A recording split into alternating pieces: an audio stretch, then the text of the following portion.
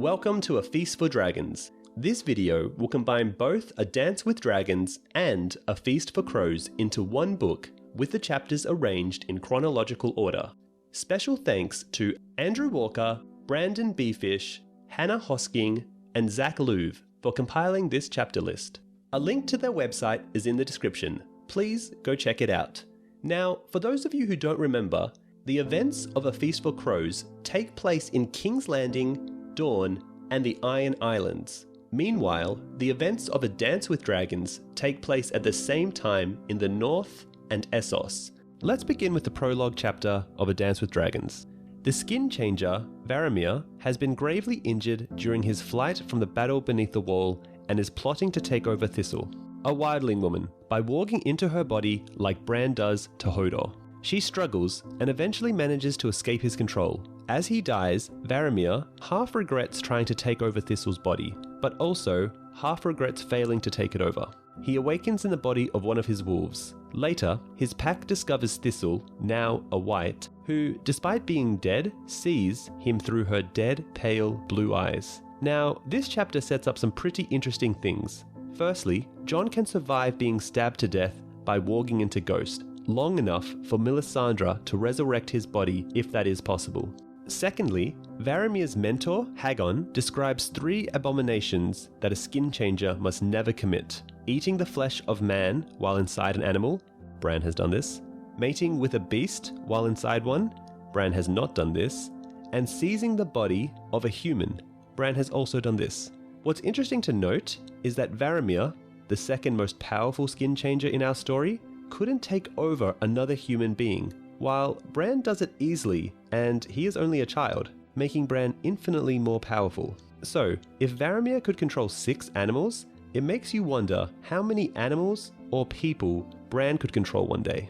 Prologue Chapter 4, A Feast for Crows. Pate sits with his fellow students Molander, Alleris, Armin, and Rune at the Quill and Tankard in Old Town. He yearns for Rosie, the pretty daughter of a serving maid, a 15-year-old girl, whose maidenhead can only be had for a gold coin. The other students discuss dragons, and whether there are still any in existence. Pate is waiting for an alchemist who promised to meet him there that evening. The alchemist has offered to change iron into gold, requesting that Pate steal a particular iron item in exchange for some gold, and said he would be back in 3 days to make the exchange. Molander and Armin continue their argument about dragons.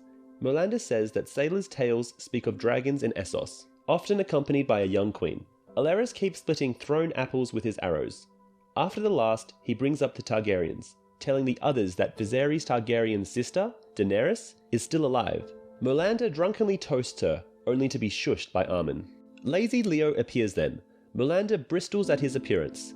Armin asking more diplomatically whether Leo wasn't confined to the Citadel for 3 more days, but Leo shrugs this off with a quip on the meaningless of time. He asks them to buy him a drink, since he lost his money gambling and eating elsewhere.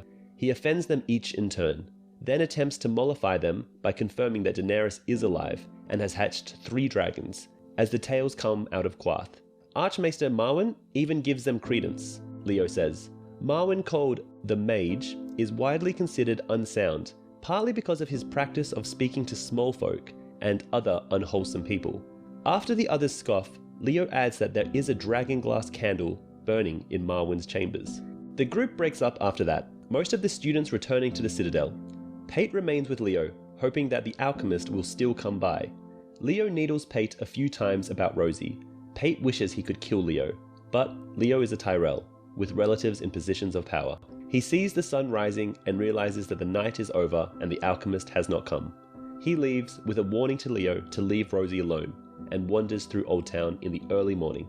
The alchemist finds him and tells Pate that he didn't want to intrude on him and his friends. He has asked Pate to steal something from Archmaester Walgrave. Pate opened the box under Walgrave's bed and found an Archmaester's iron key, which supposedly opens every lock in the Citadel.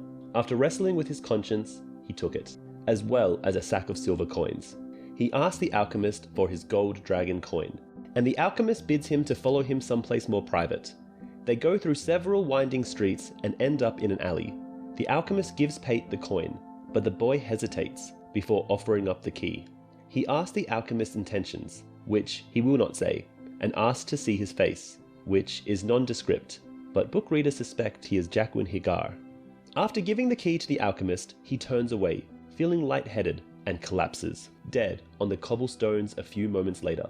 Chapter 3 opens with Jon's wolf dreams, which are becoming more vivid and frequent. He wonders if either Bran or Rickon survive in their wolves, setting Jon up to do the same after being stabbed.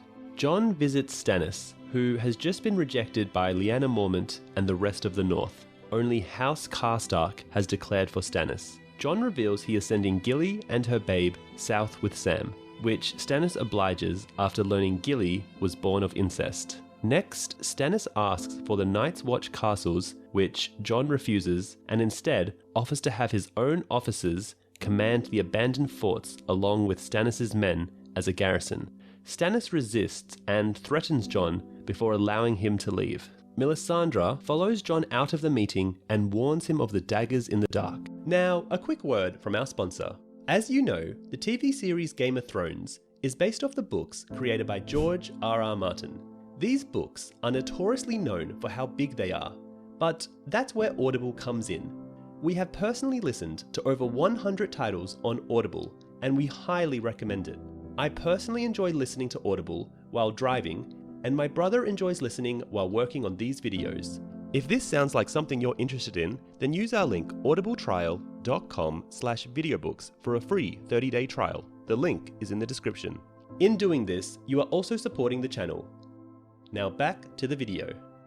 Jon assures her he is aware of his enemies, to which Melisandre replies, "You know nothing, Jon Snow." Chapter 1 has Aeron Greyjoy, who in the chapter is referred to as the Prophet, drowning men at a beach on Great Wick.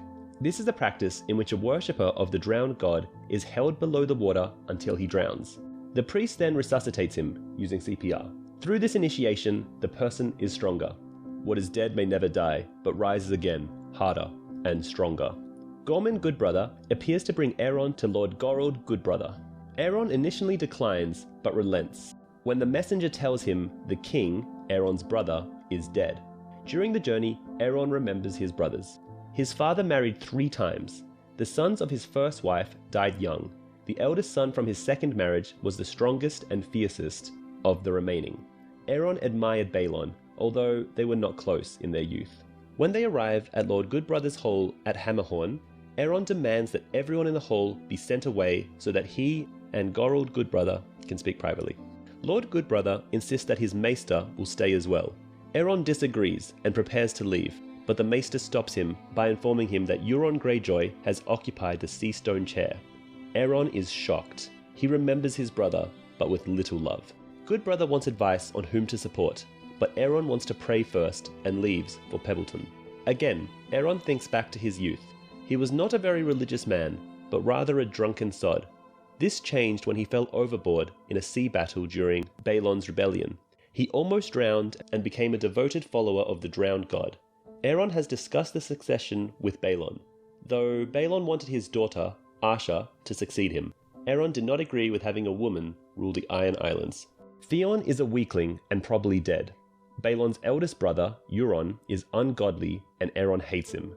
Thus, Aeron makes up his mind. It must be Victorian. A few days later, Aeron has arrived at Pebbleton and starts to preach. Asha has also claimed the throne. Now, Aeron's followers and a number of lords look to him for advice on whom to support. During his preaching, he finds his inspiration. The Iron Men should elect the king in a king's moot, as they did in the old days. Every captain is to go to Naggers Hill on Oldwick, the ancient place where the old kings were chosen. Aeron hears his followers take up his call and knows he has done the right thing. Chapter 2. Prince Doran has been living at the Water Gardens for nearly 2 years now, watching the children play in the pools while trying to deal with his gout. Captain Erio Hotar hears the approach of Obara Sand, eldest of the Red Viper's bastard daughters, and bars her from disturbing Prince Doran's rest. Deadly as she may be, she is no match for the captain, but the prince calls her into his presence before they come to blows. Obara demands justice for her father, imploring Prince Doran to marshal the Dornish army and give half to her so she might march on Old Town and burn it to the ground, and the other half to her half-sister, Lady Nym, to march up the King's Road. Doran tells her that his brother was not murdered, but died in single combat, and that Lord Tywin has promised them Sir Gregor's head. Unappeased, Obara mocks her uncle for his weakness, and stalks off after he tells her to await his word in Sunspear. Fearing an uprising in Sunspear, incited by the Sand Snakes, Prince Doran tells Hotar that he must return to his seat at the Palace of the Sun. The captain reminds him that Princess Marcella is there, and that Sir Eris Oakheart sends letter to Queen Cersei. Hotar thinks that he and the King's Guard will eventually cross swords, and when that occurs, the captain will kill him. The next morning, the prince and his retinue begin their journey back to Sunspear, but along the way, they come upon another of the Sand Snakes. The beautiful Lady Nym is far more tactful than her older half-sister, but no less resolved to seek justice for her father.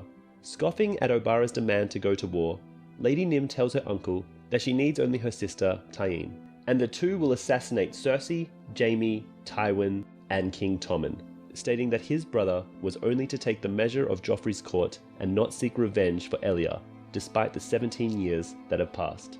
Nymeria responds in parting, "My sisters and I shall not wait 10 and 7 years for our vengeance." Arriving in Sunspear, the prince's retinue is accosted by townspeople, calling for vengeance for the Red Viper. In the old palace, Princess Arianna greets her father and tells him that Tyene Sand awaits him in the throne room. The third of the Sand Snakes is embroidering when the captain encounters her while bearing Prince Doran to his high seat. Tyene offers her uncle the cloth she is knitting, which shows her father mounted on a sand steed, so that he will not forget Oberyn. Prince Doran responds, "I am not like to forget your father." That is good to know. Many have wondered. Tyene counsels her uncle to wed his son Tristan to Marcella now, and then crown the princess as is the Dornish way. This would incite the Queen Regent and High Garden to march on Dorne, where the prince's armies could bleed them in the high passes and treacherous deserts. When she calls her uncle fearful, Doran advises her, there is a difference between fear and caution. Tyene raises her hand to touch her uncle, but Hotar brings the butt of his long axe down on the marble floor and cautions her. The Sand Snake replies that she meant no harm and loves her uncle. After she takes her leave, Maester Caliot rushes to the prince's side to make sure he was not pricked by one of Tyene's needles. Shortly after, Prince Doran commands Hotar to round up and confine all the Sand Snakes, including Alara's 4 young daughters. Obara, Nymeria, and Tyene are locked up in cells atop the Spear Tower, but with no blood spilt. The younger Sand Snakes are restricted together with their mother to the Water Gardens. When Hotar tells him that the common folk will howl when they find out, the Prince of Dawn replies, "All Dawn will howl. I only pray Lord Tywin hears them, so he might know what a loyal friend he has in Sunspear." Chapter 3. Cersei dreams that she rules from the Iron Throne, and courtiers are playing her tribute. But the pleasant dream turns into a nightmare when Tyrion appears and ridicules her, making the great lords, proud ladies, and young knights snigger at her as well. She notices she is naked and hastily tries to cover up, but this makes her wound herself on the spikes and blades of the Iron Throne, and soon she is engulfed in a mortal combat with the throne that is trying to rip the flesh off her. She is woken up by her frightened maid, Senelle, with armed men who have arrived to deliver the news of Lord Tywin's murder. Cersei is still drowsy and believes this to be part of her nightmare, and expects Tyrion to crawl from under her bed to laugh at her. She now recognizes Jocelyn Swift, Sir Osmond Kettleback, and Sir Boris Blount, and notices Lannister guards. She wonders whether the news can be true, insisting that her father is surrounded by guards, day and night. So Osmond tells her the guards were on their posts, but a secret passage has been found behind a hearth in the Hand's Tower, and Jaime has gone in to inspect it. Cersei is worried about Jaime's safety as well as of Tommen's, but she is told that guards supervised by Sir Loras Tyrell have been assigned to watch over the king. This stirs up her resentment against the Tyrells, and she wonders whether the murder was their doing, yet does not dare to speak this aloud. She commands Sir Osmond to escort her to the Tower of the Hand, and Sir Boris to make certain that Tyrion is still in his cell. She doesn't believe Tyrion would dare raise a hand against their father, but needs to be certain. Outside, the sun is beginning to rise, while the stars can still be seen, making Cersei think that the great star of the west has fallen. Sir Osmond tells her that Lum, one of the guards, found the body in the privy. She already feels the hole left by Lord Tywin, and decides to act swiftly as she suspects there will be attempts to push her aside, as always. She wonders whether Stannis Baratheon is behind the murder. She enters the tower and thinks that not crying makes her the only true son her father ever had. Climbing the many stairs to the Hand's chambers prompts her to think about tearing the tower down. As she enters the hall, she finds the room full of guards and servants, whispering among themselves. Cersei resents their presence and the fact that she was not called first. She orders Sir Mirren Trant to show the people out and is informed that her father's body has been brought to his bed. When she enters the bedchamber, guards are present again, as well as her distraught Uncle Kevin, kneeling by the bed and trying to pray for his brother. She notices how small the door to the secret passage behind the hearth is, making her think of Tyrion again, then settling for Stannis or the Tyrells as more likely suspects. She knows about the rumours of secret passages in the Red Keep, and that Maegor the Cruel supposedly killed the builders of the castle to keep them secret. She thinks of other yet undiscovered secret passages to other bedchambers, and has a vision of Tyrion using one to get to Tommen. Cersei has a look at her father's half-naked body. While reflecting on how he looks much older and smaller than when he was alive, she already notices a smell emanating from the corpse. She is furious that the quarrel that killed Lord Tywin has been left in his stomach and orders it to be removed. Cersei wonders whether she should act desperate and claw her own face, as she heard Catelyn Stark did when her son Robb was killed before her eyes, and wonders how Lord Tywin once received news of his own father's death. She commands that the bells must toll for her father, just as they did for King Robert. She asks for Pycelle and wants him to prepare the body, but is told Grand Maester has already been there and left again. This angers her more because of Pycelle's uselessness in old age, and she calls for Maesters Balabar and Franken instead. Cersei asks about Jaime and is again told he's down in the secret passage, inspecting the depth of a shaft found there. She is worried about his safety, thinking of his lost hand and how the murderer might await him in the dark. Qyburn is shown in, offering his service as Maester. He informs her that he treated Jaime's hand, and she remembers that he came down from Harrenhal with her brother.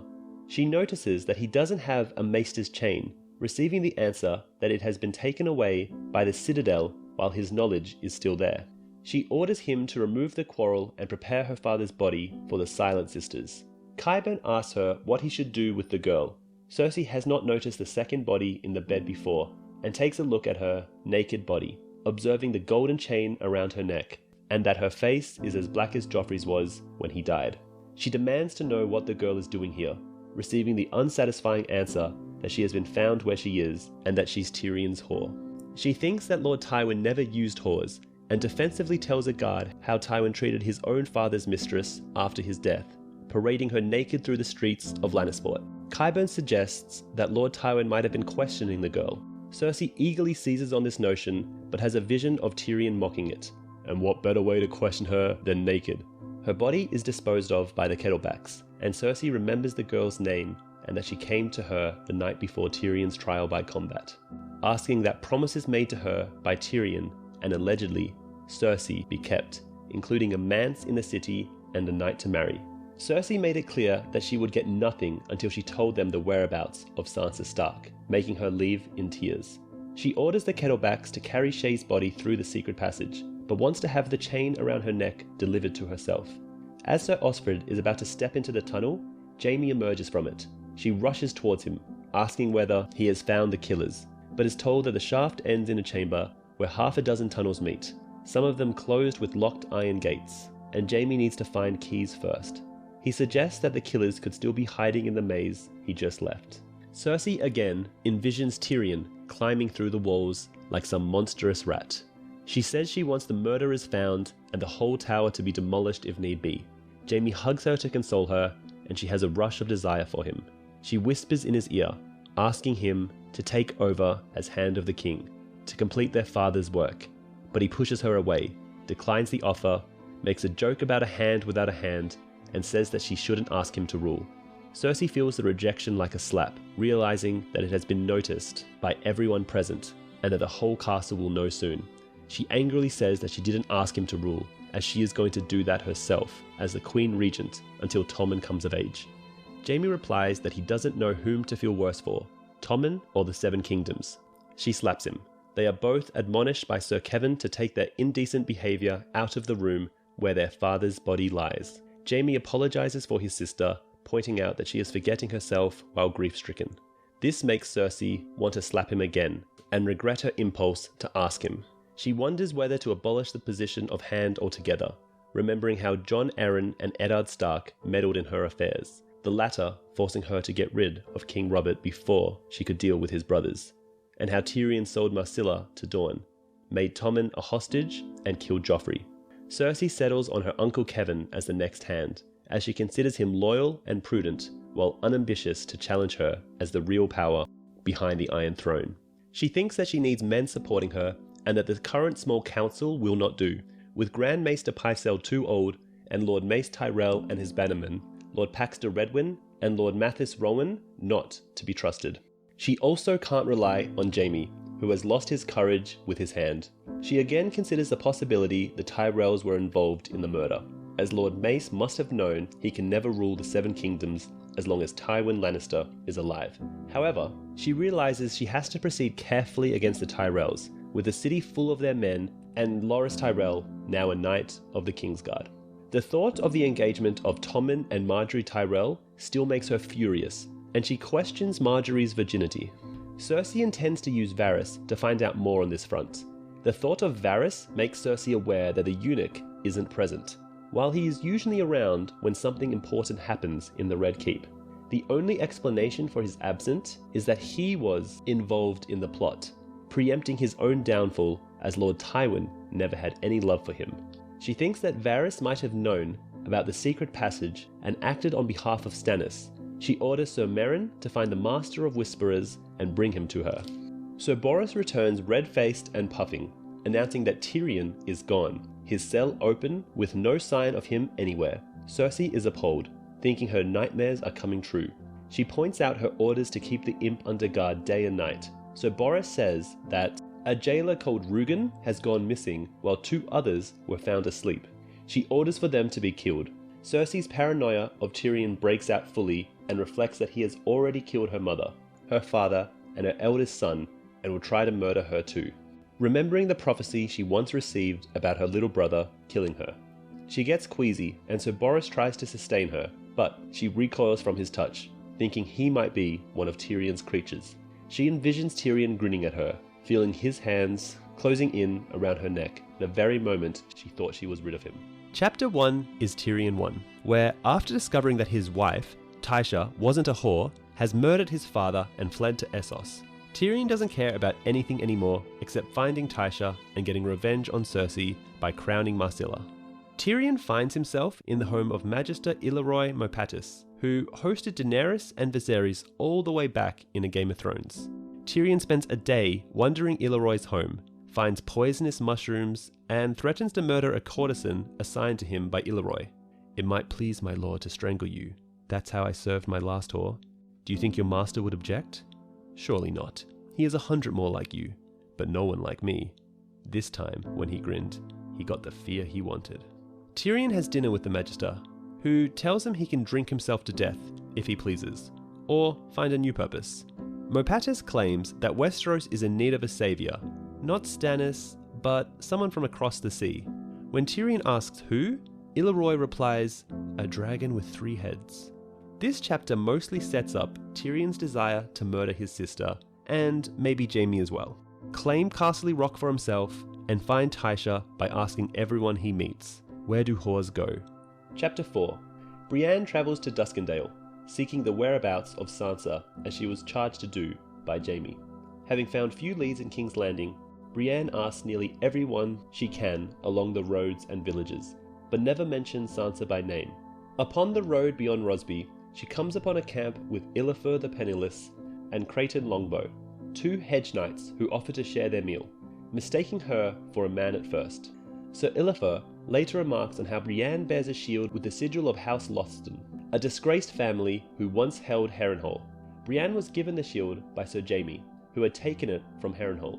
When she tells the 2 that she lost her own shield, Illithyr figures out by her size that she must be Brienne, murderess of King Renly. The Maid of Tarth denies having killed Renly, and the hedge knights agree to travel with her to Duskendale. After passing a large group of poor fellows, or sparrows, lowly holy men bound for King's Landing, bearing the bones of septons killed around the Riverlands, they catch up to a merchant guarded by a couple of men and another hedge knight named Sir Shadrick. Joining forces along the dangerous road, Shadrick tells Brienne in private that he knows that the maid she seeks is Sansa Stark, and that he seeks her as well, but for a purse of gold offered by Varys. Brienne is disturbed by the fact that the knight knew whom she was speaking of when describing Sansa's description to the merchants group. When the party stops at an inn, the Old Stone Bridge, for the night, Brienne slips off on her own, swearing to herself that she will not fail Jaime, having already failed King Renly and Lady Catelyn. Chapter 10. Marillion is singing day and night. Because his cell is open, his songs can be heard throughout the castle. Although Marillion has a beautiful voice, Sansa does not like the sound of his singing. She asks Peter if he cannot silence the singer. Littlefinger explains to Sansa that they need Marillion. With some persuasion, Marillion has confessed to the murder of Lysa. In return for his confession, Littlefinger has spared his life and his voice. Peter tells Sansa she has to corroborate Marillion's confession. Sansa knows that Marillion did not murder Lysa and therefore hesitates. She has no pity for the singer as he has tried to rape her, but she is afraid that people will see through her lies. The next day, Nestor Royce and his son arrive at the Eyrie to investigate the murder of Lysa Arryn. Although she is afraid, Sansa tells the Royces that Marillion killed Lysa Arryn. Her fright and tears only make her more convincing. Then Marillion is let in. He confesses that he killed his mistress because he could not bear the thought of seeing her married to Peter. The Royces never liked Marillion and seem not to question his confession. They agree that Marillion will be confined to the sky cells. Eventually he will fall or jump to his death. Nestor then informs Peter that his cousin is gathering other lords to have Peter removed as Lord Protector of the Vale. Littlefinger already knows this and is unconcerned. As a reward for his services, he presents Nestor with a grant that makes him and his descendants hereditary lords of the Gates of the Moon. The Gates of the Moon are a secondary castle that has always been in the possession of the main Aryan line. Nestor has been appointed Castellan, but now acquires the castle in his own right. According to Peter, Lysa had decided to give the castle to Nestor, but was murdered before she could sign the order.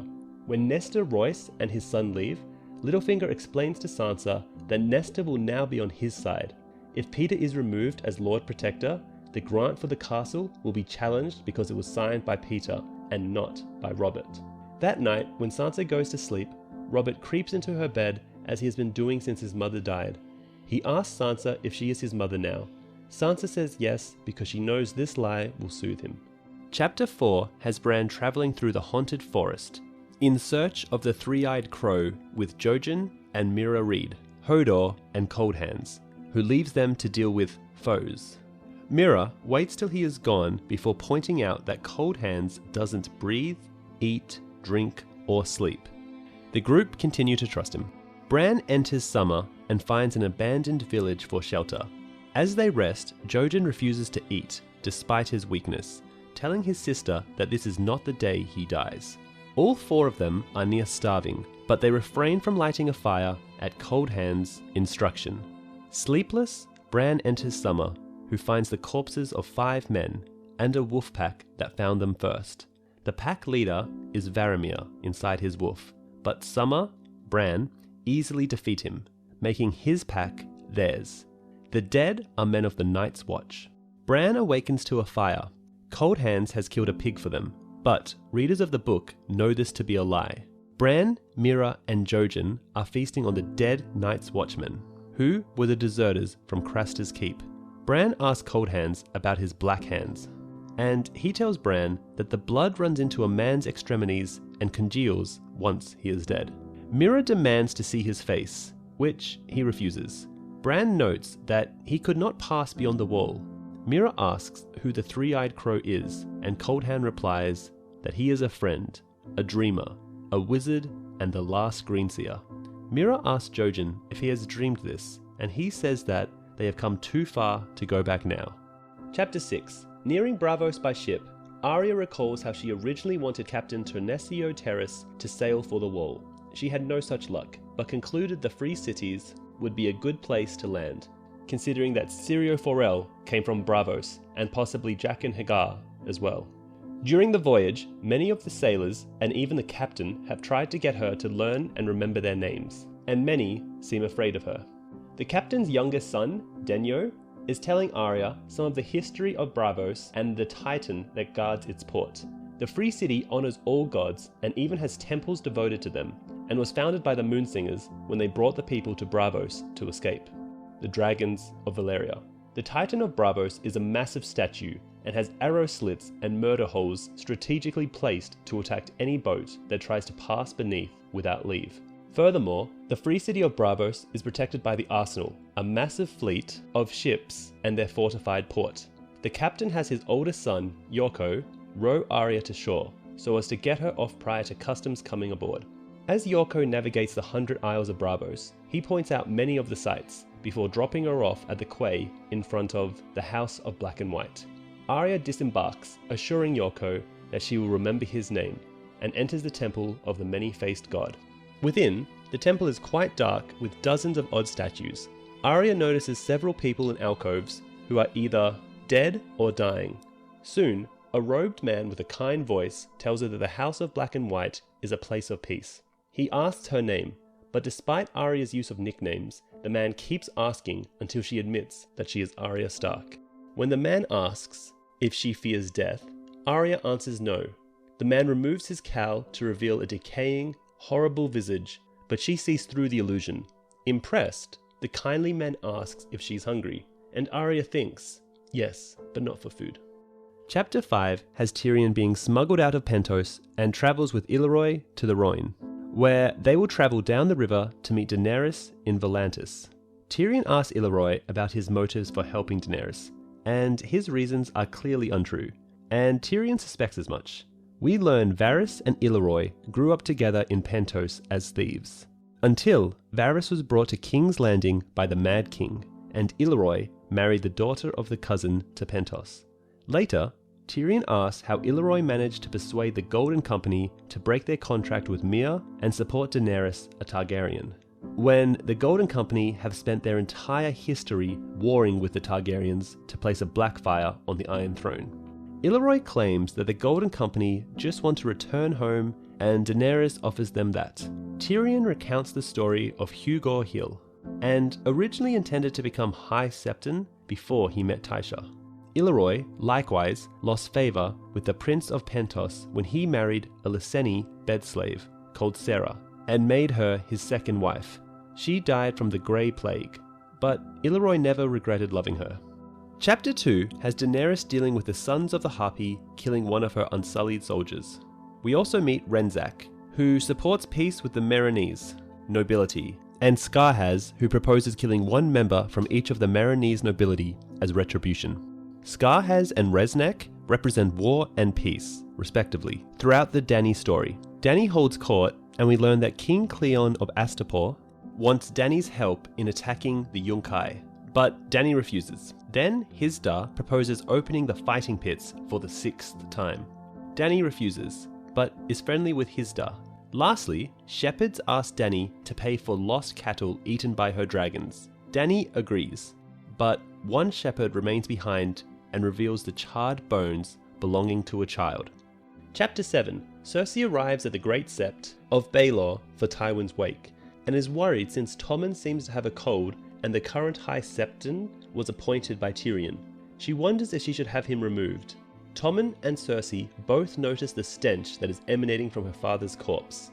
After the service, the procession of mourners come to offer condolences to Cersei. First is Felice Stokeworth, who mentions that her sister is ready to give birth and the family would like to name the child Tywin. Cersei is offended and Berescally forbids her. Next is Lancel, who is still looking half dead, professes his newfound faith. Cersei heads him off by saying, "Atonement is best achieved through prayer, silent prayer." The only mourner to please Cersei is Tanya Merryweather, who promises that all her friends in the Free Cities have been notified to watch for and seize Tyrion.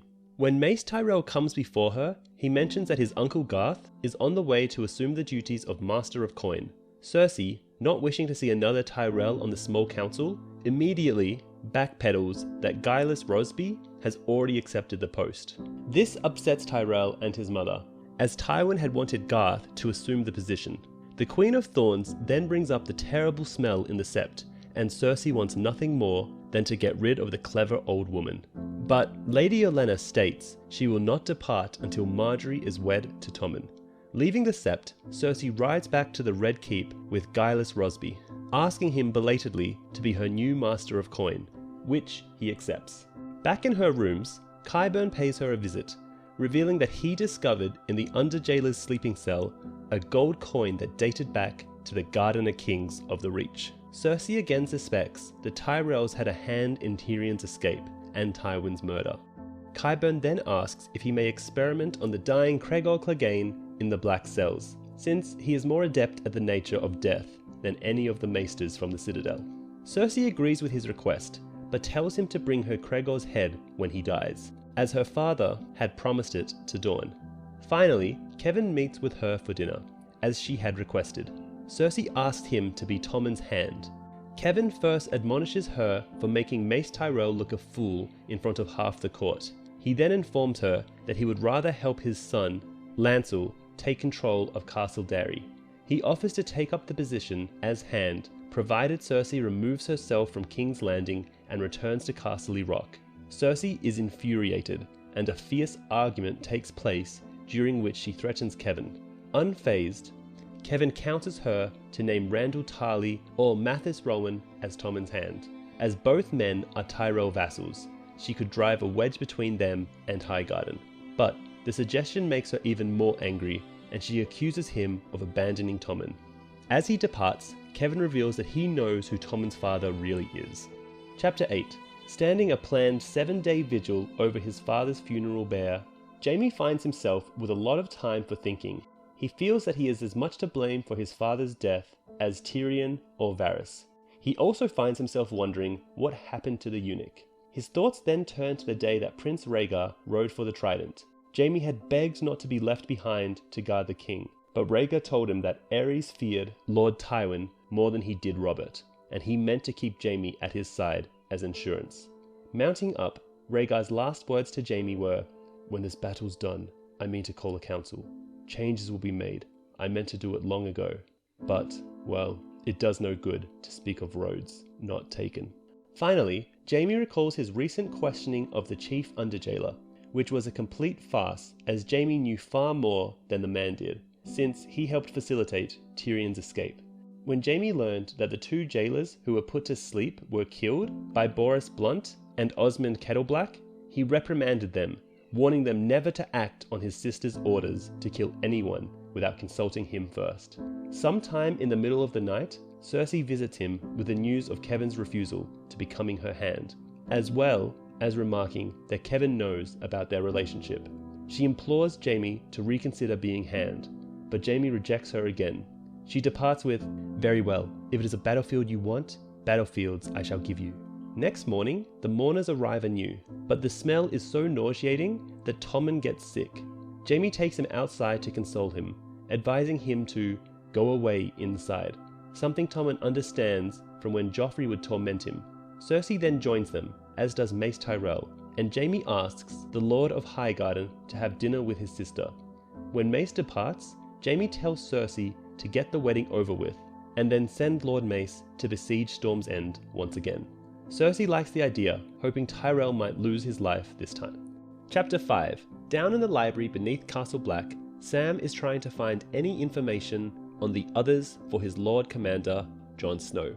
Returning to the surface, Sam considers how hard Jon has been working the men of the Watch. He meets Dolores Ed, Pip, and Gren, and they mention how much Jon has changed, acting differently and barely spending any time with his friends, although he never misses a day practicing his sword work. We learn that Stannis has plans for Val, Dalla's sister, seeking to use her to forge an alliance between the Wildlings and the Northmen. Thus far, only the Karstarks, who have no other choice, have agreed to ally with Stannis. Sam arrives at Jon's Solar, and Jon shows him a letter he plans to send to King Tommen, which declares that Stannis is aiding them in their battle, but the Night's Watch is not sworn to his cause. They discuss how Melisandre means to sacrifice Mance Rayder for his king's blood. Jon states, "Mance's blood is no more royal than mine own." He reveals to Sam that he is sending Gilly and the boy far away from the wall. Sam tells Jon that he has uncovered little on the others, but one book mentioned Dragonsteel swords as being effective against them. However, neither is sure if Dragonsteel and Valyrian steel are the same thing. Jon breaks the news that he is sending Sam to the Citadel so he can become a Maester and replace Aemon. Sam will travel by sea from Eastwatch along with Gilly, the baby, and Maester Aemon. The thought of becoming a Maester frightens Sam, bringing back memories of his father's wrath when he had mentioned training at the Citadel to him when he was a boy. His father had chained him by the neck in a cell and left him there for 3 days, telling him, "No son of House Tarly will ever wear a chain." Lastly, Jon commands Sam to never call himself Craven again. The next morning, as the party prepares to set off for Eastwatch, where they will join up with Darien, Gilly begs Jon to find a good wet nurse for the other baby. Chapter 7 has Jon summon Gilly and force her to take Mance's baby away with her to Old Town and leave her own baby here at Castle Black. Gilly refuses, but like Maester Aemon told him to kill the boy, Jon informs Gilly that on the day Melisandre burns Mance's baby, hers will also die. Next, Jon talks with Sam about the others, and how little they actually know about their ancient foe. After that, Jon informs Sam that he will be sending him along with Gilly and Maester Aemon to Old Town, where Sam will become a Maester.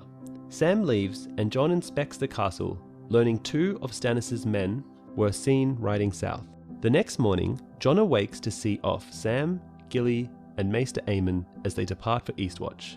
Next, Jon begins giving out command of castles to his men. That includes Janos Slynt, who was given command of Greyguard. But Slynt refuses. The next morning, Jon gives Slynt one last chance to reconsider, which Slynt disregards, and so Jon executes him. Chapter 9.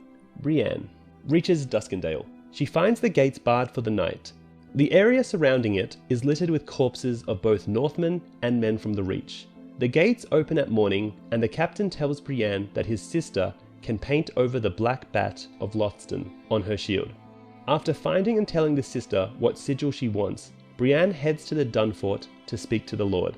Since Lord Riker is in the field, she meets with a Castellan, Sir Rufus Leake, and a Maester who tells her that many came before her, asking if Dontos Hollard and Sansa Stark had come to Duskendale.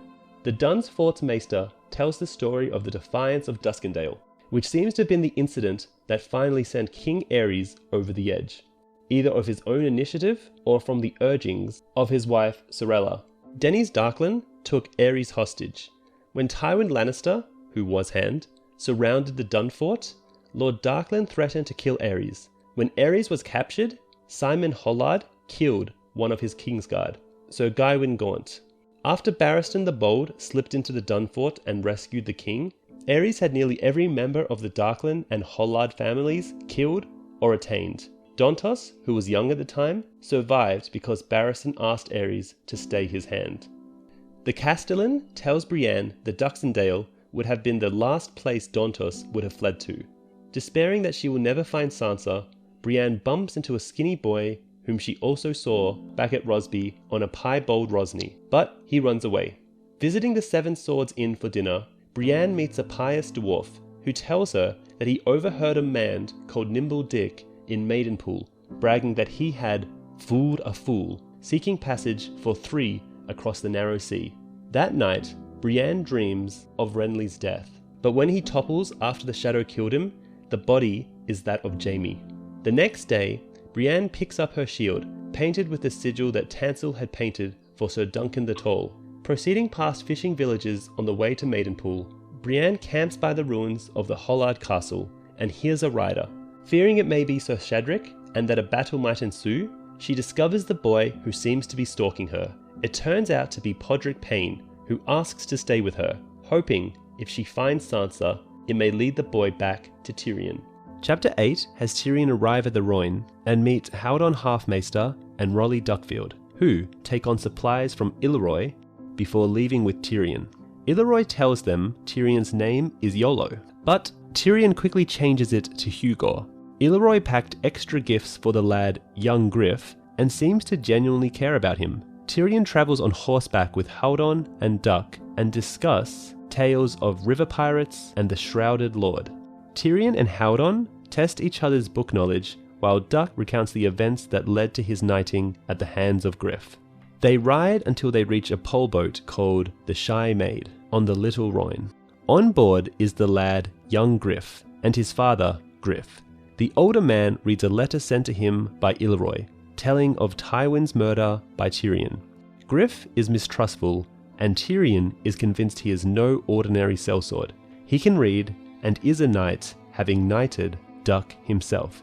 Tyrion promises to serve Daenerys faithfully, but questions if Daenerys really has 3 dragons. Griff tells him to guard his tongue or lose it. Chapter 9 has Davos brought before Godric Borrell, Lord of Sweet Sister.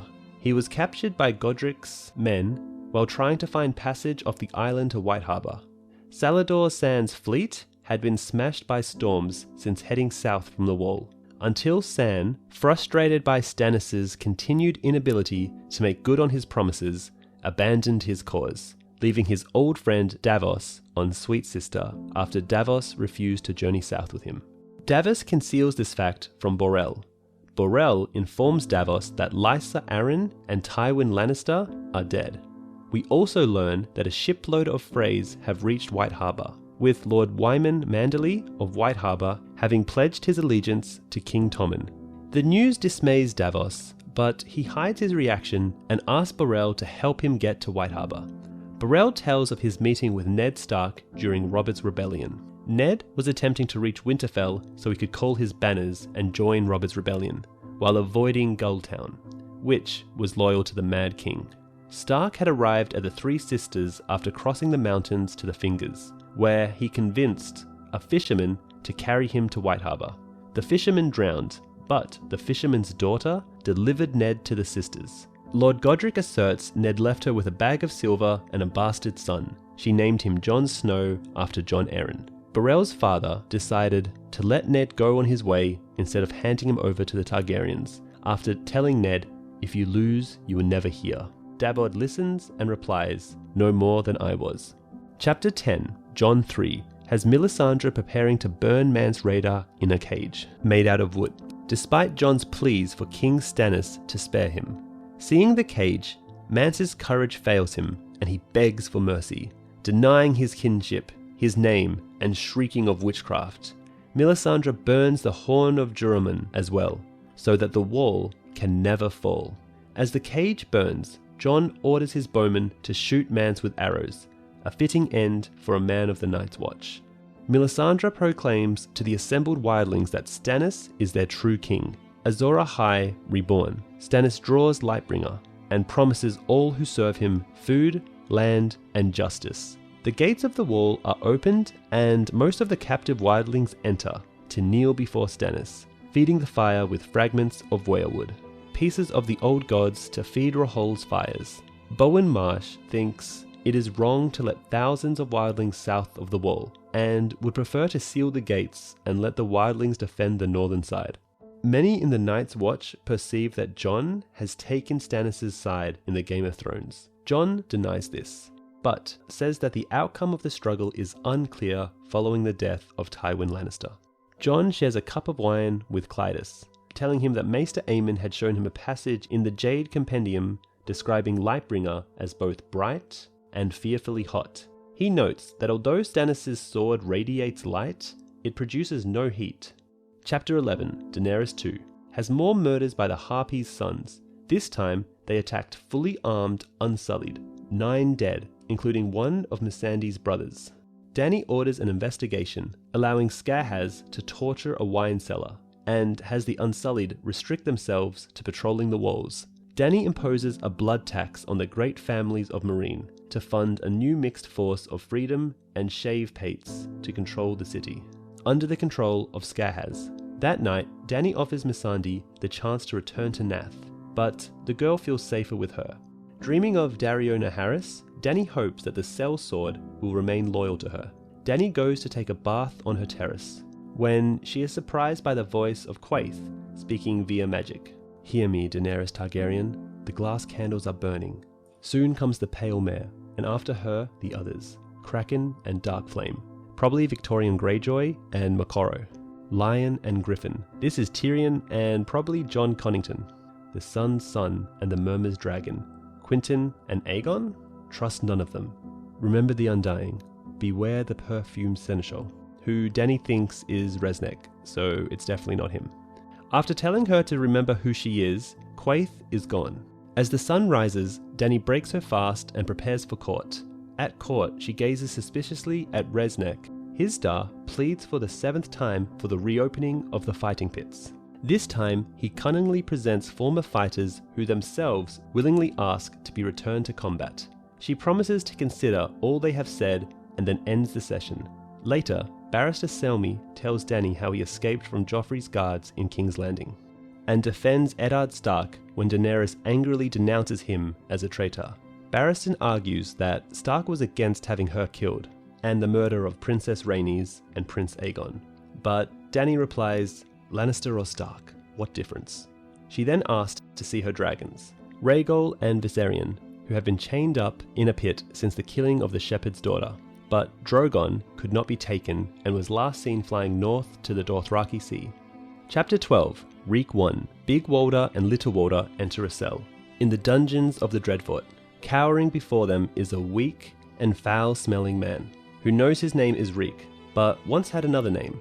Reek is so weakened and mentally ravaged that he is terrified of the 2 8-year-old Freys. He remembers his attempt to escape with the bedwarmer Kyra, but that had been a ruse by Ramsay Bolton for his own amusement. Kyra had died horribly at the hands of Ramsay's dogs, and Reek has lost several of his own fingers and toes from flayings at the hands of Ramsay's bastard boys. The Frey boys bring Reek before Ramsay, who is with Arnulf Karstark and Hother Umber. Ramsay taunts him in front of his guests. The reader learns that Reek is Theon Greyjoy when Arnulf Karstark recognizes him as Stark's ward. In his degraded state, Reek thinks of Ramsay as merciful and kind. Ramsay promises him a bath since they ride to war, and he needs Reek's help to bring home his virgin bride, Arya Stark. Chapter 11. Arsha is at 10 Towers waiting for her supporters to arrive. The feast is almost over. There are many Harlaws in the hall, but not enough of the other houses. Arsha knows she lacks support. She tells Three Tooth to find food for her crew and her prisoners. Then she goes to her uncle Rodrik Harlaw, Lord of Harlaw. She finds him in the book tower, reading. Rodrik's love for his books has earned him the nickname The Reader. In Arsha's name, Rodrik has sent summons to the captains to gather at 10 Towers. The captain of Harlaw have come, but few others. Rodrik informs Arsha that Aeron Greyjoy has called for a king's moot, an assembly of all captains to choose the king. Rodrik assures Arsha that her cause is hopeless, since no woman has ever ruled the Ironborn. Even Rodrik's support does not mean his vassals will support her. Their fealty is for war purposes only. In a king's moot, they are allowed to vote as they please.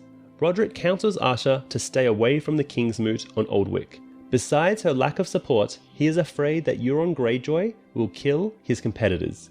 Rodrik offers to give her 10 Towers instead.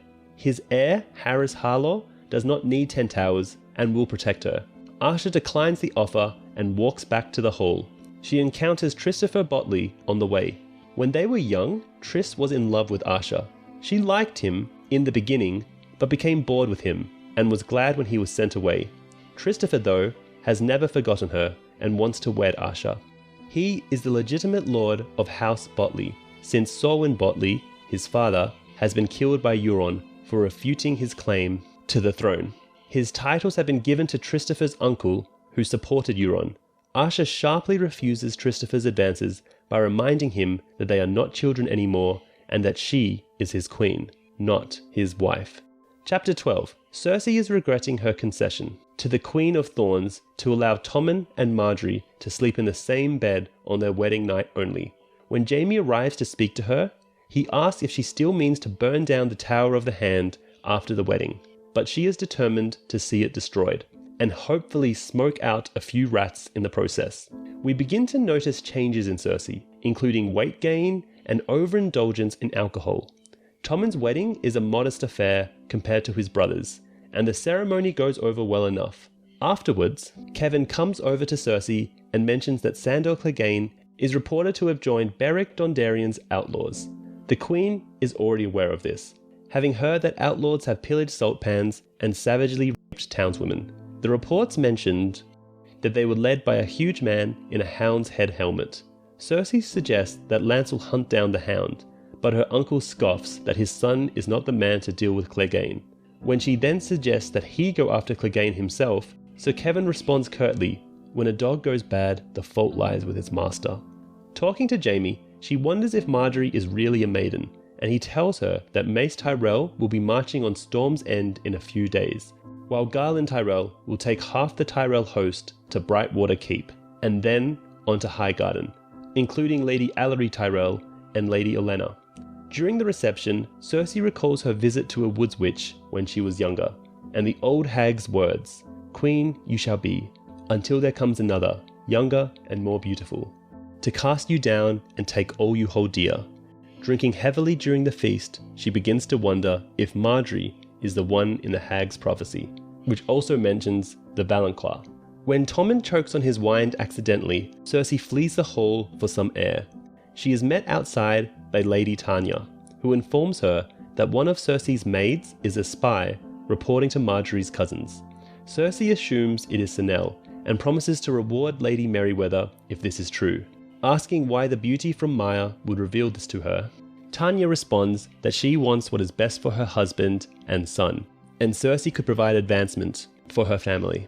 Back inside, Cersei refuses to dance with anyone, but takes note of the attractive bastard of Driftmark, Orain Waters, with silvery hair, a mark of House Valerian which is descended from the freehold of Valyria, like the Targaryens. He almost resembles Prince Rhaegar. Toward the end of the night, Cersei leads everyone outside to watch as the pyromancers set the Tower of the Hand on fire. As the green flames of wildfire consume the tower, the Queen Regent compares the beauty of the spectacle to Joffrey. As the others begin to depart for bed, Cersei remains behind to watch the fires burn, arm in arm with Sir Osmond Kettleblack. Chapter 13. Slipping through the Shadow City of Sunspear during the night for a rendezvous with Princess Arianna, Sir Aerys Oakheart considers how unlikely it is for an Oakheart to even be in Dorne. Hailing from the Reach, the Oakhearts have long been enemies of Dorne. The Kingsguard Knight left Marsilia playing Cyvasse with Prince Trystane, and under the protection of the prince's sworn shield, Sir Gascoigne. Aerys recalls his recent meeting with Prince Doran, who advised him that Marcilla would be safer at the Water Gardens. All her guards and Sir Aerys would accompany them there, but Doran asked him not to write to King's Landing about the move. When he arrives to meet Arianna, he swears he'll do no more than tell her it has to end, but her nakedness overwhelms him. After their passion is stated, Aerys is once again consumed by guilt, but Arianna has a response for every one of his doubts. The knight feels he has dishonored himself enough already. Arianna reminds him that he told her he loved her. Aerys responds that he swore a vow. However, Arianna brings up several Kingsguard who broke their vows, most famously Lucamore, the Lutzi, and Terrence Toyne, and even Prince Aemon the Dragon Knight, though Sir Aerys doesn't believe the latter story. She finishes with, "It is not our love that dishonored you. It is the monsters you have served and the brutes you've called your brothers." When Aerys tells her that King Robert was no monster, he can't help but think that she is right about Joffrey. Although he considers Tommen to be Joffrey's opposite, he can't disagree with Arianna's persuasive words that Marcilla would be a better ruler. They talk about Christian Cole, the Kingmaker, Lord Commander of Viserys' first Kingsguard. At the time of Viserys' death, Sir Cole convinced Varys' son, Aegon II, to claim the throne. This led to the war between Aegon and his elder sister Rhaenyra, whom Viserys had long groomed as his successor.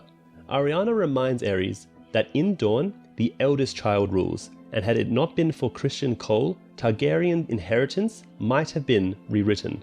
She then explains to him the real reason that Marcella is being moved to the Water Gardens, to keep her away from those who seek to crown her. Aerys tells her that the Water Gardens are not a prison, but she warns him that Hotar will see that Marcilla does not leave, claiming he is terrible when aroused. Still unable to convince Aerys that her suggestions are correct, Arianna hugs him and begins to tremble. Once again, she manipulates him by asserting that if the Sand Snakes can be imprisoned for wanting to crown Marcilla, she could too. She mentions that there are no secrets between Tyene and herself, and then she tells him her father has never considered her worthy. Prince Doran tried several times to marry her off to old men of high birth, and when she was 14, she discovered a letter her father had written to her brother, Quintin, a ward of Lord Anders Jorunwood for years. In the letter, Doran wrote, "One day you will sit where I sit and rule all of Dorne, and a ruler must be strong of mind and body." So Aerys argues that this couldn't be true, but when she asks him where Prince Quintin is now, and his response is with Lord Anders Ironwood in the Boneway, Arianna tells him that is what her father wants everyone to believe. She has gotten word from some of her friends that Quintin is across the Narrow Sea, and she is sure that he is hiring the Golden Company, who recently broke their contract with Mia. The Golden Company has never broken their word since Bitter Steel reformed them nearly 100 years ago, and since most of their members are exiles, the only reason they would change allegiance would be to return home to Westeros. And Anders Ironwood's ancestors fought in 3 of the Blackfire rebellions, a fact that convinces Arianna that he seeks to crown Quintin as the next Prince of Dorne. Arianna's final persuasive words are, "So your 2 princesses share a common cause, sir. And they share as well a knight who claims to love them both, but will not fight for them."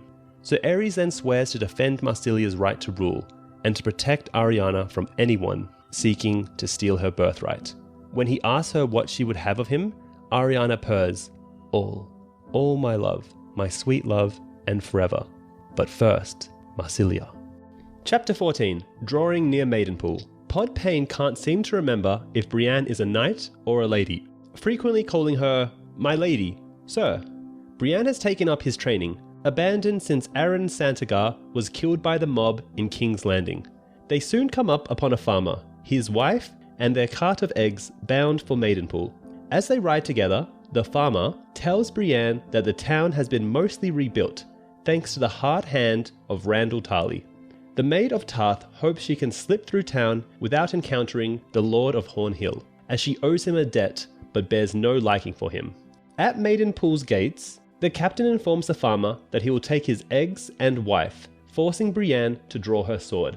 Outnumbered by the gate guards, she is spared fighting by the appearance of Hyle Hunt, a knight highly placed in Lord Tarly's army, and a man whom Brienne despises. Hunt begins to mock her, and Brienne warns him that she will sort him out in a melee someday, just as she did Red Ronnet Connington during the melee at Ashford.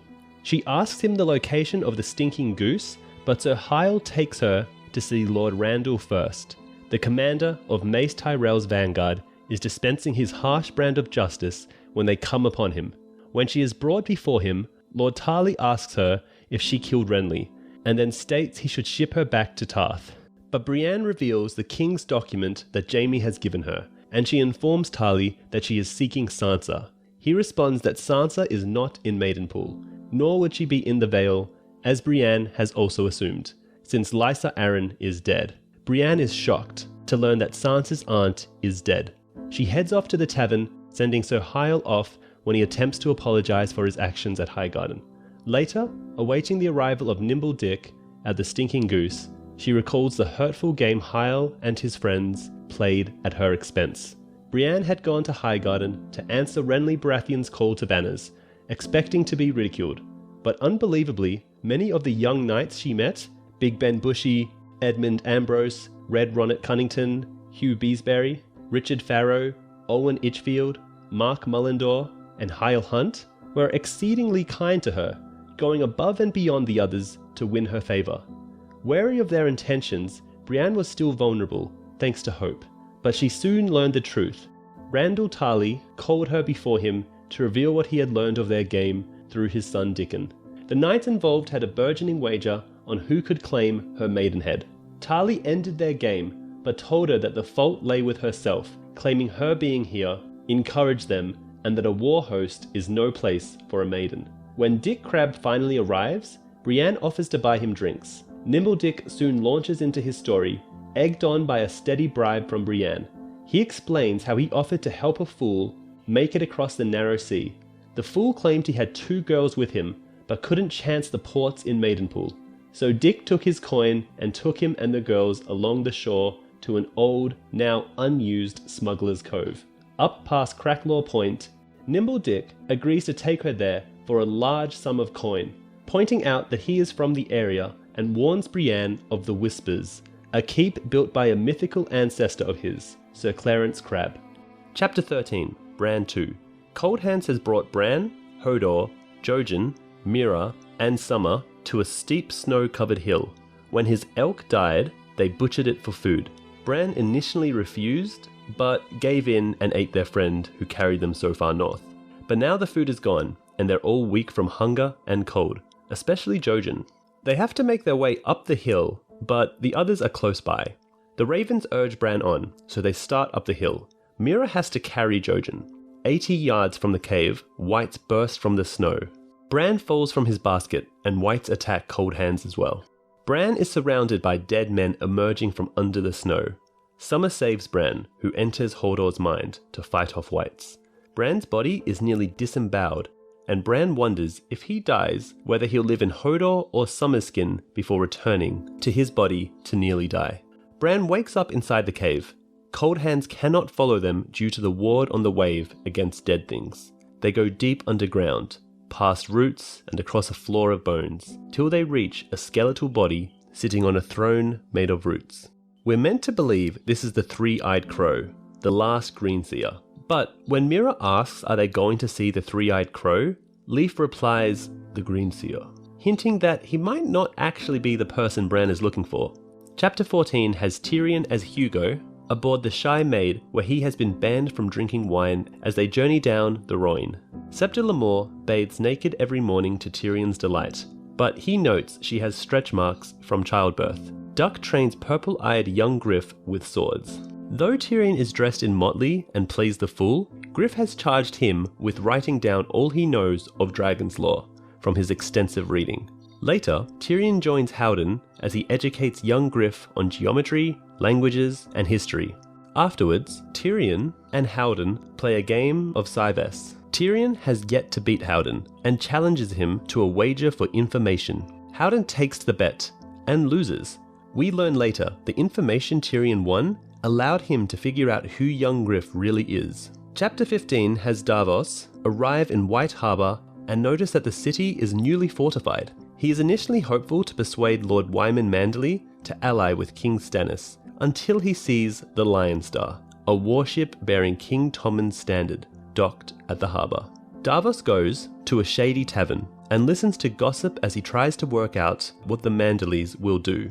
He finds out that the Freys brought the bones of Sir Wyndle Manderley to White Harbour and proposes of marriage for Lord Manderley's granddaughters, and that Wyman's other son, Sir Willis Manderley, is held captive by the Lannisters. Davos knows there is little hope for his mission, but decides he has a duty to try. Approaching the Newcastle, he shows them his seals as King Stannis' hand, demanding to see Lord Wyman Manderley. Chapter 16 has Daenerys host Xaro Zondox, the Qartheen merchant from A Clash of Kings. After viewing a dance by his naked male and female slaves, they discuss Dany's situation since she left Qarth. Xaro is aware of the Sons of the Harpy and fawningly tells Daenerys that he fears for her safety, but scoffs at her attempts to abolish slavery and tells her that the 13 are willing to trade with the city in slaves. He offers her 13 galleys if she leaves for Westeros immediately. Dany tells him she will have her men inspect the ships and refuses his feigned advances to her, most likely because he is gay. She also learns that Pyat Preet and his warlocks from the House of the Undying sailed for Pentos after she left that city. The next day at court, she refuses the desperate pleas of Lord Gale to defend Astapor against Yunkai. The envoy spits at her refusal, claiming that Astapor will die without her help, and is thrown out by strong Belwas. After assembling her council to hear the report from Admiral Grolio, she decides she cannot abandon Meereen to Yunkai. When she summons Xaro to tell him, his flattery vanishes. He tells her she will die screaming and that he should have killed her in Qarth. She has him thrown out of the palace. But the next day, an emissary gives her a bloody glove. The Qartheen have declared war. Chapter 15. Sam is trying his best to keep both Gilly and himself calm. During the tumultuous sea trip to Braavos, the Night's Watch ship Blackbird will take them only so far as Braavos, and then Sam will need to find tender there, bound for Old Town. Sam is hopeful that the others making the journey with him will find happiness when they reach their destination. Gilly and the babe at Hornhill, Maester Aemon back at the Citadel, and Darien in his new role as a recruiter. The old Maester tells them the story of his sea trip to the Wall, how he travelled with Lord Commander Sir Duncan the Tall as his honour guard, along with Brendan Rivers, Lord Bloodraven himself, who was sent by Egg to serve out the remainder of his life in the Watch. As the trip progresses, Sam finds that nothing he says can console Gilly, and that Maester Aemon's health deteriorates. Daemon has nothing but scorn for the wildling girl, but Aemon tells Sam to look closely at the baby to find the source of Gilly's grief. When Sam realizes that the baby is actually Darla and Mance Rayder's, not her own, he can't believe what Jon did. Maester Aemon states, "What threats the Lord Commander made, what promises I can only guess." And while Sam understands that Jon did so to save the baby from Melisandre's fires, he remains shocked at what cost this will have for Gilly. Chapter 17 has Jon inspect the Night's Watch food stores. Bowen Marsh informs him there is not enough to feed the Watch, the Wildlings, and Stannis' men through the winter. Jon orders a cut in rations, knowing it will make him unpopular, and tells Marsh they will find a way to feed everyone. Jon is summoned to meet with Stannis. Rattleshirt taunts Jon, showing off his new red ruby. Stannis tells Jon he plans to leave the Wall and take the Dreadfoot, unawares. Arnulf Karstark claims the castle is lightly garrisoned. Jon bluntly tells him that his plan will fail, earning scorn from the Queen's men. Stannis silences them and orders Jon to explain. Jon tells him several things. Firstly, unless Stannis wins Morris Umber, who is offering an alliance in exchange for certain conditions, a pardon for his brother Hothor Umber, who was fighting under duress for the Boltons, to his cause. Umber will cut Stannis' host to pieces as it crosses his lands. Second, the Dreadfort will learn of Stannis' coming long before his arrival, and Jon has seen the Dreadfort and knows a small garrison could hold out against thousands. Thirdly, with the imminent fall of Moat Caitlin to House Bolton, the combined armies of Ramsay and Roose Bolton will outnumber Stannis 5-1, and will easily destroy him as he lays siege to the Dreadfort. In addition, the Northern Lords Stannis seeks to rally to his cause have suffered generations of wildling raiders, and will not be pleased to see his wildling conscripts crossing their lands. Stannis orders everyone outside except Melisandre and Jon. Stannis again offers Winterfell to Jon, but Jon reminds him that Sansa is currently the rightful heir and that he cannot forsake his vows. Stannis says he plans to give Winterfell to Arnulf Karstark, and Jon rebukes that the Karstarks abandoned his brother Robb Stark. Jon promises a source of more men to Stannis, if Stannis will let him keep the wildlings to occupy more of the forts at the Wall. Stannis agrees, and Jon tells him of the petty lords of the mountains: House Flint, House Wool, House Nori, and House Little. Jon counsels Stannis to march through the mountains, win the mountain clans to his side, then emerge to attack Deepwood Motte and defeat the Ironmen to rouse the North to his side. Stannis agrees that it is a plan likely to succeed and impress the Northmen. Jon also warns that the clansmen are deeply devout to the old gods, warning Melisandre that her presence won't be welcome. Melisandre surprises Jon by telling him she will stay at the Wall. Jon ruefully reflects on how he has acquired 1,000 wildlings whom he cannot feed. Chapter 18, Tyrion 5, has Tyrion and his companions aboard the Shy Maid continue down the Rhoyne. As they encounter heavy amounts of fog in the Sorrows, severely hindering their visibility, Ysilla insists that it is not a common fog. Tyrion is initially unconcerned and begins to make japes, but he quickly begins to reevaluate the situation as the surroundings grow more and more eerie. The Shy Maid floats past the ruins of a palace, and Tyrion remembers the brief joy he once had with Tysha. Fearing an attack from the fog, Griff orders young Griff to accompany Septa Lemore to safety below deck. Tyrion reveals that he knows the boy Riff is in fact Aegon Targaryen, although Tyrion is uncertain how he survived the events following the Trident. He also comes to the conclusion that Griff is the late Jon Connington, Rhaegar's close friend and former Hand of the King. Tyrion also reveals his Lannister roots to the party, but there's no time to discuss loyalties or intentions. The Shy Maid is under attack by Stonemen. Tyrion helps to ensure the safety of the now revealed young prince on board, but the dwarf is knocked into the water, dragged down by one of the Stonemen. Chapter 16. An honour procession flanks Lord Tywin's casket as it heads west, led by many of the Lannister bannermen. Jaime Lannister falls in with his uncle Kevin, and they discuss the raid on Salt Pans. Jaime cautions his uncle not to try and take on Sandor Clegane or Beric Dondarrion, and that he would have made a good hand. Kevan rejects him coolly, and lets Jaime know he knows about the relationship of the twins, Jaime and Cersei. As Jaime returns to King's Landing, he looks upon the encamped Lannister army, which will soon board the Red Wind fleet to lay siege to Dragonstone. He finds his sister in her solar as Grand Maester Pycelle delivers news that Sir Bronn has named Lolly's bastard newborn Tyrion. Jaime realizes that his sister may have Bronn killed for this jape, and he recalls the look on her face the night of Tommen's wedding, when the Tower of the Hand was aflame. This called to mind the madness of King Aerys and the way he would become aroused by fire. Jaime recalls Aerys' rape of his wife the evening he had Lord Chester burnt alive. Jaime had the guard of the Queen's bedchamber when she was screaming for her husband to stop. When Jaime said that they were sworn to protect her too, his partner that night, Sir Jonathan Darry, replied, "We are, but not from him." Jaime asks to speak with Cersei alone, and asks her why she keeps Lady Tanya around all the time, knowing that she is a spy for Margaery. Cersei responds that Tanya is more her spy, considering that the Queen Regent can do more for the Merryweather family. Jaime cautions that she doesn't truly know the woman, but Cersei remarks that she may make Tanya's husband the Hand. After Jaime asks her about the rumour that she plans to name Aurene Waters her new Master of Ships, he recommends that she would be better off naming Paxter Redwyn, but Cersei will not put any Tyrell vassals on her small council.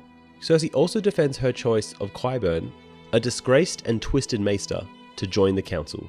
Cersei's growing paranoia and brutality are becoming more evident, and Jaime retorts, "You are seeing dwarfs in every shadow, and making foes of friends. Uncle Kevan is not your enemy. I am not your enemy." However, Cersei throws him out of her solar in fury. In the White Sword Tower, Jaime speaks with Sir Loras Tyrell, asking him what he knows of certain famous Kingsguard. Loras is well versed, but when Jaime mentions some lesser known Kingsguard, the Knight of Flowers does not recognize their names. Jaime points out that all of them served well, perhaps even better than the famous knights. Loras remarks that the great Kingsguard knights will always be remembered as heroes. But Jaime reminds him that the most infamous will also be remembered, and then there are those who are not easily classified, of which he offers an example, Criston Cole, the Kingmaker. Chapter 17. After yet another group presents her with a dwarf's head that is not Tyrion's, Cersei walks together with Qyburn to meet the small council. The new Master of Whisperers indicates that he has prepared the skull in an ebony box for delivery to Prince Doran, but no mention is made that it belongs to Gregor Clegane. Pycelle is near apoplectic upon hearing that Qyburn has been raised to Lord and has replaced Varys on the council, and Cersei makes it clear how unfit she considers the old Grand Maester. Cersei has finalized her appointments, placing men she considers to be meek and loyal and giving them the titles used in the Free Cities, thinking that she will have no masters with her in the small council. She now has a small council consisting of Orton Merryweather as Judicator, Master of Laws, Aurene Waters as Grand Admiral, Master of Ships, her Uncle Kevan's father-in-law, Sir Harris Swift, as her Hand. This last appointment she considers as a shield against any threat that Sir Kevan may present. The council first discusses the unrest in Sunspear and Prince Doran's letter that he imprisoned the Sand Snakes. Cersei notes that they are sending Balon Swan to Dorne with Gregor's head, as has been promised, but she does not mention that Balon will have another task as well. We also learn that Tyrion's High Septon has died in his sleep, and the council brings up the continuing influx of sparrows into King's Landing, stirring up the populace with their preaching of doom and demon worship.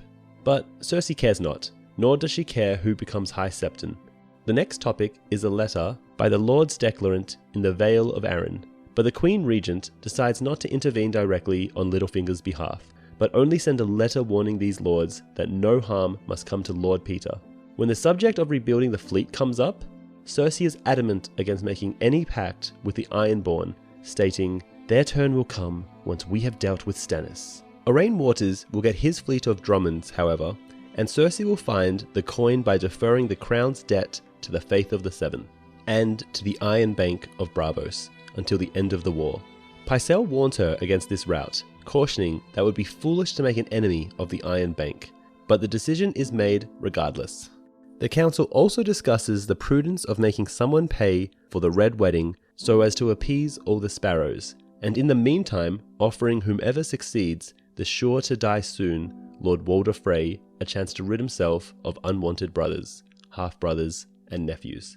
On the topic of the North, the council indicates that Stannis may soon be confronted by Roose Bolton's army, once his bastard son attacks Moat Caitlin from the north, allowing the Lord of the Dreadford passage through the neck.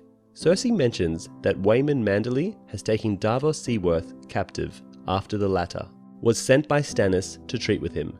Lord Manderly seeks the favour of the Iron Throne, and the Queen will recommend that he can achieve that favour if he beheads Stannis' hand. When Sansa is mentioned, Cersei shocks the council into silence with a violent tirade about how she plans to deal with the girl once she is found. In the awkward silence that follows, Cersei also remarks that Lord Bolton possesses Arya Stark, and that her marriage to his bastard should appease the North, keeping to herself the fact that Arya Stark is really a steward's whelp, provided by Littlefinger. Next, they debate the fact that the Night's Watch might be joining its might to Stannis, especially now that Jon Snow is their Lord Commander. The council decides to warn the Watch that the Crown will stop sending men to the Wall, but Qyburn suggests that they do send 100 men. Cersei picks up on Qyburn's reason for suggesting ostensibly an act of goodwill, and interrupts to indicate that the men sent will really be assassins ordered to remove Ned Stark's bastard. Back in her apartments, Cersei learns from Tanya that Dorcas fancies Osney Kettleblack, and also hints that she herself likes dangerous, scarred men. Cersei tries to learn the name of Tanya's old flame, but the Myrish woman is evasive. When Osney arrives, Cersei butters him up with an offer to join the Kingsguard and a chance to bed her again, provided he accomplishes a couple of tasks. First, Cersei wants him to seduce and hopefully bed Queen Marjorie. This will enable Cersei to execute her lawfully. Second, she plans to send him to the Wall as punishment for his treason with Marjorie, but in reality, he'll lead a group of men to assassinate Jon Snow. She assures him that the men would not be required to serve in the Watch after they complete their task, and promises him a lordship should he accomplish both missions. Later that night, Cersei asks Lord Tanya to remark to Marjorie that she has a secret admirer, but not to let out Sir Osney's name unless the girl probes. Chapter 18. Victorian has left the defence of Moat Caitlin to Ralph Kenning and sailed the Iron Fleet to Oldwick for the Kingsmoot. When the fleet arrives at Naga's Cradle, Victarion has them blockade Euron's silence. The first to greet him on the shore is Aeron, and later that night the priest is at his side for the feast. Several captains pledge their voice to Victorian's claim, but Baelor Blacktide seeks a king who will end the wars, saying, "Balon was mad, Aerion is madder, and Euron is maddest of them all." Soon, the captain finds his niece, advising her not to lay forth a claim, because a woman has no place ruling the Ironborn. Asha stands by her claim and notes that the Dampier may have underestimated the appeal of the Kingsmoot, since the Drum will present his claim and there is talk of Mairon Voldmark being presented as heir of the throne by Tarrell, the thrice drowned. While it is apparent that Aeron's intent was to legitimize Victarion as Balon's successor, their chant is interrupted by the arrival of Euron. Victarion notes Euron does not seem to have aged in almost 3 years, that he has been gone. Aerion confronts Euron with the accusation that no godless man may sit the sea stone chair, but Euron cows his brother into leaving the hole. Asha then accuses her uncle of the death of her father, but Euron denies he had anything to do with it. When a fight nearly breaks out between Asha and one of Euron's men, Victarion steps in and demands that Euron leave. After his departure, Victarion and his niece walk outside, and Asha asks why Euron was banished by her father, for he refused to ever speak of it. Victarion eventually tells her that Euron impregnated Victarion's wife. Victarion wanted to kill his brother, but Balon forbid it and sent Euron to exile. Later, Victarion killed his wife with his own hands. Asha offers to set aside her claim if Victarion will name her his Hand of the King and end the war. She feels that the Ironborn have overextended themselves and tells her uncle that she has reached an agreement with Lady Sibel Glover, and that their people may keep Sea Dragon Point and the Stony Shore in return for the release of Deepwood Motte, Torrhen Square, and Moat Cailin. Victarion is not receptive. Asha replies that she then will claim the throne. Chapter 19. Aeron is wading in the ocean, berating himself for running from Euron. He considers Naga's bones, where the Grey King ruled for 1,000 years and warred against the Storm God. At dawn, Aeron has his drowned men sound the drums and war horns to announce the onset of the King's Moot on Oldwyck. The prophet wishes for Victarion to win the claim, and hopes Euron will make a mistake and declare early. The first claimant is Galbert Farwind, who rules a small barrier island far to the west of the Iron Islands, where skin changers are said to live. Aeron sees madness in the Lord's eyes. He offers to lead the Iron Men to a bountiful land beyond the Sunset Sea. Few of the gathered captains shout his name. Next up is Eric Ironmaker, who once might have made a great king, but age and his immense weight make him an easy target for Asha to dismiss by asking him to stand up from his chair. The following claimant is another famous Ironborn, Lord Dunstan Drum, who asks the gathering, "Where is it written that our king must be a kraken?" But the Drum's downfall is the cheap loot he offers to swing the vote of the captains. Victarion steps forth next and asks for Aerion's blessing. His speech is short and concise, and he offers to continue the rule his brother Balon set. His offerings are generous, and many captains give him their voice, but it is Asha who interrupts the shouts of "Victarion!" and declares that her claim is best, as she is Balon's daughter. She tells the Ironborn that war is bleeding their people, and to continue it would be folly. She offers peace with the Northmen, and prosperous land on the western shores of the north. When she opens her chests to show the scant spoils of her warring in the north, the dolment of support she receives is staggering. Fearing that a woman will win the King's Moot, Aeron is shocked back to reality by the harrowing bellowing of a horn. All eyes turn to a giant war horn bound with ancient Valyrian glyphs being sounded by one of Euron's mongrels. After sounding the horn several times, the giant mute nearly falls over, his lips bloody and blistering. Euron steps forward and announces that he has sailed further and braved more than any other Iron Man. He offers not only peace and land, but all of Westeros to the Ironborn. When Asha asks him how he means to do so, her uncle responds that he will use dragons to conquer the Seven Kingdoms, as Aegon the Conqueror did, using the dragon horn he found amongst the ashes of old Valyria. When he tells the crowd that the horn can bind dragons to his will, and that he knows where 3 dragons can be found, he receives the overwhelming cheers of "Euron, Crow's Eyes, Euron, King!" Chapter 19 has Davos held for 18 days in a large, airy, well-furnished chamber with guards at the door and a view of the city's streets. Marlon Manderly takes Davos to treat with Lord Wyman Manderly at his merman's court. Davos asks Lord Wyman to ally with Stannis. He is resisted. However, by envoys of House Frey, Rhaegar, Jared, and Sidmund, who have come with the remains of one of Lord Wyman's sons, Wendell Manderly, the Frey envoys lie to the court, saying that Robb Stark transformed into a wolf at the Red Wedding, and killed Wendell and several Freys. Davos asks for Jared's name before calling him a liar before the court. Sir Jarod challenges Davos to a fight after the accusation, but Wyman prevents violence. The Freys continue to besearch Robb's name, and although Wyman and the other non-Freys appear to disagree with their words, they do not prevent them from speaking. A young girl, Wyla Manderly, Lord Wyman's granddaughter, vocally supports Stannis and seems to sway the court. However, Lord Manderly threatens to send her to the Silent Sisters and then calls for Davos's head, and the chapter ends with Davos being dragged off to the Wolf's Den. Chapter 21. At a hidden well at Shandystone, in the Desert of Dawn, Arianne and her most trusted companions are awaiting the arrival of Marcilla and her sworn sword. Although Arianne has the utmost trust in Garren, Dray, and Sylvia, she is still unsure about Gerald Dane, the Darkstar. She considers his cruel nature and the mystery surrounding him. She is worried that Aerys may be wary of him, but if this would happen, and they would to come to blows, who would win? Garren warns Arianne that he does not like the man, but she reminds him that they may need his sword and eventually his castle. Later, Darkstar tells her that this scheme to crown Marcilla will not work as she has planned. He then unsheaths his sword and reveals that you incite a war with steel, meaning they should kill Marcilla. When Aerys and Princess Marcilla arrive, Arianne introduces the girl to her companions. Marcilla recalls the Great Knight, Arthur Dane, when she meets Darkstar, which seems to upset the Knight of High Hermitage, because in his mind, people always remember his cousin for his famous sword. Aerys draws Arianne off alone and reveals that Tywin Lannister is dead. They set off at night for the Greenblood, where they will take an orphan's barge west along the river. Marcilla is confused, having been told nothing by Aerys, especially the fact that everyone keeps calling her Your Grace.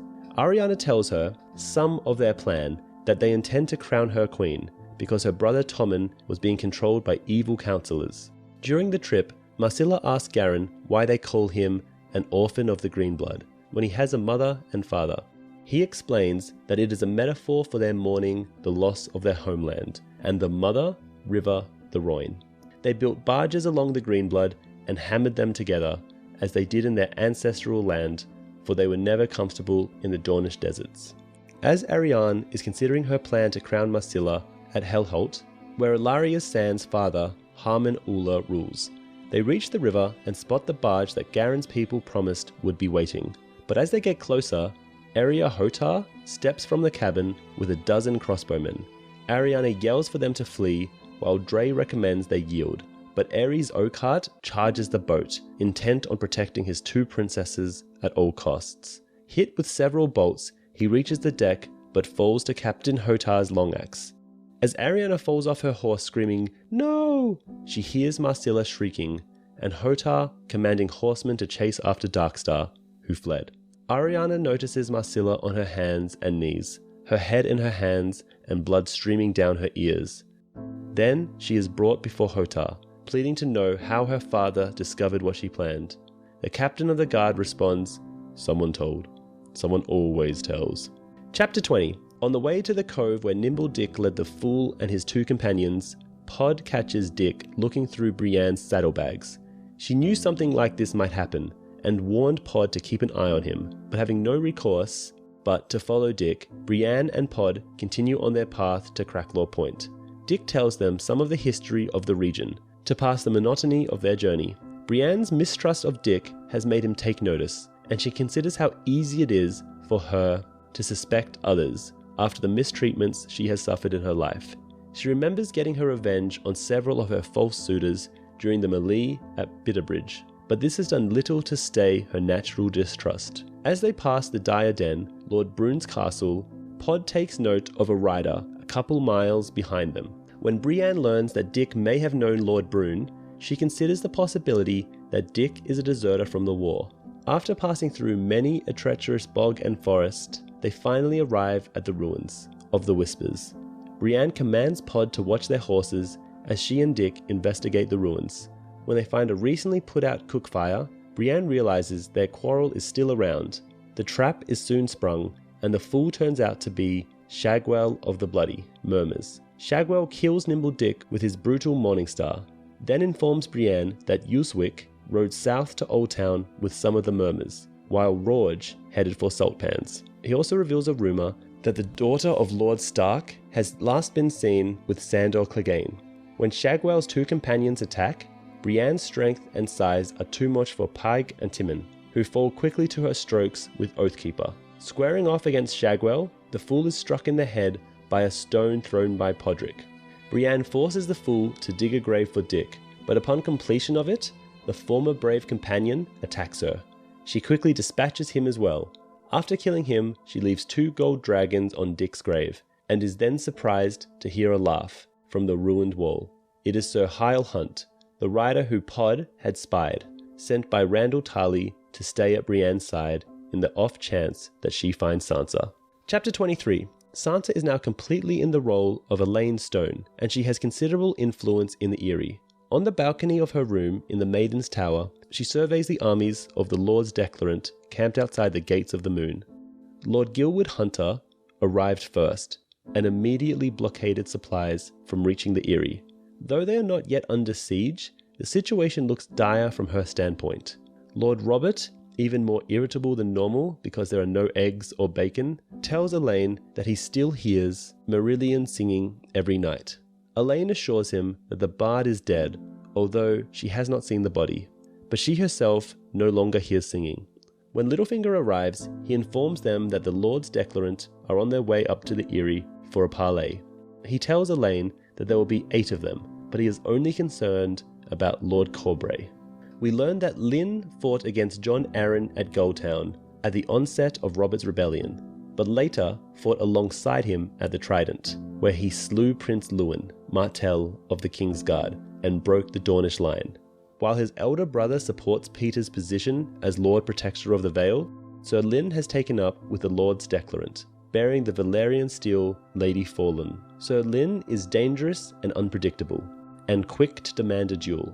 The Lords Declarant seeks to defend Lord Robert and the Vale, but do not acknowledge Peter as the Lord Protector, naming him a false counsellor who has been misruling the Vale. After Robert has another fit, Littlefinger suggests that Maester Coleman try giving him sweet sleep, although the Maester seems reluctant to do so. Elaine tells her father that Jon Royce will recognise her, having met her at Winterfell when Waymar Royce took the Black. But Peter explains that men see what they expect to see. She also asks him why he doesn't leave the Vale to take up his position of Lord of Harrenhal. Littlefinger is convinced the place is cursed, especially after what happened to Tywin Lannister, Cregor Clegane, and Vargo Hoat.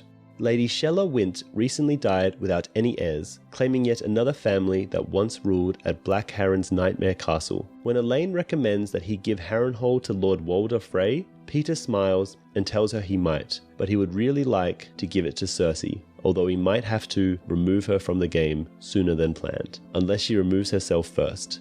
Elaine leads the Lords Declarant up to Peter's Solar, where he confounds them by saying, "My lords, I am with you, heart and hand. Show me where to sign. I beg you." But Jon Royce tells him they did not come to attain his signature, but remove him from the Eyrie. Then Peter counters by offering to foster the sons of other lords and asks Lady Waynwood to send Harold Harding to the Eyrie as his ward. But the lords scoff at this request. Littlefinger refuses their demand that he leave the Vale and turn over Robert. And after he calls their bluffs of violence, Lyn Corbray draws Lady Fawnlawn, but this enrages the other Lords Declarant. And Bronze Jon tells the knight to remove his steel, reminding him they are guests.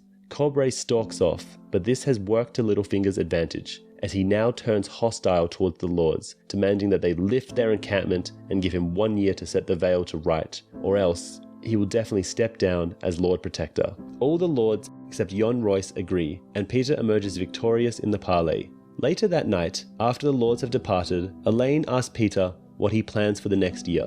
Littlefinger continues his tutelage of Elaine in playing the Game of Thrones. He states that 1 or 2 of the older lords may die over the course of the year, and Lord Gilwood Hunter may well be killed by his younger brother, Harlan, who arranged old Eon's death. Peter admits that he will never be able to sway Bronze Jon, but when Elaine inquires about Sir Lyn, he tells her, "Sir Lyn will remain my implacable enemy. He will speak of me with scorn and loathing to every man he meets, and lends his sword to every secret plot to bring me down." That was when her suspicion turned to certainty. "And how shall you reward him for this service?" Littlefinger laughed aloud. "With gold and boys and promises, of course." Chapter 22. Every day, the kindly man asks Arya who she is. When she replies, "No one," he tells her that she lies, trying to get her to forget her true self and give up her past. But Arya resists. She works hard in the temple, cleaning and doing other chores. She witnesses many people entering the temple, some to light candles, others to curl up near a statue to die, and others to speak in private to the kindly man. When asked whose name she whispers at night, she finally admits that there are people she wants to kill, but the priests tell her that it is the many-faced god who determines who shall die, not her. He also finally convinces her to dispose of her possessions, and she does so with all but Needle, which she hides outside the temple under a stone. Once she has done this, the kindly man comes to her and tells her some of their history. The Faceless Men are older than Braavos, having started amongst the slaves working the mines beneath the volcanoes of the Valyrian Freehold. The slaves worked hard under the harshest of conditions, and since they came from many different nations, they all prayed to different gods. But one amongst them, although he may have actually been a noble's son or an overseer, no one knows, realized that they were actually all praying to one god, one who could set them free from their torture. The kindly man does not finish the story, but now Arya is a novice at the temple, and she and the waif begin to teach each other their respective languages. As Arya learns Braavosi, the waif also teaches her how to read a lie on someone's face, and Arya discovers that the girl is actually well over 30 years old, having taken poisons as part of her sacrifice to become faceless. One day, when other priests of the many-faced god visit the temple, Arya asks the kindly man how to change her face, as Jaqen H'ghar did. While the priest knows not the name, he tells her it takes years of prayer, sacrifice, and study to accomplish what he could do. Still, Arya wishes to learn, so he tells her to begin training the muscles of her face in front of a mirror every day. The next day, the kindly man tells Arya that she must leave the temple for a while, so as to learn the Braavosi tongue by being amongst them all the time. He instructs her to find a fishmongerer named Brusco, but to not reveal who she really is. Arya decides to use the name Cat, pretending to be an orphan girl from King's Landing. Chapter 24. Cersei continues to obliviously move from one folly to the next and is angered by Tommen's request to sit the Iron Throne and attend small council meetings. She realizes that Margaery put him up to this. Cersei refuses to give her power up to anyone, at least until Tommen comes of age. Next, she sends away the Iron Bank's envoy, Noho Domitius, after telling him there'll be no payment until the rebellion is ended.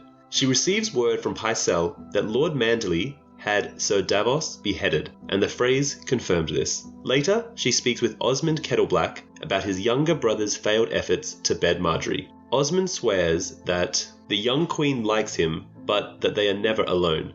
The Kingsguard names some of those always around her, including the male singers she prefers to entertain her and her companions. When Cersei crosses the yard and finds Tommen riding at the Quinton, she is infuriated. Once again, this was Margaery's idea, and while all those gathered are cheering the young king's jousting ability, Cersei blunders by saying, "One day you shall rule the lists, as your father did." Margaery astutely catches this and asks what tourneys King Robert had won. The Queen Regent evades this by mentioning Robert's deeds at the Trident. She then berates Loras for teaching Tommen how to ride, but the Kingsguard reminds her that there has been no Master-at-Arms at the Red Keep since Aeron Santagar was killed. Walking back to her Solar, she considers sending for another Dornish Master-at-Arms, just to irk the Tyrells. In her Solar, Qyburn informs her that Prince Doran has imprisoned Daemon Sand for demanding the release of the Sand Snakes, and that Sylvia Santagar has been hastily married to the elderly Eldon Estimant. He also tells her that both Daemon Sand and Sylvia are close friends of Doran's daughter, Arianna. Cersei could not care less, but she is interested to hear of a treasonous puppet show. She commands Qyburn to have the 4 puppeteers put to death, but Qyburn wants the woman for his experiments. Cersei has already given him Senel, but he tells her she didn't last. The Queen Regent recalls her screaming in the darkness when she was down in the black cells, but grants Qyburn his test subjects. Later, she is bathing in preparation for dinner. Jaime arrives with Tommen, who is demanding to see her. The boy king wants his horse tomorrow so that Loras can continue training him, but his mother will have none of it. Jaime mocks her for suggesting that Sir Osmond is thrice the knight Sir Loras is, but Cersei finally convinces her son to wait for a new Master-at-Arms to be named. As she gets dressed, Cersei recalls her fit of rage when her washerwoman shrunk several of her gowns, but it is obvious she is unaware that she is actually gaining weight from all the alcohol. Her guests for dinner are Felice Stokeworth and her husband Balman Britch. It is revealed that Tanda Stokeworth has been thrown from her horse and fractured her hip, but Cersei thinks to herself that Tanda will not recover from the wound at her age.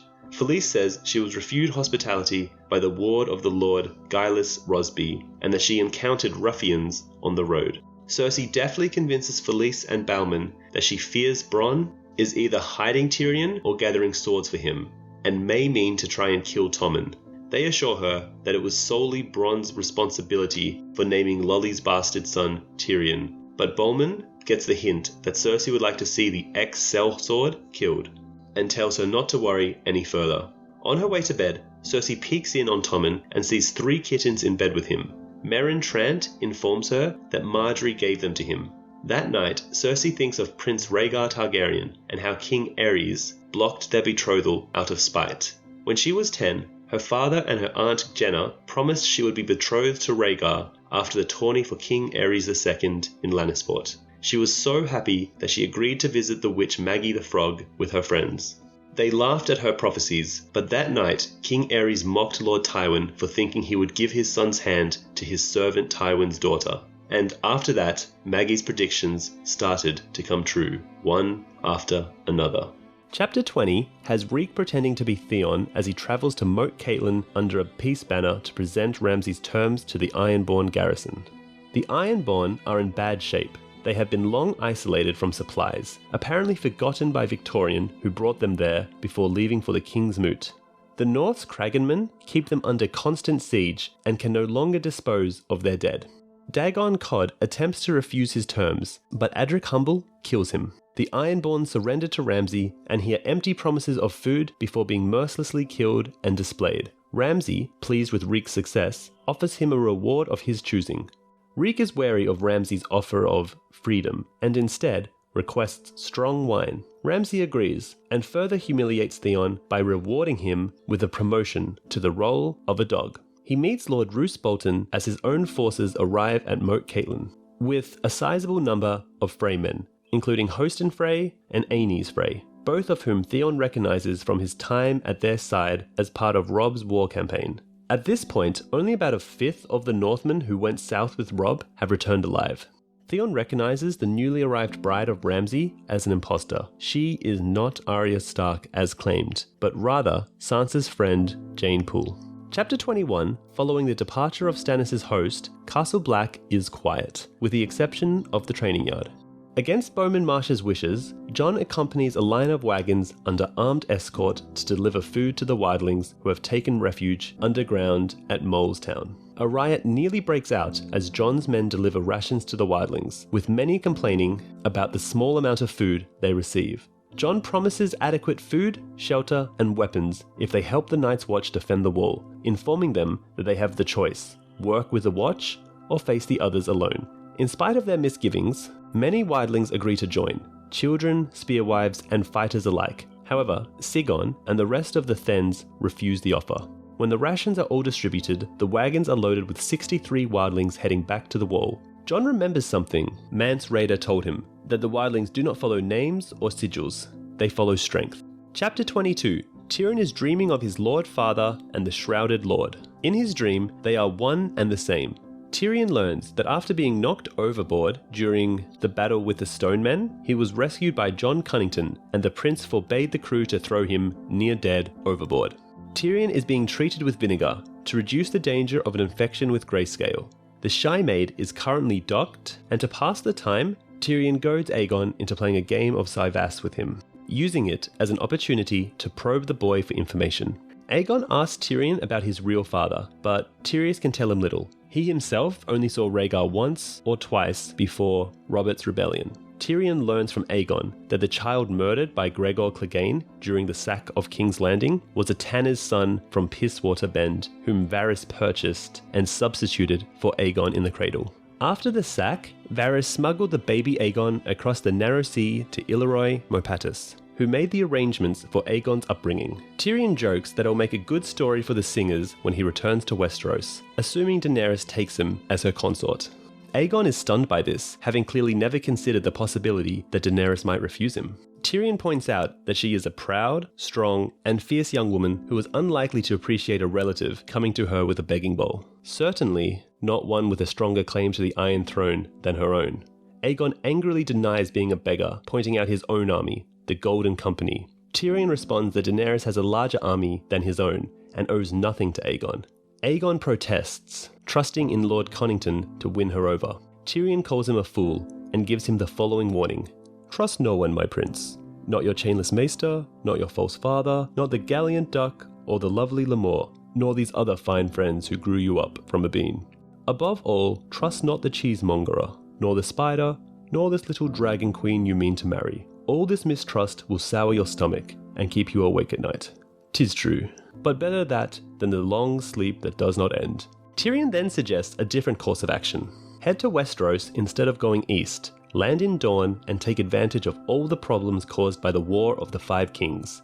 He points out that the north is in a chaotic condition, the Riverlands are devastated, and Stannis holds Storm's End and Dragonstone. The coming winter will starve out the realm. He then paints his foes as particularly weak. King Tommen Baratheon is just a boy, and all his potential regents come with their own problems. Jaime Lannister actively avoids the responsibility of ruling, and Kevan Lannister is a born follower. He will only take the rule if it is offered to him. Mace Tyrell will have to fight the Lannisters to become regent, and Stannis' unpopularity makes him an unlikely choice. That leaves only one potential candidate, Cersei. Tyrion is particularly scathing of his sister's ability to rule, comparing her to some of the worst Targaryen kings, noting that Cersei, in her paranoia and impatience, will undo all the alliances his father created to secure Tommen's hold on the Iron Throne, and adds that if Aegon acts quickly, he can take advantage of the chaos and make serious gains before Cersei is overthrown and someone more competent takes her place. When Aegon protests, asking how they can win without his aunt and her dragons, Tyrion points out he doesn't have to conquer the Seven Kingdoms, that he only needs to start winning victories, acting not as a beggar, but a true scion of House Targaryen, like his ancestor, Aegon the Conqueror. When he does, word of it will get back to Daenerys, and she and Aegon can meet as equals. Tyrion is convinced that Daenerys will fly to Aegon's side and immediately love him, as he is the last of her line, and she is above all a rescuer. To re-emphasize his point to Aegon about trusting no one if he wants to survive, Tyrion wins the Cyvus game using a piece of bad advice he gave and which the prince took at the start of the game. Aegon does not take his loss well. The sudden burst of anger convinces Tyrion the boy might be a Targaryen after all. Later that evening, Howden takes Tyrion into Salhoris in search of information, where they confirm the rumors that Daenerys still has not left Meereen. They learn the Yunkai are spreading slanderous propaganda and offering heavy bribes to convince Volantis to side against Daenerys, whose attack on the slave trade has made her enemies in Volantis. By contrast, it is learned that the Red Priests of Brilhor, particularly the High Priest Benero, are supporting Daenerys and preach Volantis' destruction if the city rulers side against her. Later, Tyrion convinces Howden to let him find a brothel and go searching for Tysha. He finds his way into a cheap brothel where he has sex with a Westerosi-looking girl, retches, has sex with her again, and then leaves ashamed of himself. On his way out, he stumbles drunkenly into a Westerosi man who takes him prisoner, to be delivered to the Queen. Chapter 40. Arianna is imprisoned atop the Spear Tower, forced to contemplate her failed scheme. She never expected someone to inform her father of the plan, nor for Hotar to intercept them, and certainly not Gerald Dane's unprovoked attack on Myrcella. Dane escaped from Hotar's men, but he left a terrible scar on Myrcella's face, barely missing a beheading stroke, as was his intent. Thinking her father would see her within a day, Arianna becomes distraught as days turn into weeks, and although servants come and go, with food, none will speak to her. She considers who could have betrayed her, ponders her feeling at the loss of Sir Aerys, and thinks of her close relationship with Tyene. She eventually persuades the young serving girl, Cedra, to deliver a letter to Lord Fowler, knowing that the girl has feelings for Garren, who, Arianna assumes, is also being imprisoned along with her other co-conspirators. But the next day, Cedra does not return, and Arianna never sees her again during her imprisonment. After an immediate period of agonized waiting, Areo Hotar arrives to bring her before her father. Prince Doran asks her why, to which Arianna replies, "For the honor of our house." The prince tells her they have not caught Dane, but the damage he did to Myrcella, a ward of their house, has done naught, but bring the Martells dishonor. He cautions her that a war with the Iron Throne is the last thing they need. Although the young dragon wrote that Dorne was populous, his memoirs were written to portray himself in a better light. Prince Doran admits that Dorne is actually the least populous of the Seven Kingdoms and could not survive open war with the throne. He admits it was a mistake not to have her taken prior to running off with Myrcella, but will not reveal who betrayed her. When he tells her that she disappoints him, Arianna retorts, "You have been disappointing me for years, father." Prince Doran discloses that none of her co-conspirators are imprisoned. Instead, he has sent Sir Alden Dort to Norvos to serve Arianna's mother. Garren is in Tyrosh for 2 years, and Sylvia was sent to Greenstone to marry Lord Eldon Estermont. He goes on to remark that Arianna and her cousins may get the war they wanted, as Sir Balon Swan is on his way to Sunspear. The prince has several of his bannermen stalling him, but eventually Sir Balon will discover that his brother in the Kingsguard, Sir Aerys, is dead, and Myrcella maimed. Arianna continues to taunt her father, and he cautions her that he is out of patience. But the princess is unimpressed, remarking, "For Lord Tywin, you always had the forbearance of Baelor the Blessed, but not for your own blood. None." He responds, "You mistake patience for forbearance. I have worked at the downfall of Tywin Lannister since the day they told me of Elia and her children." When Arianna tells him that she wants her rights to Dorne, Prince Doran finally reveals that she will have the kingdom when he passes. Arianna divulges that she knew of his scheme to make Quentyn his heir, but her father tells her that he had other plans for her. He offered her hand to old men because he knew she would rebuke them, but he had to be seen as trying. All along, he had promised her to Prince Viserys, but now that the last male Targaryen is dead, he has no reason to deny her right to Dorne. He finishes by saying, "We princes make our careful plans, and the gods smash them all awry." His original plan was to send her to Tyrosh to serve as the Archon's cupbearer, where she could meet her betrothed in secret, while her brother, Quentyn, was being raised to assume the seat of their house. Finally, he reveals why her brother is overseas, to bring back their heart's desire. When Arianna asks what that is, her father replies, "Vengeance, justice, fire, and blood." Chapter 6 has Quentyn, the son of Doran Martell, in Volantis, disguised as a wine seller's servant and trying to book passage to Meereen with Garrus Drinkwater. In case you're confused, Quentyn is the nephew of Oberyn Martell and is on a quest to fulfill a marriage contract between himself and Daenerys that was originally meant for Viserys and Quentyn's older sister and heir to Dorne, Arianna Martell. Quentyn and Garrus find no luck in getting passage. They think about returning home, since 3 of their comrades died just to get them to Volantis, and Quentyn doesn't want any more deaths on his conscience. But his duty to Dorne and his father keeps him from turning back. They travel through the streets to meet with Archibald Ironwood, the third and final remaining member of their party. Along the way, they encounter a party of Windblown who are recruiting soldiers as they head to Yunkai to war against Astapor and Meereen. Quentyn isn't sure what to do, but Archibald reveals there is a way to Meereen, less honourable but faster than the Demon Road, signing up with the Windblown Sellsword Company as they sail to war against Daenerys with the Yunkai. Chapter 23, Galazza Galere, the Green Grace, appears before Daenerys to offer once more the suggestion that she marry Hizdahr zo Llarrick, who is waiting for her. Dany agrees to speak with him, and though neither of them love nor even express much physical attraction to one another, Hizdahr promises to put an end to the attacks by the Harpies' sons. Dany tasks him with 90 days in which he does not want a single attack, as demonstration of Hizdahr's promise. If he succeeds, Dany agrees that she will accept his wedding proposal. After he leaves, Barristan Selmy expresses his disapproval, but Dany believes that she still has 90 days to figure out another plan, to see if Hizdahr can prevent the attacks, and if he can, she will marry him out of duty to her people.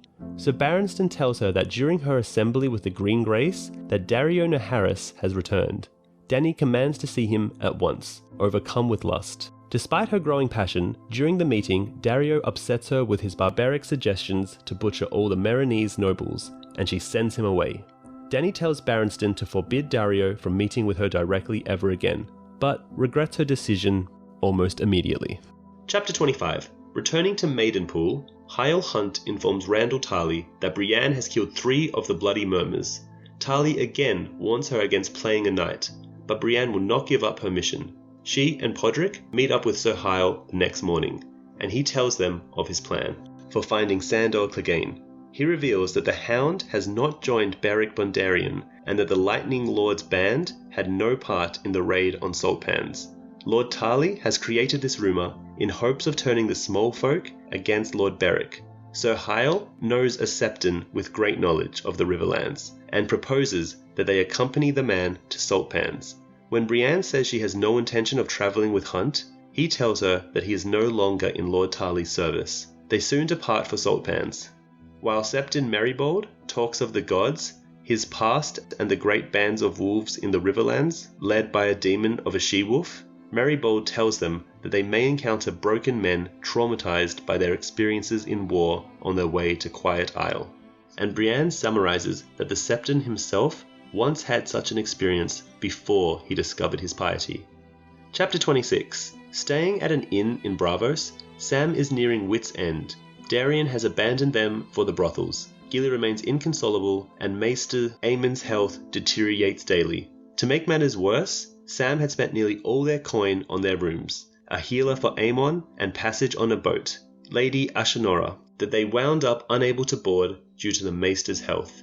Feverish and dying, the Maester begs Sam to return to the docks to learn more about this rumour of dragons that Darien had heard at some wine sink. Aemon mumbles to Sam, "Dragons, the grief and glory of my house.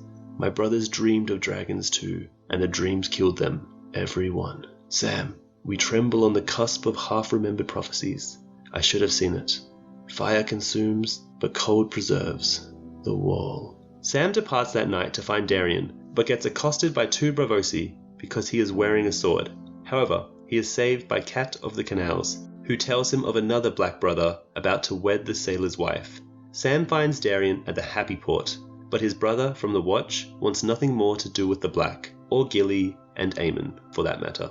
Sam punches him in the face, but gets tossed into the canal by the proprietors of the brothel. He is saved from drowning by Zondo, a huge summer islander who is a mate aboard the Cinnamon Wind and knows of these dragons that Sam had mentioned. Chapter 27. Aware that Cersei is trying to rid herself of him, Jaime argues that his place is beside the king, not off laying siege to Riverrun. But his sister responds that she can't rely on Daevon, despite naming him warden, and needs Jaime to defeat Brynden Tully, as well as find out why Gregor's men at Harrenhal have not released Wireless Manderley, as the crown requested. She states that Osmond Kettleblack will command the King's Guard in his absence. Although Jaime dislikes the idea, Jaime's command consists of Kenos, Dermot, Strongboar, Red Ronnet, as well as Ilan Payne and Adam Marbrand, whom Jaime demanded as concessions from his sister. On the first night, they guest at Castle Hayford, and Jaime considers the fate of his cousin Tyrek, who would be lord of the castle were he not missing. He thinks it possible the boy is still alive, perhaps having been secreted off by command of Varys, who very well could have known that the riot would occur. Starting that night, Sir Jaime begins training every night with Ilan Payne, in the hopes that he can become a proficient swordsman with his left hand. The company also visits So's Horn and meets with Sir Roger Hogg, arriving at Harrenhal. Jaime has Clegane's men release all prisoners, including Wireless Manderley, and then leaves Sir Bonifer Hasty and the Holy Hundred to hold the castle, until Peter Baelish takes up its lordship. Jaime commands Bonifer to kill Sandor Clegane or Thoros of Myr if either are captured, but requests he send him any bloody murmurs or Beric Dondarrion should they fall into his hands. Outside, Jaime comes across Ronnet Cunnington, who mentions how he was once betrothed to Brienne. When Ronnet mocks Brienne, Jaime hits him in the face with his golden hand and insists he calls her by name. Chapter 28. Cersei and Tanya share the Queen's litter en route to the Great Sept of Baelor. The lady from Myr is telling Cersei about all the men who are always around Margaery, and how she was present for the bedding at Renly's wedding. Although Tanya is not sure if Margaery is still a maiden, she affirms that Renly was aroused. She also lets on that, besides all the knights and bards, Pycelle is a frequent visitor of the young queen, and her brother Loras visits perhaps more than any other. They also discuss the new High Septon, a man who was once a sparrow and not a member of the Most Devout. This is not only surprising, but also a concern to Cersei, and considers that she may have to poison this new leader of the Seven if he becomes unruly. Reaching the top of Visenia's Hill, the Queen's litter can continue no further as the streets are packed with sparrows. Continuing on foot, Cersei considers Pycelle's objection to her choice of Osfrid Kettleblack to replace Adam Marband as the commander of the City Watch. She takes note of all the bones and skulls piled up around the statue of Baelor and is told that they are the remains of Septons and Septors who were killed by the war because they received no protection from the throne.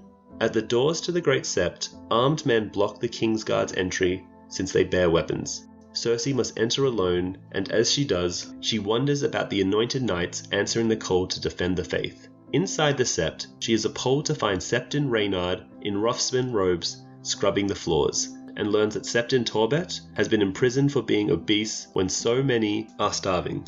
She berates the new High Septon, his sparrow wearing frayed robes and standing before her barefoot, He tells her that the Faith has sold the crown her father gave his predecessor, as well as all the valuables in their vaults, in order to help feed the poor. Cersei recalls Qyburn's report that the Sparrows broke down the doors of the Sept before the final vote with axes in their hands and their leader on their shoulders. She now understands how this man was elected High Septon. Speaking in private, the priest reprimands her for beheading Ned Stark on the steps of the Great Sept, and reveals that he hasn't come to the Red Keep to bless King Tommen because he is still praying for guidance from the Seven to affirm that the boy is the rightful king. Cersei begins to seethe with anger, but concedes to his concerns that the holy men and women on the roads need protection from rape and murder. Cersei agrees to have Tommen rearm the Faith, something King Maegor forbade almost 300 years ago. She promises to restore the Faith militant, for which the High Septon will acknowledge Tommen as king and forgive the crown's debt to the Faith. Back in her litter, Cersei tells Tanya of her triumph. With one stroke, she has gotten the Faith to bless Tommen, reduced the throne's debt by almost 1 million dragons, and cleared the city of Sparrows by restoring the warriors' sons and the poor fellows. Yet she doesn't realize the repercussions of what she has set in motion. On the way back to the Red Keep, Cersei's litter encounters Margaery's entourage returning from a horse ride and picnic. Margaery tells Cersei that she should share some of the burden of ruling the realm, but Cersei laughs at her, especially when the young queen tells her she is always well protected by her brother Loras when she goes riding. Chapter 24. After the disappearance of Tyrion, Jon Cunnington decided to continue their route to Volin Therese. There, the former Lord of Griffin's Roost, Howden, and Prince Aegon arrive at the camp of the Golden Company to meet their officers. The company was previously led by Connington's close friend, Toyne, but now it is led by homeless Harry Strickland, a man skilled in negotiating lucrative contracts but cowardly facing combat, in the eyes of Cunnington. After presenting young Griff as Prince Aegon Targaryen to the highest-ranking members of the company, the officers voiced their lack of enthusiasm for the complicated situation. They did not anticipate that Daenerys would decide to remain in Meereen. They also bemoaned the constantly changing plans of Illyroy Mopatis and Varys, who did not anticipate Viserys Targaryen's death or that Daenerys would go to Slaver's Bay, rather than Westeros. Seeing their disillusionment, Prince Aegon offers them an alternative, earlier proposed by Tyrion. Sail to Westeros with the hope of obtaining support from Dorne, in accordance with Doran Martell's own plan for avenging Princess Elia. Aegon reasons that once he and the Golden Company have begun the rebellion, Daenerys will cross the Narrow Sea to join him. This proposal is met with great enthusiasm from the officers, except Harry Strickland, who nevertheless has no choice but to comply. Once agreed on the new plan, Aegon is taken on a tour of the camp. Connington retires to his quarters, satisfied with the new situation, and impressed with a side of Aegon he has not previously seen. He hopes to return home to the castle of his ancestors and repay his debt to his old friend Rhaegar. It is then revealed that he is slowly succumbing to grayscale acquired from the attack by the Stonemen, which is beginning to spread in his hand. He hopes that he will live several more years to see his ward sit the Iron Throne. Chapter 25. Quentyn Martell and his two companions have joined the Windblown, a sellsword company of 2,000 led by a Pentoshi noble, known as the Tattered Prince. Their goal is to reach Slaver's Bay and eventually Daenerys Targaryen in Meereen by deserting the Windblown when the time is right. The company was paid for by Yunkai to fight and kill the Butcher King's successors in Astapor, where they are currently mounted, 3 miles away from the gates. There, they face Astapor's still untrained new Unsullied, far less formidable than those that Daenerys has with her in Meereen. Quentyn learns the Windblown are going to Yunkai for provisions, before marching for Meereen to fight Daenerys' forces. While they prepare to leave, he learns many malicious rumors about Daenerys. On the way to Meereen, the Tattered Prince receives instructions from Yunkai to hunt the Astapori survivors and drive them away from Yunkai, either back to Astapor or further north to Meereen.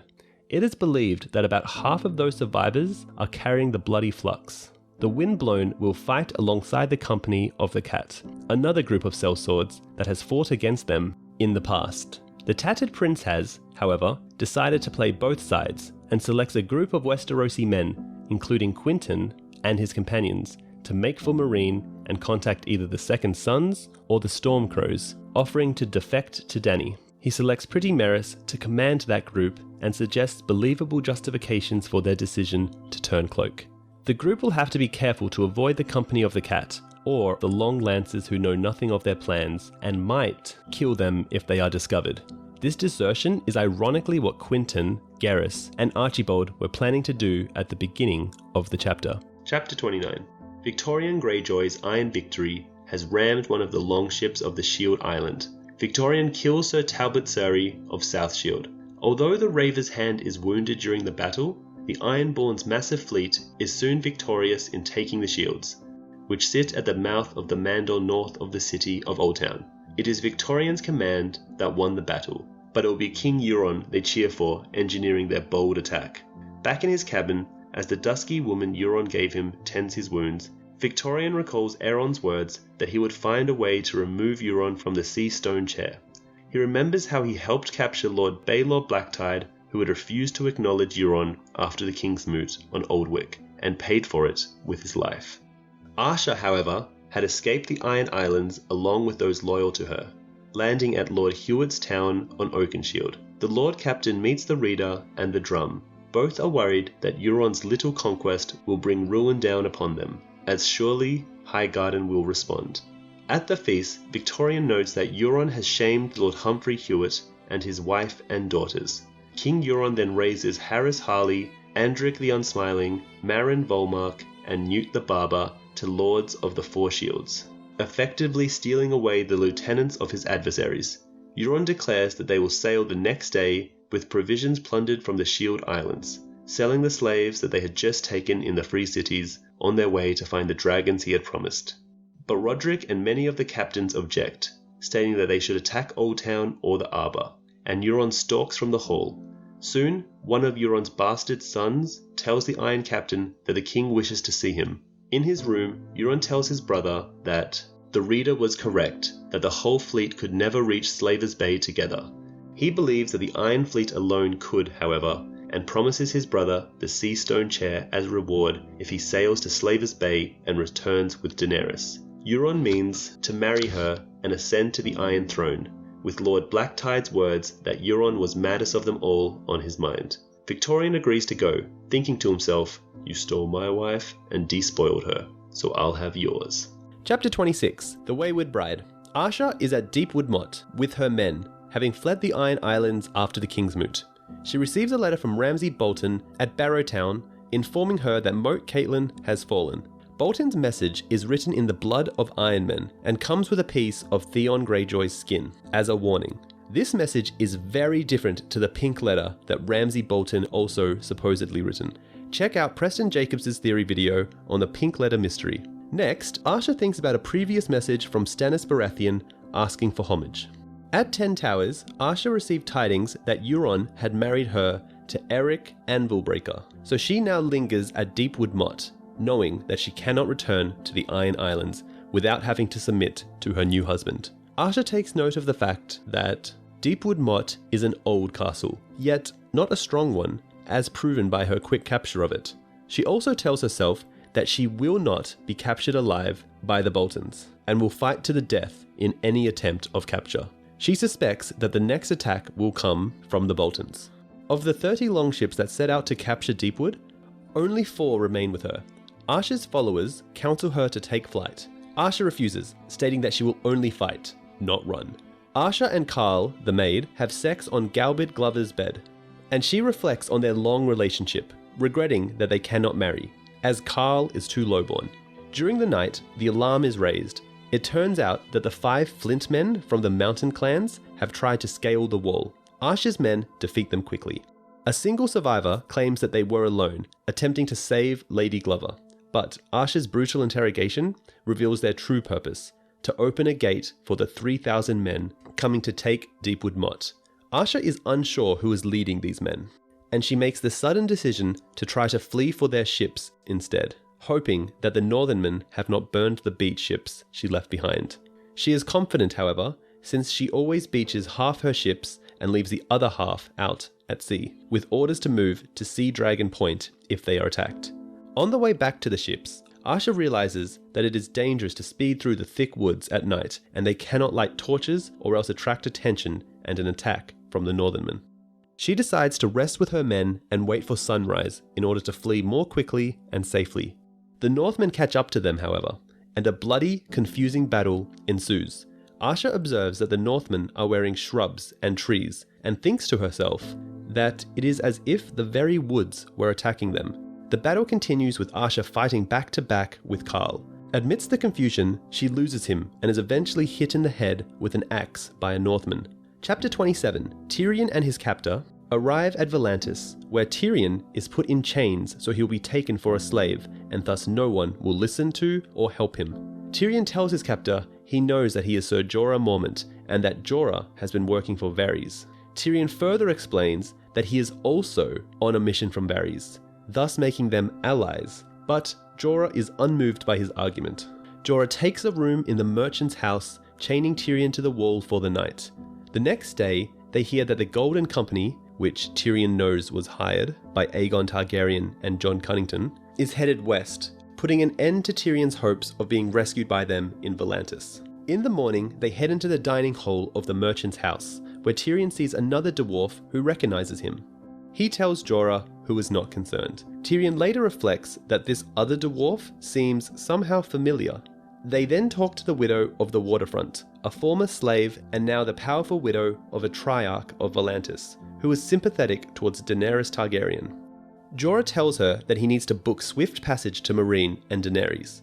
She asks Jorah why he seeks Daenerys, and he answers, to serve her, defend her, die for her, if need be. However, the widow is unimpressed by his supposed motives, but when Tyrion is asked why he seeks Daenerys, he answers honestly, whatever she would have of me, sage counsel, savage wit, a bit of tumbling, my cock if she desires it, my tongue if she does not, I will lead her armies or rub her feet, as she desires, and the only reward I ask is I might be allowed to rape and kill my sister. That brought the smile back to the old woman's face. This one, at least, is honest. Suddenly, a chaotic fight breaks out. Tyrion is attacked by the knife-wielding dwarf, but Jorah saves him. Tyrion realizes this dwarf is a girl, and upon questioning her, they learn that she is Penny, one of the tilting dwarfs from Joffrey's royal wedding. Her brother, also a dwarf, was mistaken for Tyrion and beheaded by sailors, but she was set free when they realized she was a girl. The widow instructs Tyrion to take the Selesori Koran, a trading cog which is destined for Qarth by way of New Gis, but Benero has foretold that it will not reach this destination.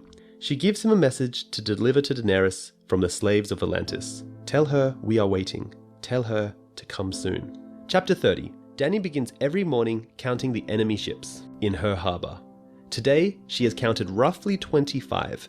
She has an argument with her Admiral Grolio, advising her to attack the enemy fleet with dragons. Daenerys tells him to attack with ships, but he replies that she dismantled his ships, and all the timber within 20 leagues has been burned, so he can build no more.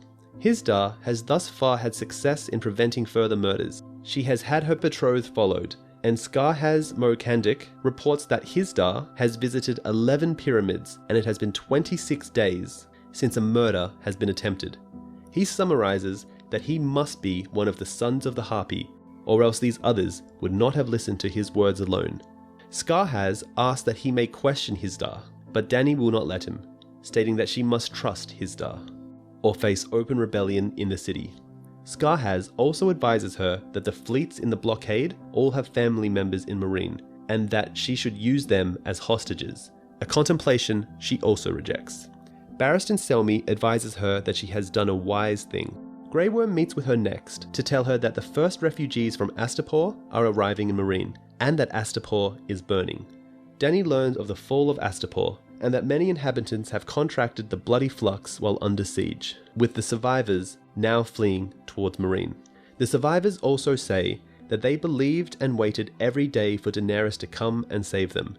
She tells them that they will be safe in Meereen now. Dany is advised not to let the survivors and their illness into the city, and reminded again of Eroy, and of how sometimes those whom she tries to save end up worse off. There are further appeals to use the dragons, however they are followed with comments that they cannot be controlled right now, and even the Unsullied are afraid to go into the dragon pit to feed them. Dany says she cannot and will not unleash the dragons at this point in time. Ultimately, she decides not to let the Astapori into the city and that they should have a separate camp outside the city until the flux passes. So Barristan appeals to her to take the battle to the enemy. She then reminds herself that a queen represents her people and not just her own person. She thus decides that she cannot have the Unsullied take the field, or else she would have to leave the brazen beasts alone to defend against the sons of the Harpy, which will not suffice. She then says that she must marry Hisdar for the good of the people. Okay, so that's it for A Feast for Dragons Part 1. We covered chapters 1 to 60 of A Feast for Crows and A Dance with Dragons combined. In Part 2, we'll cover chapters 61 to 119 and the 11 leaked Winds of Winter sample chapters as well. In the meantime, please remember to try out our 30-day free trial of Audible and get 2 free credits using our promo code audibletrial.com/videobooks. The link is in the description. It's a great way to support this channel. Anyway, thanks again for watching. Also, when you get the chance, try out Fantasy Flights, a Game of Thrones board game, digital edition. Season 5 of Game of Thrones was the last season that actually tried to adapt the books. So this video will show you what happened in the books and get you fully ready for the 11 released Winds of Winter chapters. All you need to know to get started is that this video takes place roughly halfway through A Dance with Dragons and A Feast for Crows, which is about halfway through Season 5 of the show. Daenerys has just agreed to marry Hisdar. Tyrion and Jorah are on a ship going to meet Daenerys. Cersei is ruling King's Landing. Stannis has begun his march on Winterfell. Jaime is also marching towards Riverrun with a Lannister army. Theon is still Ramsay's plaything. Sansa is in the Vale. Arya is in the House of Black and White. Davos is trying to rally the North for Stannis the same way he did for Jon in Season 6, but has been taken prisoner by House Manderly. And Jon has decided to save the wildlings. Let's begin. Chapter 28 has Jon send Alliser Thorne out with Tywin and one other man to range beyond the wall. Thorne believes that Jon is sending him out to die, though Tywin mockingly says that they will teach him to be a true ranger. Thorne tells Jon that he will not refuse and give him the pleasure of cutting his head off as he did with Janos Slynt. Thorne warns Jon that men killed by the others still remember and he will come back if he is killed by one. Jon thinks to himself that he hopes Alliser Thorne does come back, alive, as he is still a brother in the Night's Watch. Jon is also sending out 2 other rangings, one led by Black Jack Bolwer and another by Kedge Whiteeye. Jon descends the wall with Dolores Ed, noting that he is receiving messages of need for more men from his commanders, as more sightings of wildlings are being reported. He wonders where he is to find more men. He sees Iron Emmett in the yard and asks to spar with 3 of his best men, telling them all to come at him at the same time. Rattleshirt sees them and tells Jon that he should fight a man and not boys, and they begin to spar. Rattleshirt is getting the best of him, despite fighting with a larger greatsword and no shield. Eventually, they lose their swords, roll, and the fight ends with Rattleshirt on top. He is dragged off, and Jon remarks that Rattleshirt fought well. This scene points to the possibility that Mance Rayder might be Sir Arthur Dayne. A raven arrives with a message that Jon's half-sister Arya is to marry Ramsay Bolton. The others ask how old his sister is, and he replies that she is 11 and that he has no sisters, only brothers in the Night's Watch. Jon later remembers his sister and the sword needle he once gave to her, wondering if she still has it. He goes for a walk and sees Melisandre, though at first he believes her to be Ygritte. Melisandre tells him that he should not worry over the matters of the heart, and that she sees that his sister will flee this marriage and ride towards them on a dying horse. She also foresees that 3 of the rangers sent out will die and come back eyeless. As she is leaving, she tells him that when the dead men return, he should take her hand and she will save Arya. Chapter 29. Davos is still imprisoned in the Wolf's Den, is awaiting his death and hopes that he will at least die honorably. He passes his time chatting to the guards, gaining a few favors in the form of candles, books, paper, and a quill, as well as learning a little more about the general history of the North. Davos writes a few letters to his sons to be delivered upon his death. It is then that Robert Glover appears at his door and politely asks him to follow. Davos is wary, but ultimately follows. He is led through secret hallways going in different directions. passing the old God's Wood on the way. Eventually, they end up in a room of the new castle where Lord Wyman Manderley is waiting. Davos declines the offers of food and wine. Lord Wyman, though, apologizes for his poor treatment of Davos. Wyman tells him that they must talk fast, as the Freys wait above, and Davos can hear the sound of music and chatter above. Lord Wyman says that they must act quickly, for Davos is dead, and his head sits upon the seal gate. A criminal similar in appearance to Davos was executed in his place, his head and hands, with fingers carefully shortened, mounted on the wall. He then learns that Lord Wyman Manderley only plays along with the Freys because he has to, as his son Wylis Manderley is being held hostage, though he drinks for his safe return. Davos says he was quite convinced by Wyman's daughter's conduct, though he was confused by Wyla Manderley. Wyman responds that his young granddaughter was extremely brave to have said those things. There was truth in her words, as the debt the Manderleys owe the Starks and Winterfell can never be repaid. He adds that he cannot show any sign of content to King's Landing, for fear of the harm they might do to his son. Tywin Lannister told Wyman that he must confess his treason, yield White Harbour, declare his loyalty to King Tommen, and bend his knee to Roose Bolton.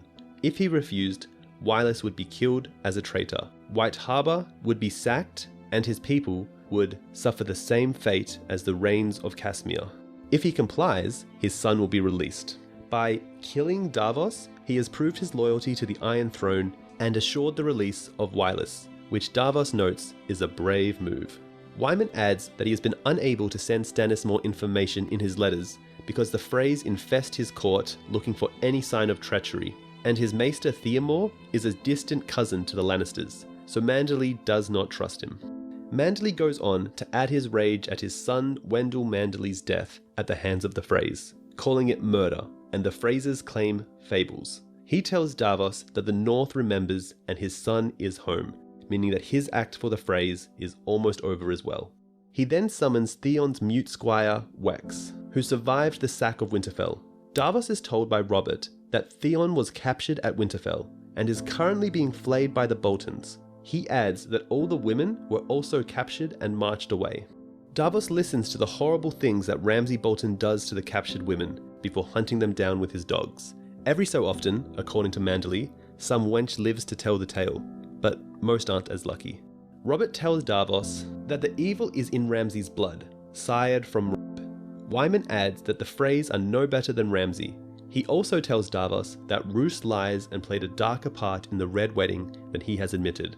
In addition, Davos is told that the Boltons and Freys know the Northmen are not expected to believe their lies, but will be forced to accept them or else die as well. He tells Davos about the mighty fleet he has built up, which Davos saw when he entered the port. Furthermore, he has plenty of silver in his vaults and has more heavy horse than anyone else north of the Neck.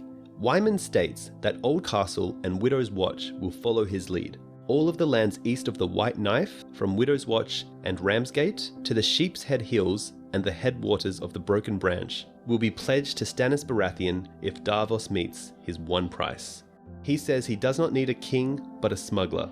He needs Davos to smuggle home Rickon Stark, his true liege, and one who holds a stronger claim than Arya, who is soon to be wed to Ramsay Bolton.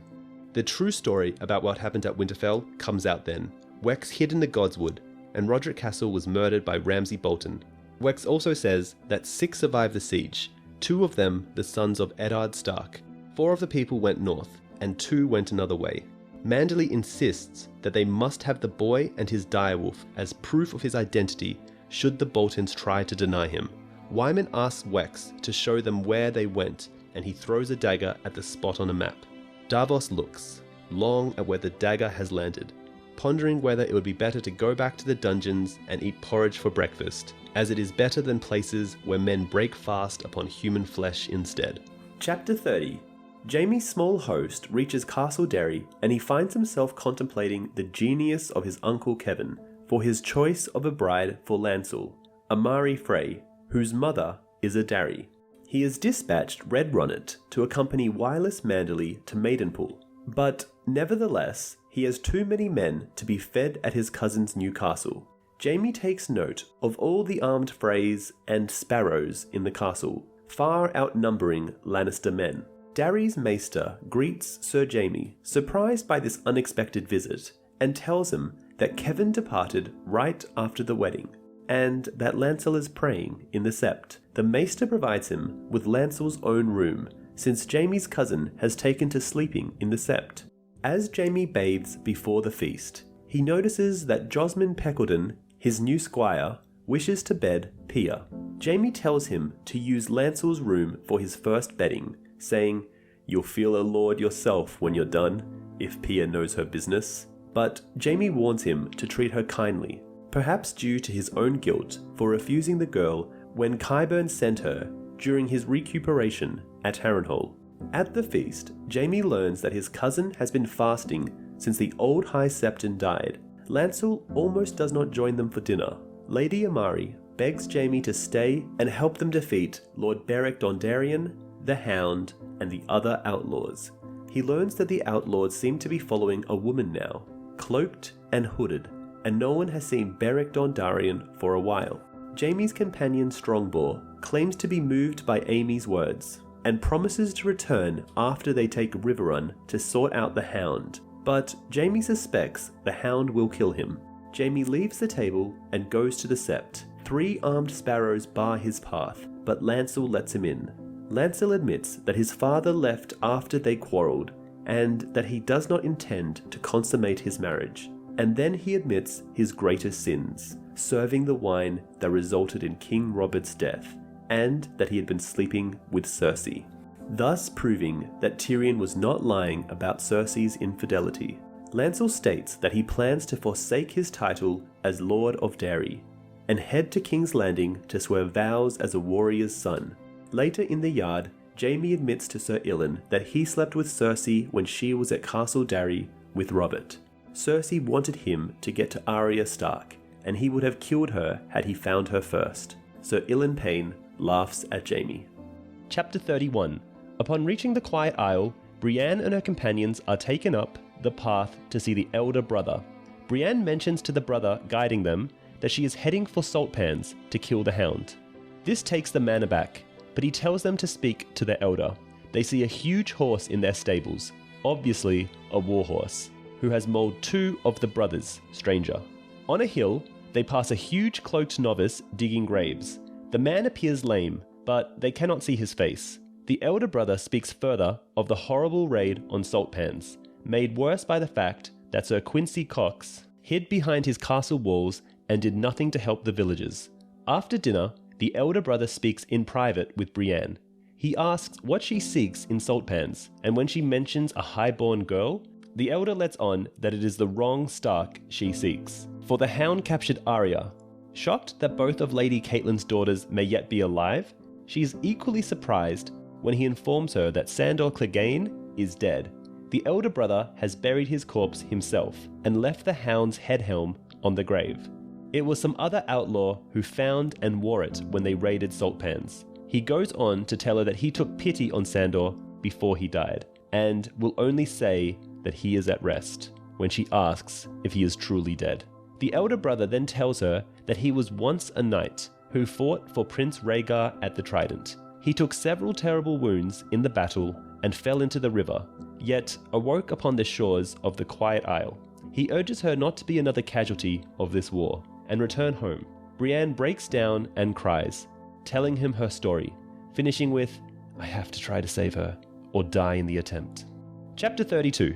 Margaery is fuming at Cersei and her council that the throne must respond at once to the Ironmen's attack on the Shield Islands. Cersei does not appreciate her tone, and claims that it must fall to Highgarden to retake these rocks. Loras Tyrell interjects as his sister cedes, stating that his brothers Willis and Garland have the men but not the ships to win back the islands. He requests that Cersei pull Lord Redwyne's fleet from their siege of Dragonstone, so they may return to gather troops at the Arbor.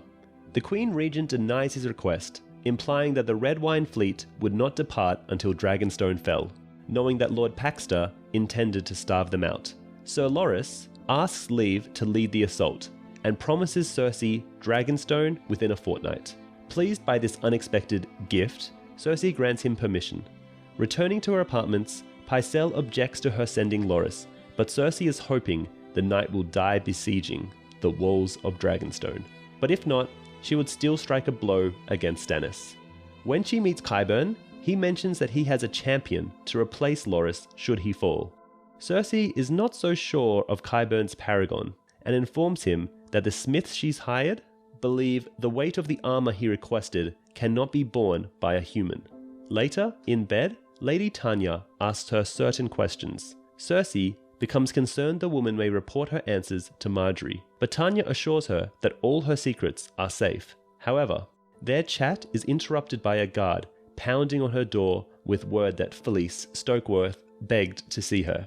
Cersei finds the woman battered and listens to the tale of her husband's death after Bronn defeated him in single combat. But before killing him, Bronn forced Sir Bauman to confess who put him up to this. Bronn then told Felice to leave immediately or meet the same fate. When Felice told her mother's guards to arrest Bronn, they laughed and told her to listen to Lord Stokeworth. Fearful that Felice would spread rumours of Cersei's involvement, Cersei summons Lord Qyburn so that he could take another female subject to his lab in the Black Cells.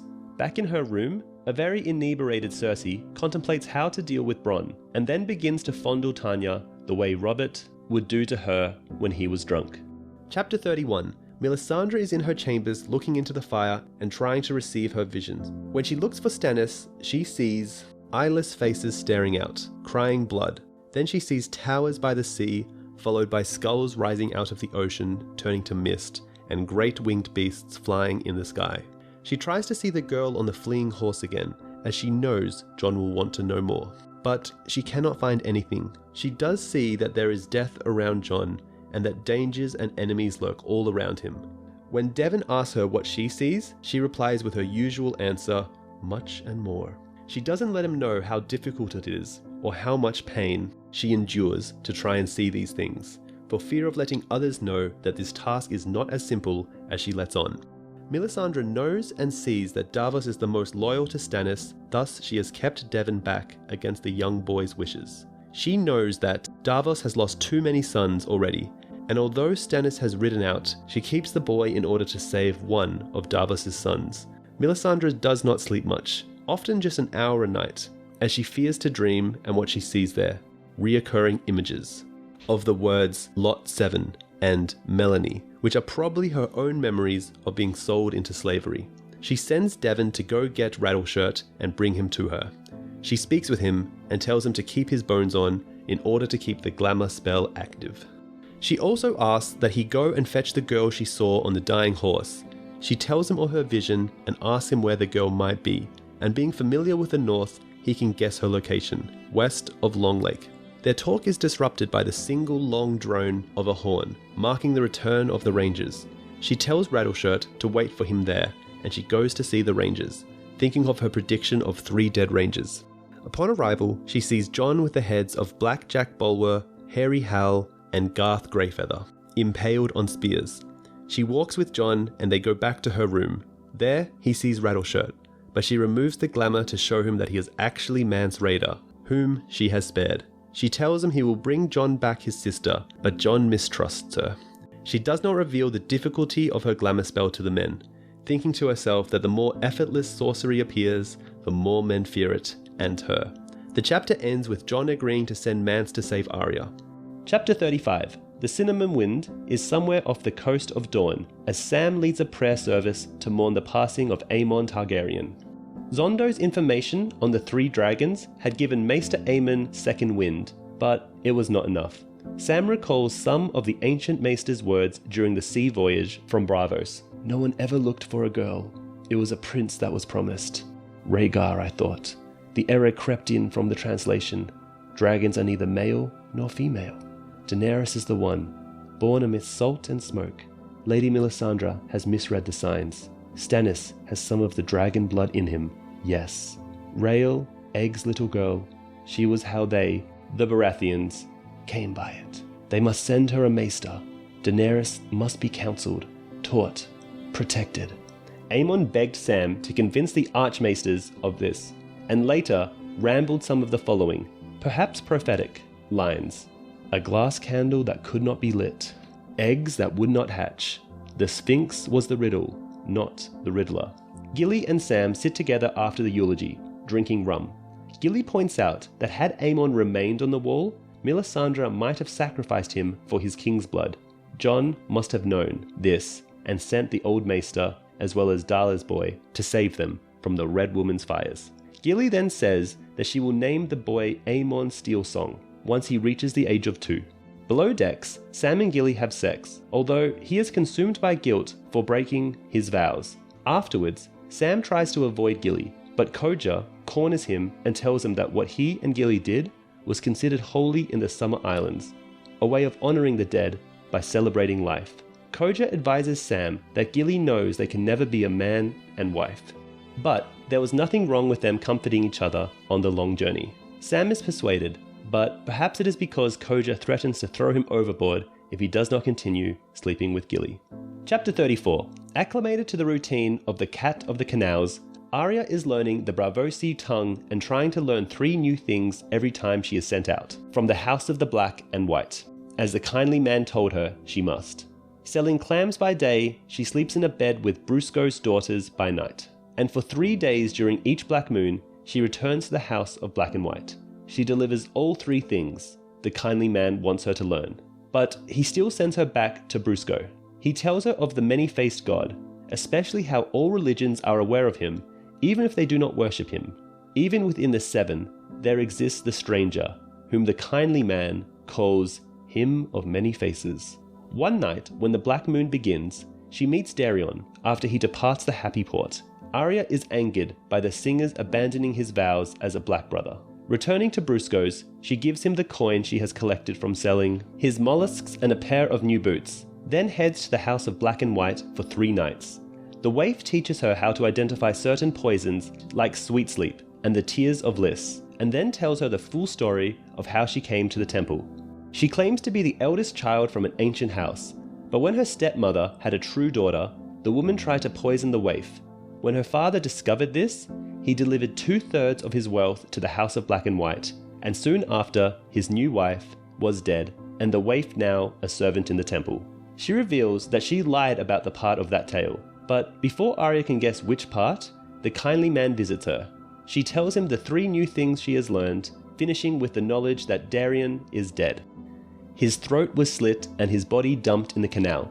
When the kindly man asks who killed him, she replies, Arya of House Stark. The priest again asks her who she is, to which she answers, no one.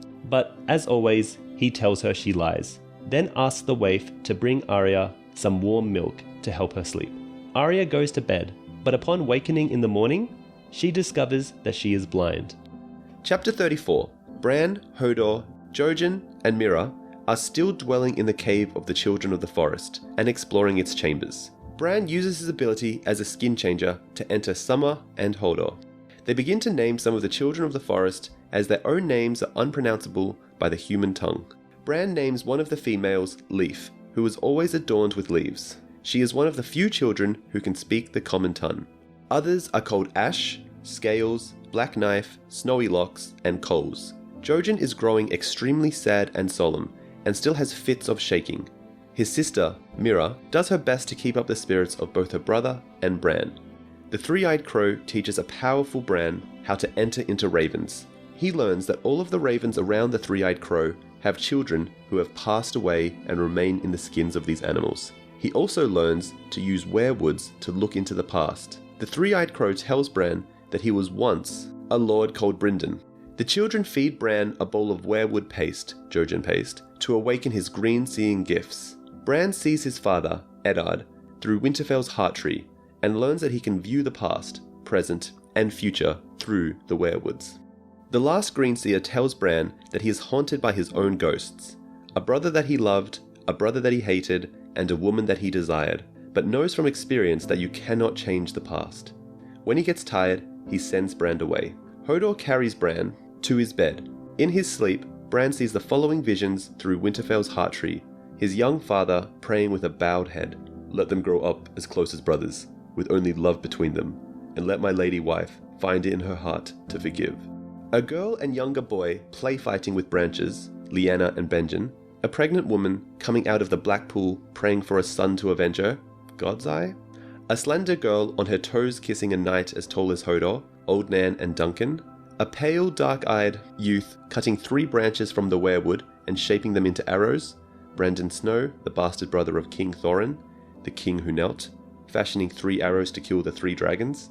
Other lords of Winterfell, tall, hard, stern men in fur and chainmail.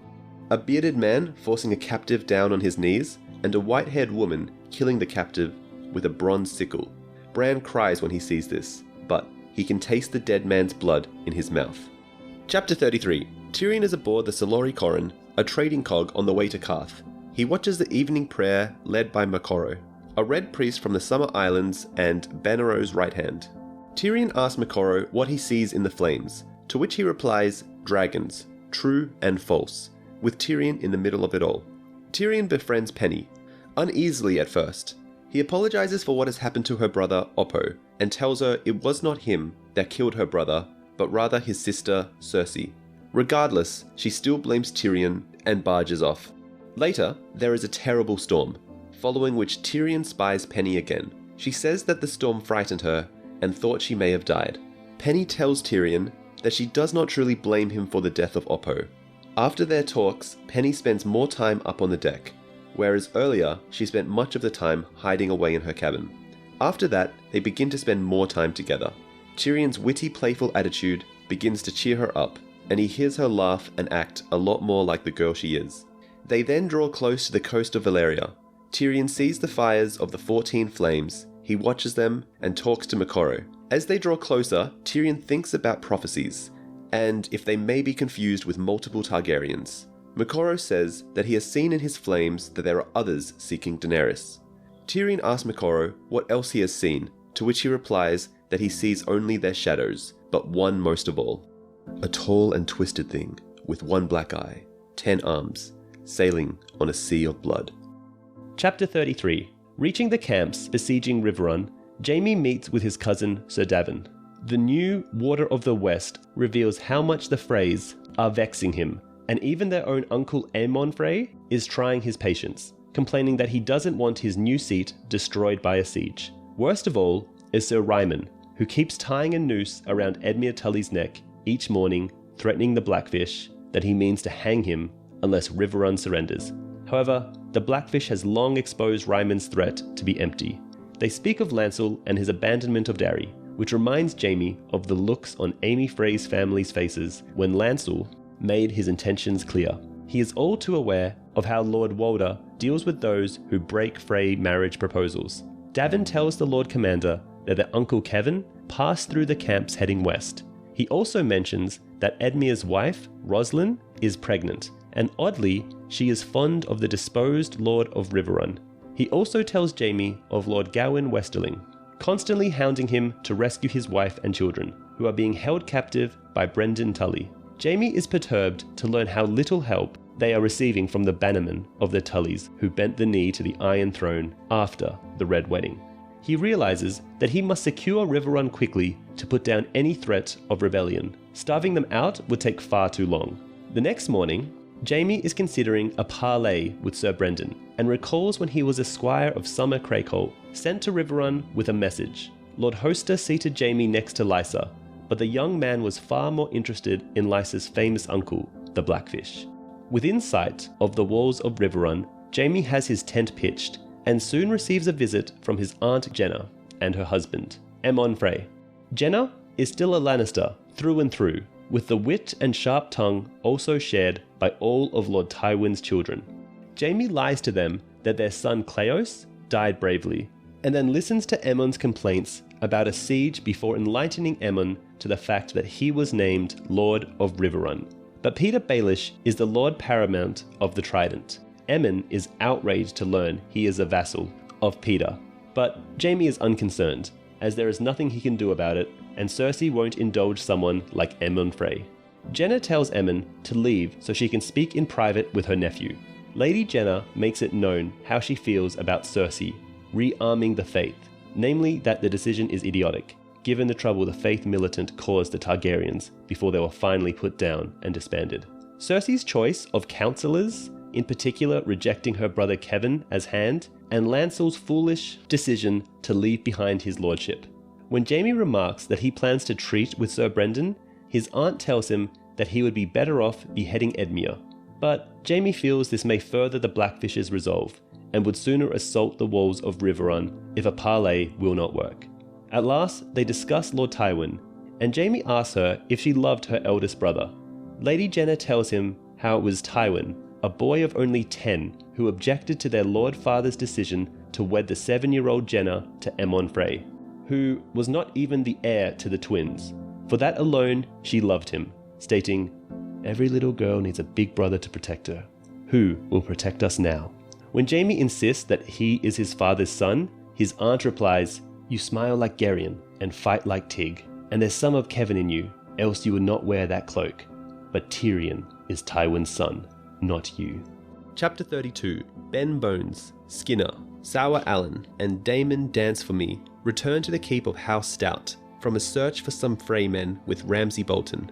Theon knows this means that Ramsay may want to take his anger out on someone, most likely Reek. He knows that Ramsay has been forced to restrain his violent outburst in Barrowton, as he needs the loyalty of the Dustins and Ryswells. But what he does behind closed doors is none of their concern. Ramsay then throws a severed head for Theon to catch, which he cannot because of his maimed hands. He does not recognize the head, as it is covered in blood, rotting, and bursting with maggots. Theon is then ordered to put away the men's horses. He is followed by Big Walder Frey, who, Theon notes, does not take after his older cousin's emulation of Ramsay. Theon asks Big Walder who the man's head belonged to, and he replies it was just an old man who called Ramsay Lord Snow. Then there is a feast, and Theon is chained to the wall and waits his turn to eat, though the dogs provide the night's entertainment by fighting each other for scraps.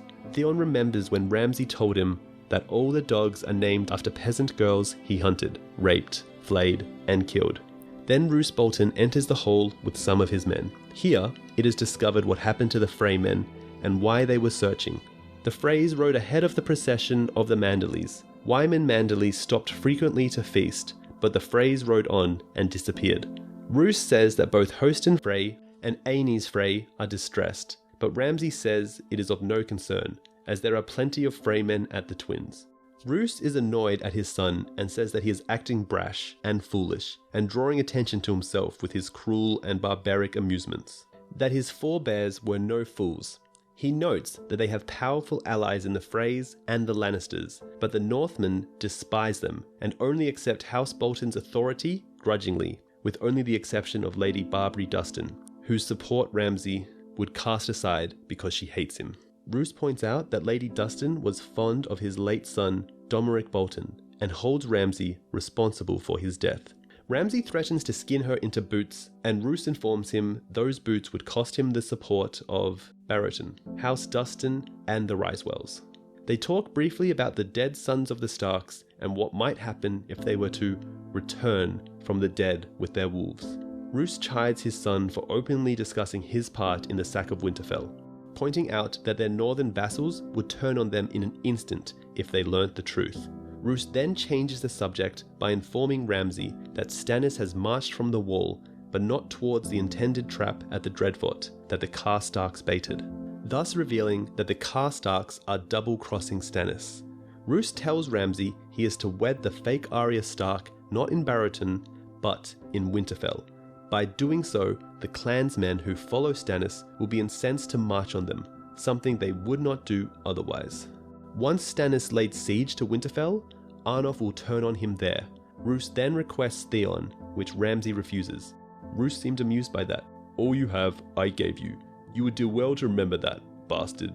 Get the keys and remove those chains from him, before you make me rue the day I raped your mother." Ramsay whispers to Theon to say nothing, observe everything, and report back to him.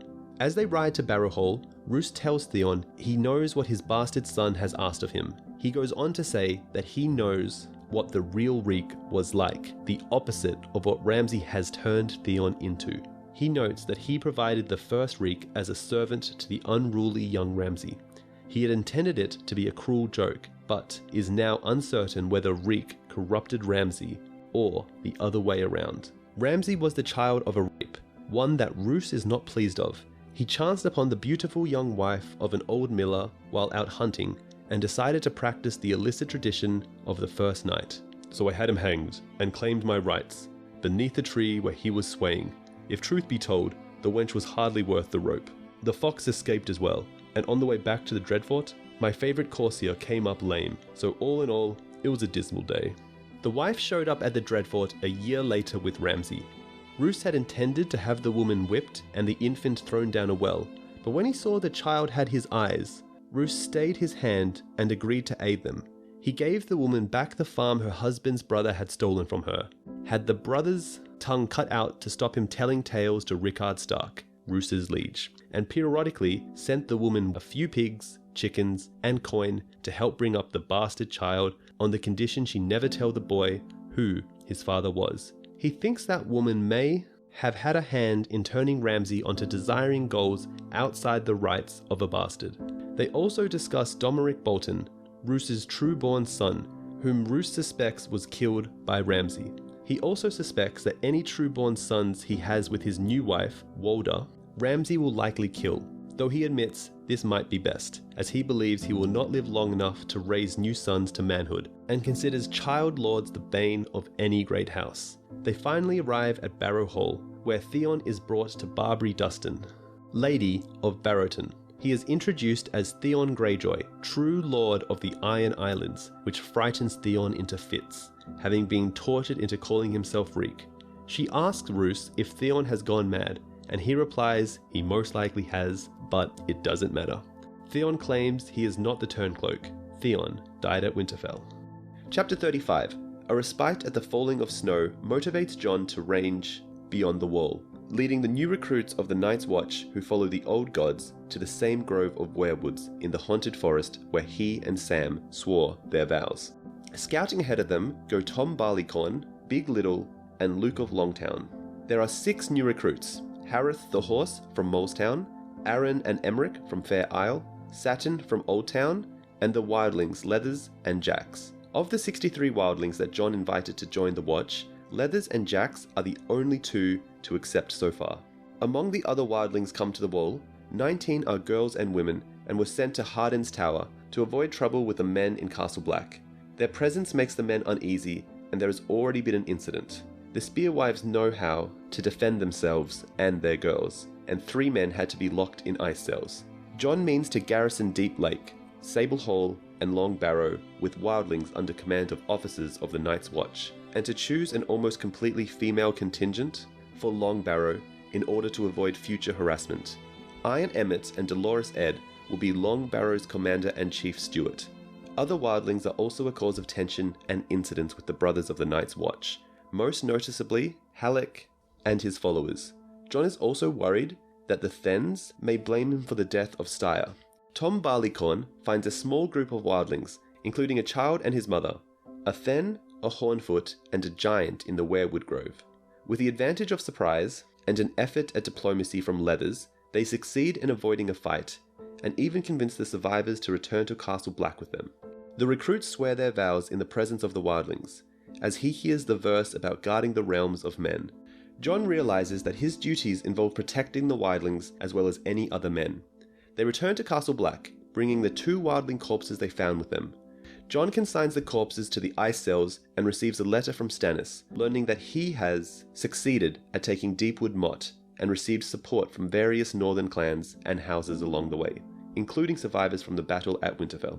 His troops now number 5,000 and growing. Stannis has also learned that Ramsay Bolton means to marry Arya in Winterfell and promises Jon to save her if he can. Stannis means to have the help of Arnulf Karstark and Mors Umber at his attempt to conquer Winterfell. Jon wonders if Arya could have escaped without Stannis' help, as predicted by Melisandre. He also wonders if Roose Bolton could be lying about having Arya in order to bait Stannis, and thinks about Mance Rayder and the 6 Spearwives who went with him to rescue Arya. Chapter 36. Daenerys visits the thousands of Astapori camped outside Meereen. She finds them sick and dying of the bloody flux, and walks among them with her blood riders. She doesn't fear catching the bloody flux because she thinks the blood of the dragon does not get sick. She sends Aggo back to Meereen to fetch Grey Worm and 50 Unsullied to help wash and feed the living and burn the dead. Grey Worm asks for permission to allow some Unsullied to bathe in the sea to be purified by their goddess. This sanitizing ironically protects them from the disease. Daenerys returns to her pyramid in Meereen, where Irri and Jiqui are arguing about Rakaro. She takes a much-needed bath and dons a toga to dine with Hizdahr Zolorik. Reznak Mo Reznak and Galaza Galar inform her that her body must be inspected by the man's house before the wedding. Daenerys first refuses to follow the tradition, but is then convinced to do so. She is asked to open the fighting pits as a wedding gift, but refuses to do that.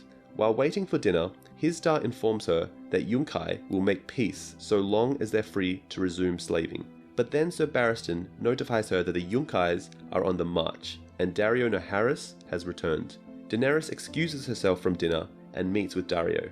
Daario informs her that several of Yunkai's sellswords defected to him, but Brown Ben Plum and the Second Sons in turn went over to Yunkai. Then Daenerys commands the gates closed, with the Astapori outside, and gives in to her desires and beds Daario. Chapter 36. Lord Aurene Waters has returned from Dragonstone with news that the fortress has fallen. This was good news indeed, considering that word from the Reach mentioned the Ironmen raiding the Arbor and pushing towards Old Town.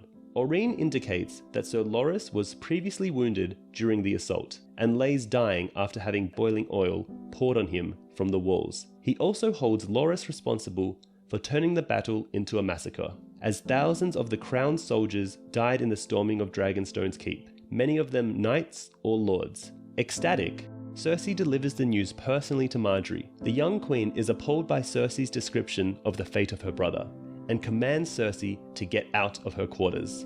Back in her solar, 4 separate men bring word on a dwarf sighting, and one brings her a head. However, none of them bear word related to Tyrion, and Cersei sends them away in frustration.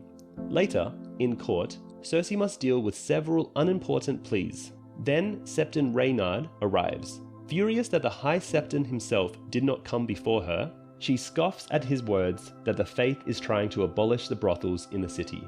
Pycelle brings word that Lord Giles may not live much longer, but Cersei demands that the Grand Maester do his utmost to keep the old man alive. At dinner with her son, Tommen mentions that Margaery has been urging him to attend court, to which Cersei responds how much she'd like to see the young queen's tongue torn out. Tommen yells at his mother, and as punishment for his outburst, she commands Sir Boros to oversee the lashing of the boy king's whipping boy by Tommen himself, rather than by a knight. During the night, Cersei dreams of her visit to the witch back when she was 10 years old. She vividly recalls Maggie the Frog's plea they leave her, but Cersei and Melara will not back down. Maggie commands them to cut open their thumbs, and the old Easterner tastes their blood. She prophesied that Cersei would marry the king, not the prince as Cersei thought, but her husband would father 16 children and Cersei only 3, and that she would reign as queen. Only until there comes another, younger and more beautiful, to cast you down and take all that you hold dear. Gold shall be their crowns and gold their shrouds. And when your tears have drowned you, the Valancourt shall wrap his hands about your pale white throat and choke the life from you. Maggie also warns that Melara will die very soon, and true enough, she drowns in a well shortly after. Waking from the nightmare, she sends for Pycelle to make her a potion that permits sleep without dreams. She asks him if seeing the future is possible, but the Maester evades answering by saying, "Should our morrows be foretold?" And to that I should answer, no. Some doors are best left closed. Aggravated, she sends for Qyburn, first asking if Felice could still be used to root out Bronn, but the necromancer tells her it is too late for that. Then she inquires of him the same she had asked of Pycelle. We learn that Maggie was from the Far East and had married a wealthy merchant. Their son was upjumped to a petty lord by Cersei's grandfather. Qyburn tells her that the name Maggie was probably a mispronunciation of Magi, and that blood magic was very powerful. The de-chained Maester suggests that she already knew how to forestall the prophecy. Seizing upon this suggestion, Cersei plans a foolproof way to have Margaery killed, deciding that treason would work best. The next day, she inquires of Sir Osmond if his brother Osnay could defeat Sir Boros in single combat. He replies that it wouldn't even be a match, and wonders if Boris has committed treason. Cersei replies no, but thinks to herself, but Osney has. Chapter 37. The Arya imposter, Jane Poole, is preparing for her marriage to Ramsay Bolton, out of fear more than anything. Theon reminds her that she should think of herself as Arya Stark at all times in order to avoid the dangers of enraging Ramsay. Her plight moves Theon considerably.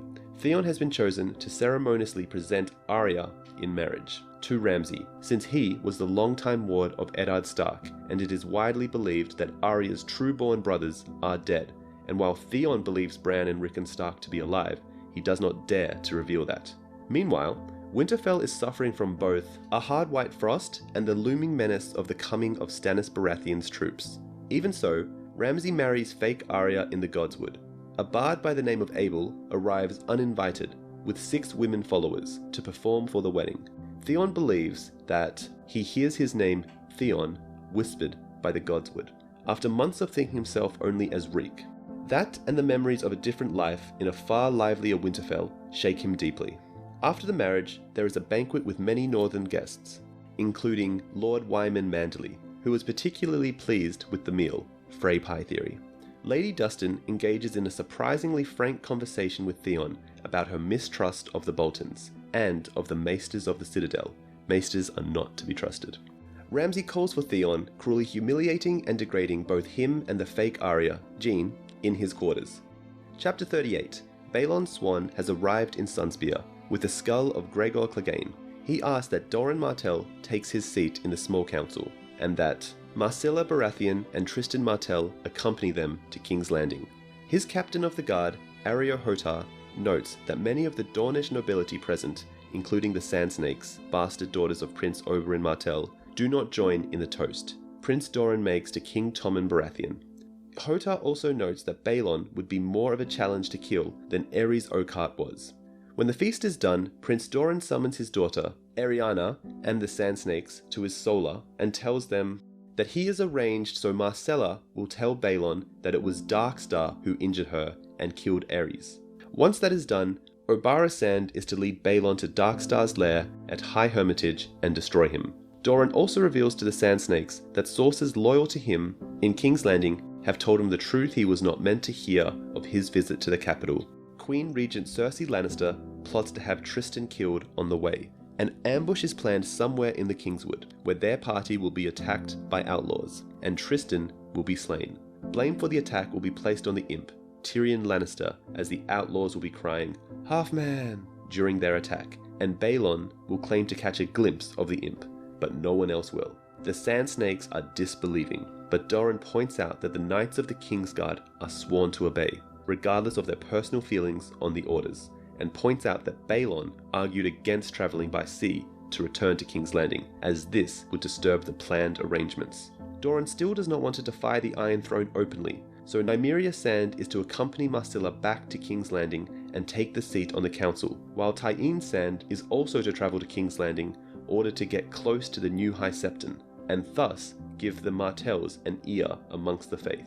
Chapter 37. Approaching the inn at the crossroads, Brienne's party encounters many corpses hanging from trees, each with a chunk of rock salt in their mouths. They summarize that these were some of the men responsible for the raid on salt pans, probably hanged by Lord Beric's outlaw band. Reaching the inn, they meet 4 girls on the porch, and the oldest addresses them. She asks for silver for a night's lodging, stating the only visitors they get are either sparrows or robbers and worse. When Sir Hyle makes an inquiry regarding her tone, the smith approaches and Brienne is nearly floored by his resemblance to Renly. Inside, Brienne plans to leave before dawn with Podrick only, although she is unsure where to go.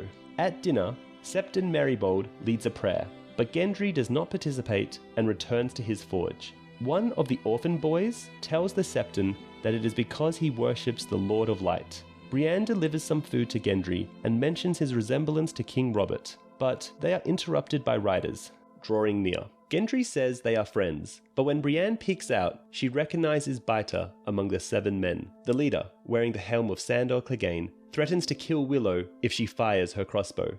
Brienne draws Oathkeeper and intercedes. One of the men says that they are wounded and seek only fresh horses. for they are being chased by outlaws.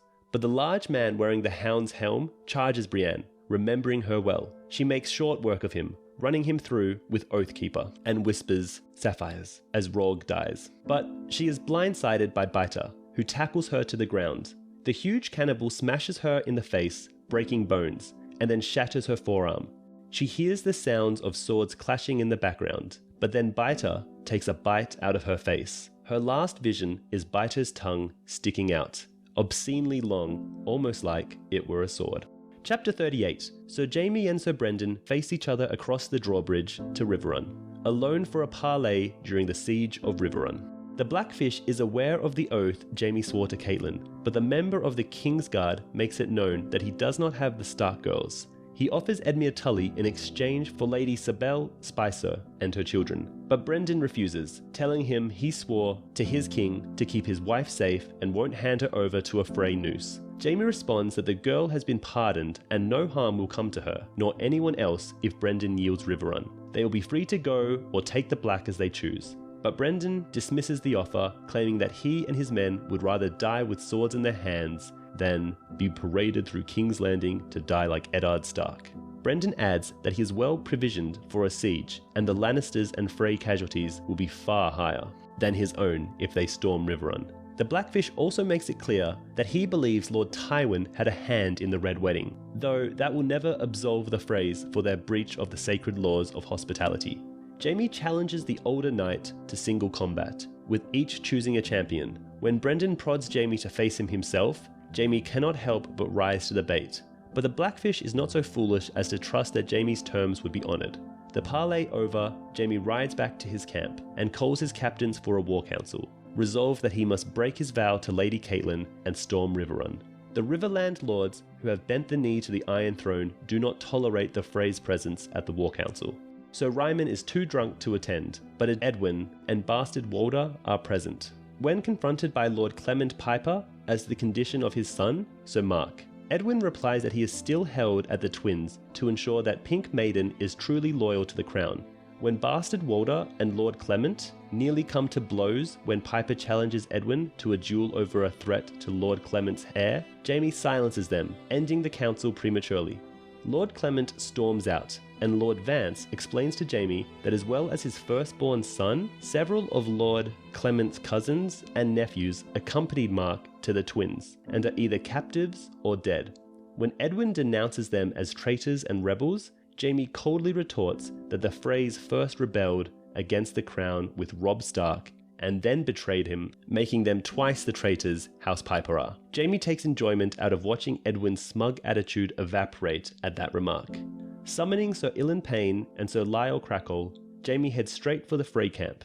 He first has Payne cut loose Edmure Tully. Edwin and his father, Sir Ryman, come forth to protest. He warns them to keep quiet. When Ryman persists, stating that he is the heir to the crossing, Jaime punches him in the face with his golden hand and dismisses Ryman back to the Twins. Sick of the man's whoring and drinking, and takes the bladed crown that his whore wears. When Jaime places Edwin in charge of the Freys, Jaime witnesses a glimpse of the content Edwin feels for his own father. Jaime also demands that Lord Walder release all the hostages that he has imprisoned at the Twins. Jaime asks that Sir Ryman's singer accompany him back to his pavilion, and has his squires draw a bath for Edmure. Jaime informs Edmure that he can be returned to Riverrun forthwith, and if he yields the castle, all will end well for him. The terms are that the small folk can stay and serve Lord Emmon Frey. Sir Brendan will be permitted to take the Black along with any of the garrison who choose the same, and Edmure and his pregnant wife Roslyn will be well-treated prisoners at Casterly Rock. If their child is a boy, Jaime says he will serve House Lannister as a page and squire, and they will grant the boy some lands when he gets his knighthood. If it is a girl, the Lannisters will make sure she has a good dowry when she is old enough to wed. When Edmure asks what will happen should he refuse to yield, so Jaime indicates that he will assault Riverrun's walls in waves. The ex-Tully Bannerman will attack first as fodder, followed by the Freys, and finally his cousins Westerman. After the castle falls, Jaime will see that Riverrun is demolished and put all within its walls to the sword. Jaime also delivers a personal threat. Should Roslyn give birth before the siege is lifted, he will deliver the child to Edmure within the castle by trebuchet. As Jaime leaves the tent, commanding Ryman Singer to play The Rains of Casmere for Edmure, the former Lord of Riverrun pleads, "No, not him. Get him away from me." Chapter 39. Jon sends Val north to find Tommen Giantsbane and offer him and his followers shelter south of the wall. Bowen Marsh, Septon Celador, and Othorn Yarrick talk to Jon with various complaints. They disapprove of Leathers as Castle Black's master at arms, Saturn as Jon's steward, and his decision to negotiate with Tormund and allow him and his men through the wall. They are also nervous about the fact Jon is keeping 2 corpses in the ice cells, and react with outrage and horror when Jon reveals he is waiting for them to rise. Ignoring Jon's arguments that the Watch knows next to nothing about the Whites or their masters, and need to learn more if they are to defeat them. Ignoring their protests, Jon tells them of a large group of wildlings making for Hardhome, at the east coast north of the wall, following the witch, Mother Mole, who claims they will find ships there to bring them across the narrow sea. Jon fears they will die there, but gets only indifference from the others at the prospect of thousands of dead wildlings. Jon finally loses patience, angrily asking if they don't realize the truth or are just ignoring it. Jon points out that if they do nothing, the wildlings at Hardhome will die in their thousands, and when they are dead, in time, they will rise up again with blue eyes and cold hands, and the others will have thousands of more Whites under their control to attack the wall. Chapter 41. Elaine has been trying to coax a petulant Lord Robert to get dressed for the long descent to the Gates of the Moon. With winter fast approaching, the high seat of the Arryns will soon become inhospitable, and the entire staff is retreating for the valley floor. Her father is away at the wedding of Lord Lionel Corbray, who supports the Lord Protector along with several other Vale lords, including, just recently, Lord Bendar Belmore. Maester Coleman is concerned that Robert is being given sweet sleep too often, as it is poisonous over time. However, he sees no other way to get the boy down the mountain without a seizure. After riding the basket down to Skye, Elaine and the rest of the household begin their descent on mules, led by Maya Stone. Accompanying them is Lady Miranda Royce, Lord Nestor's daughter. Randa is a natural gossip and tells Elaine that Lady Waynwood and Sir Simon Templeton both showed at Lord Corbray's wedding, and that Riverrun has yielded, but not Dragonstone or Storm's End. Elaine is careful with her words around the very clever Randa, although she stumbles when the woman mentions that Lord Eddard's bastard now commands the Night's Watch. She thinks to herself it would be sweet to see her half-brother once more. Randa discloses that Harry the Heir was recently knighted at a tourney, but Miranda doesn't like him because Lady Waynwood denied Lord Nestor's attempt to marry Randa to Harry. She also lets on that he has a bastard daughter despite his young age. Their banter turns to Maya and how her beloved Sir Michael Redfort recently married one of Lord Yon's daughters. Elaine reveals that Sir Lothar Brune likes Maya, but doesn't believe that the bastard daughter of Robert Baratheon is aware. After a rough stretch crossing a gorge, where Elaine has to carry a shaking Robert across, the party reaches the Gates of the Moon. She discovers that her father has returned from the east, and she goes to see him immediately. Lord Peter is entertaining 3 hedge knights he recently hired for his household, one of whom is none other than Sir Shedrick of the Shady Glen. Dismissing them, Peter imparts word of Cersei's spiraling downfall, saying, "It is quite vexing. I had hoped to have 4 or 5 quiet years to plant some seeds and allow some fruits to ripen, but it is a good thing that I thrive on chaos. What little peace and order the 5 kings left us will not long survive the 3 queens, I fear." But he will not explain what he meant by 3 queens. Peter then announces that he has a present for her, a marriage contract to Harry the Heir. He tells her that she first must win his approval before they are even betrothed, hopefully giving them enough time for Tyrion to perish, allowing her to marry again. Lady Waynwood agreed to the proposal because, despite Elaine's low birth, she is nonetheless the daughter of the Lord Protector, not to mention that House Waynwood is heavily in debt, much of it now owed to Littlefinger. When Elaine asks how, the young knight could be Lady Anya's heir when she has 3 sons, as well as daughters and grandsons. He tells her that Harry is actually Lord Robert's heir. He explains that Lord John Arryn's sister married a Waynwood, and her only son perished at age 3. But their youngest daughter married a knight of House Harding, who are landed knights sworn to Iron Oaks, and begot a son, now Sir Harold Harding.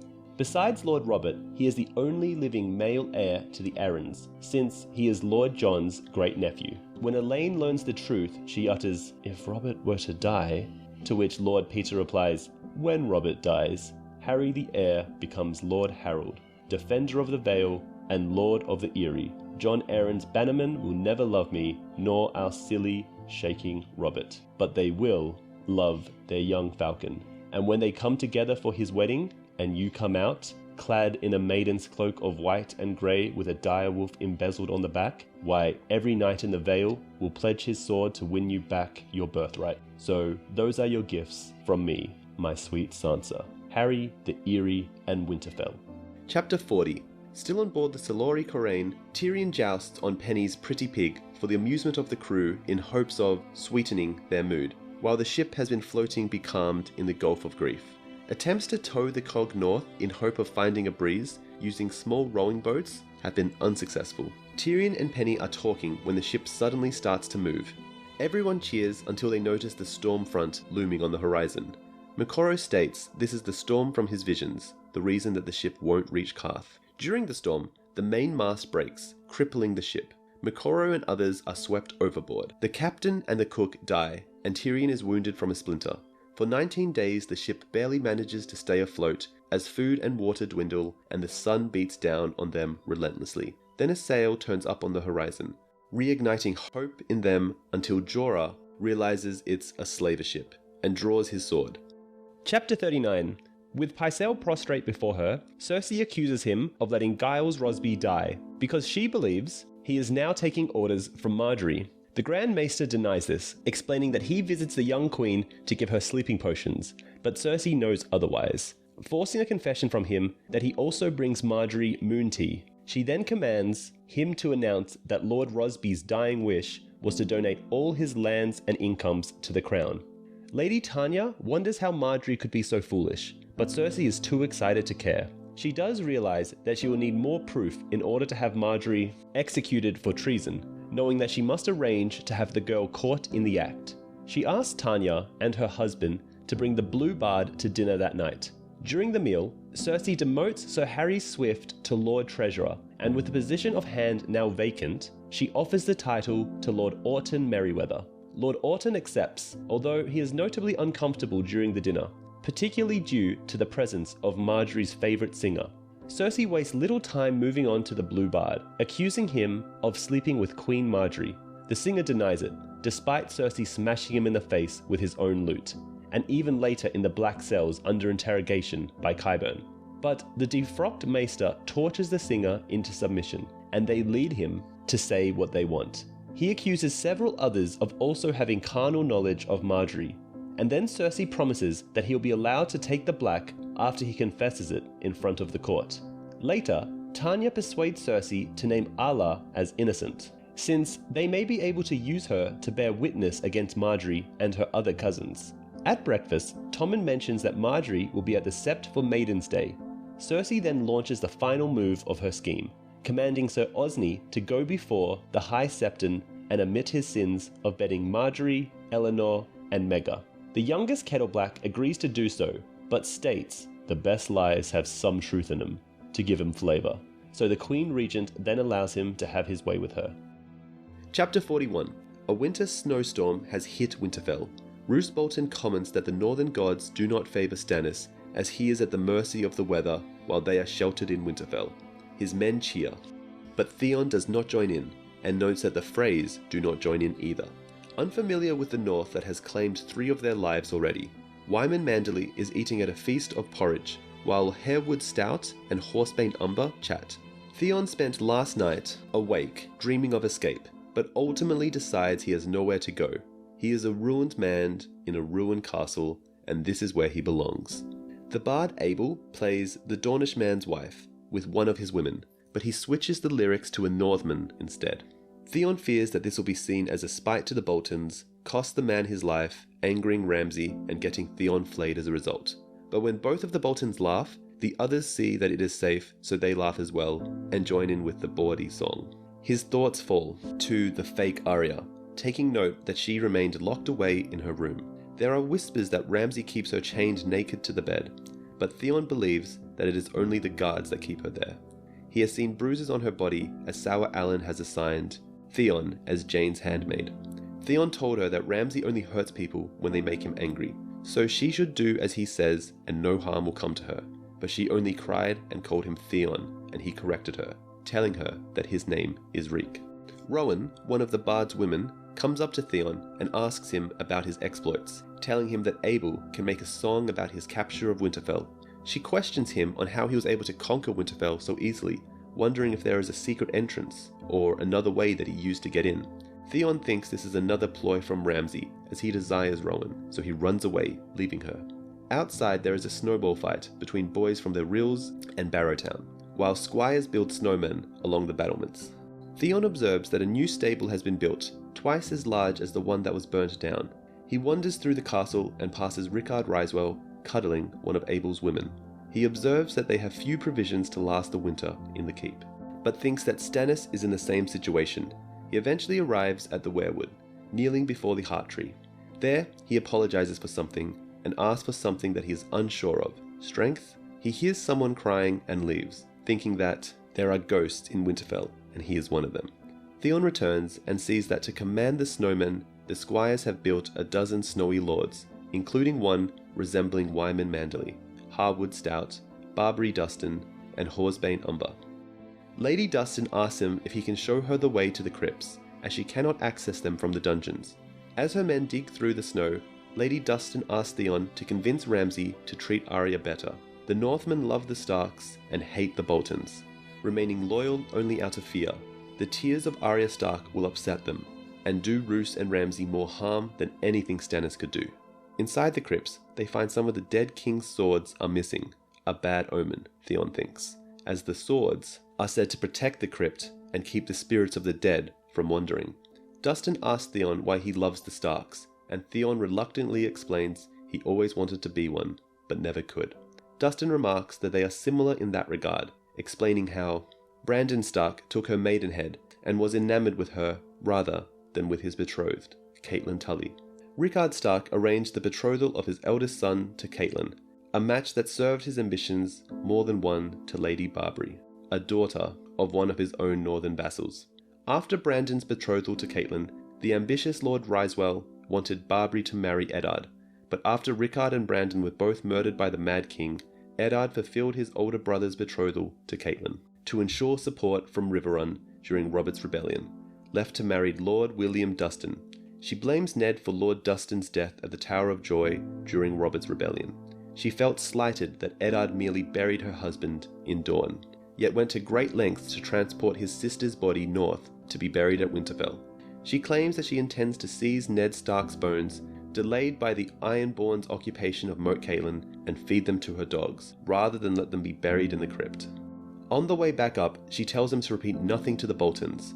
Theon swears he will not, to which she says he has been trained well, leaving him there. Chapter 42. Stannis' host departs from Deepwood Motte.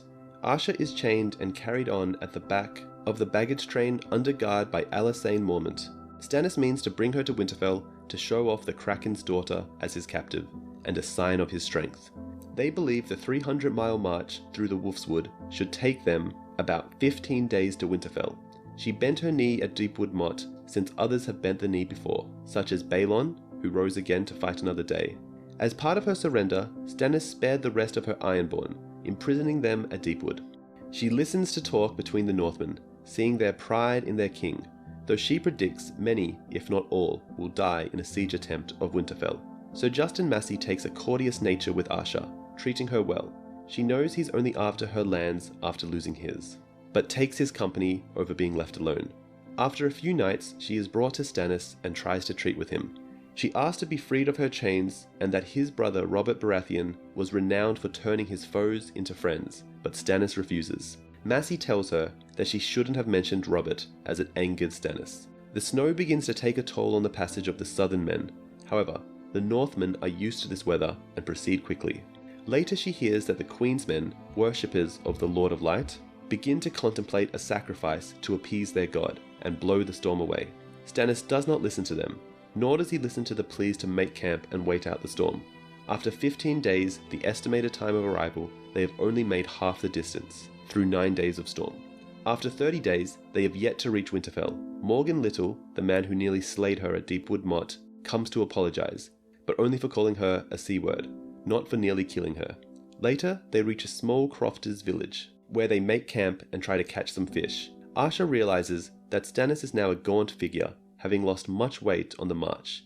They are encamped now and locked in by snow, unable to move. Worse, they have almost no provisions and are starving. Chapter 42. Brienne fluctuates between a fever dream and semi-consciousness, as the Outlaws transport her severely injured body to Lady Stoneheart. While she is being treated by Jane Heddle, Brienne learns that Biter is dead, skewered through the head by a spear wielded by Gendry.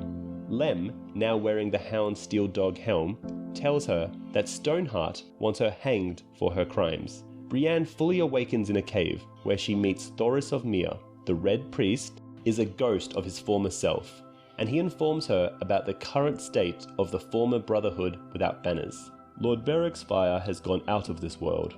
A grimmer shadow leads us in his place. War makes monsters of us all. Before long, Brienne is brought before Lady Stoneheart, where she, as well as Pod and Sahile, will be judged. Brienne cannot see Stoneheart's face, but notices her holding a bronze crown ringed by iron swords. A Northman, most likely Harwin, places Oathkeeper before Stoneheart, along with Brienne's writ signed by King Tommen. The Outlaws see this as infutable proof that the Maid of Tarth is about Lannister business. Her words are wasted here, as her pleas of innocence fall on deaf ears. Finally, Lady Stoneheart speaks, needing to place her hand over her throat in order to gurgle out her judgment. Upon removing her head, Brienne is horrified to discover that the hangwoman is actually Lady Catelyn Stark, albeit now a spectre from the grave. Thoros reveals that it was Lord Beric himself who administered the kiss of life to her, finally extinguishing his own unnatural life. Stoneheart gives Brienne an ultimatum: kill Sir Jaime Lannister or be hanged. When the maid states that she will not make that choice, the thing that had been Catelyn Stark orders them hanged.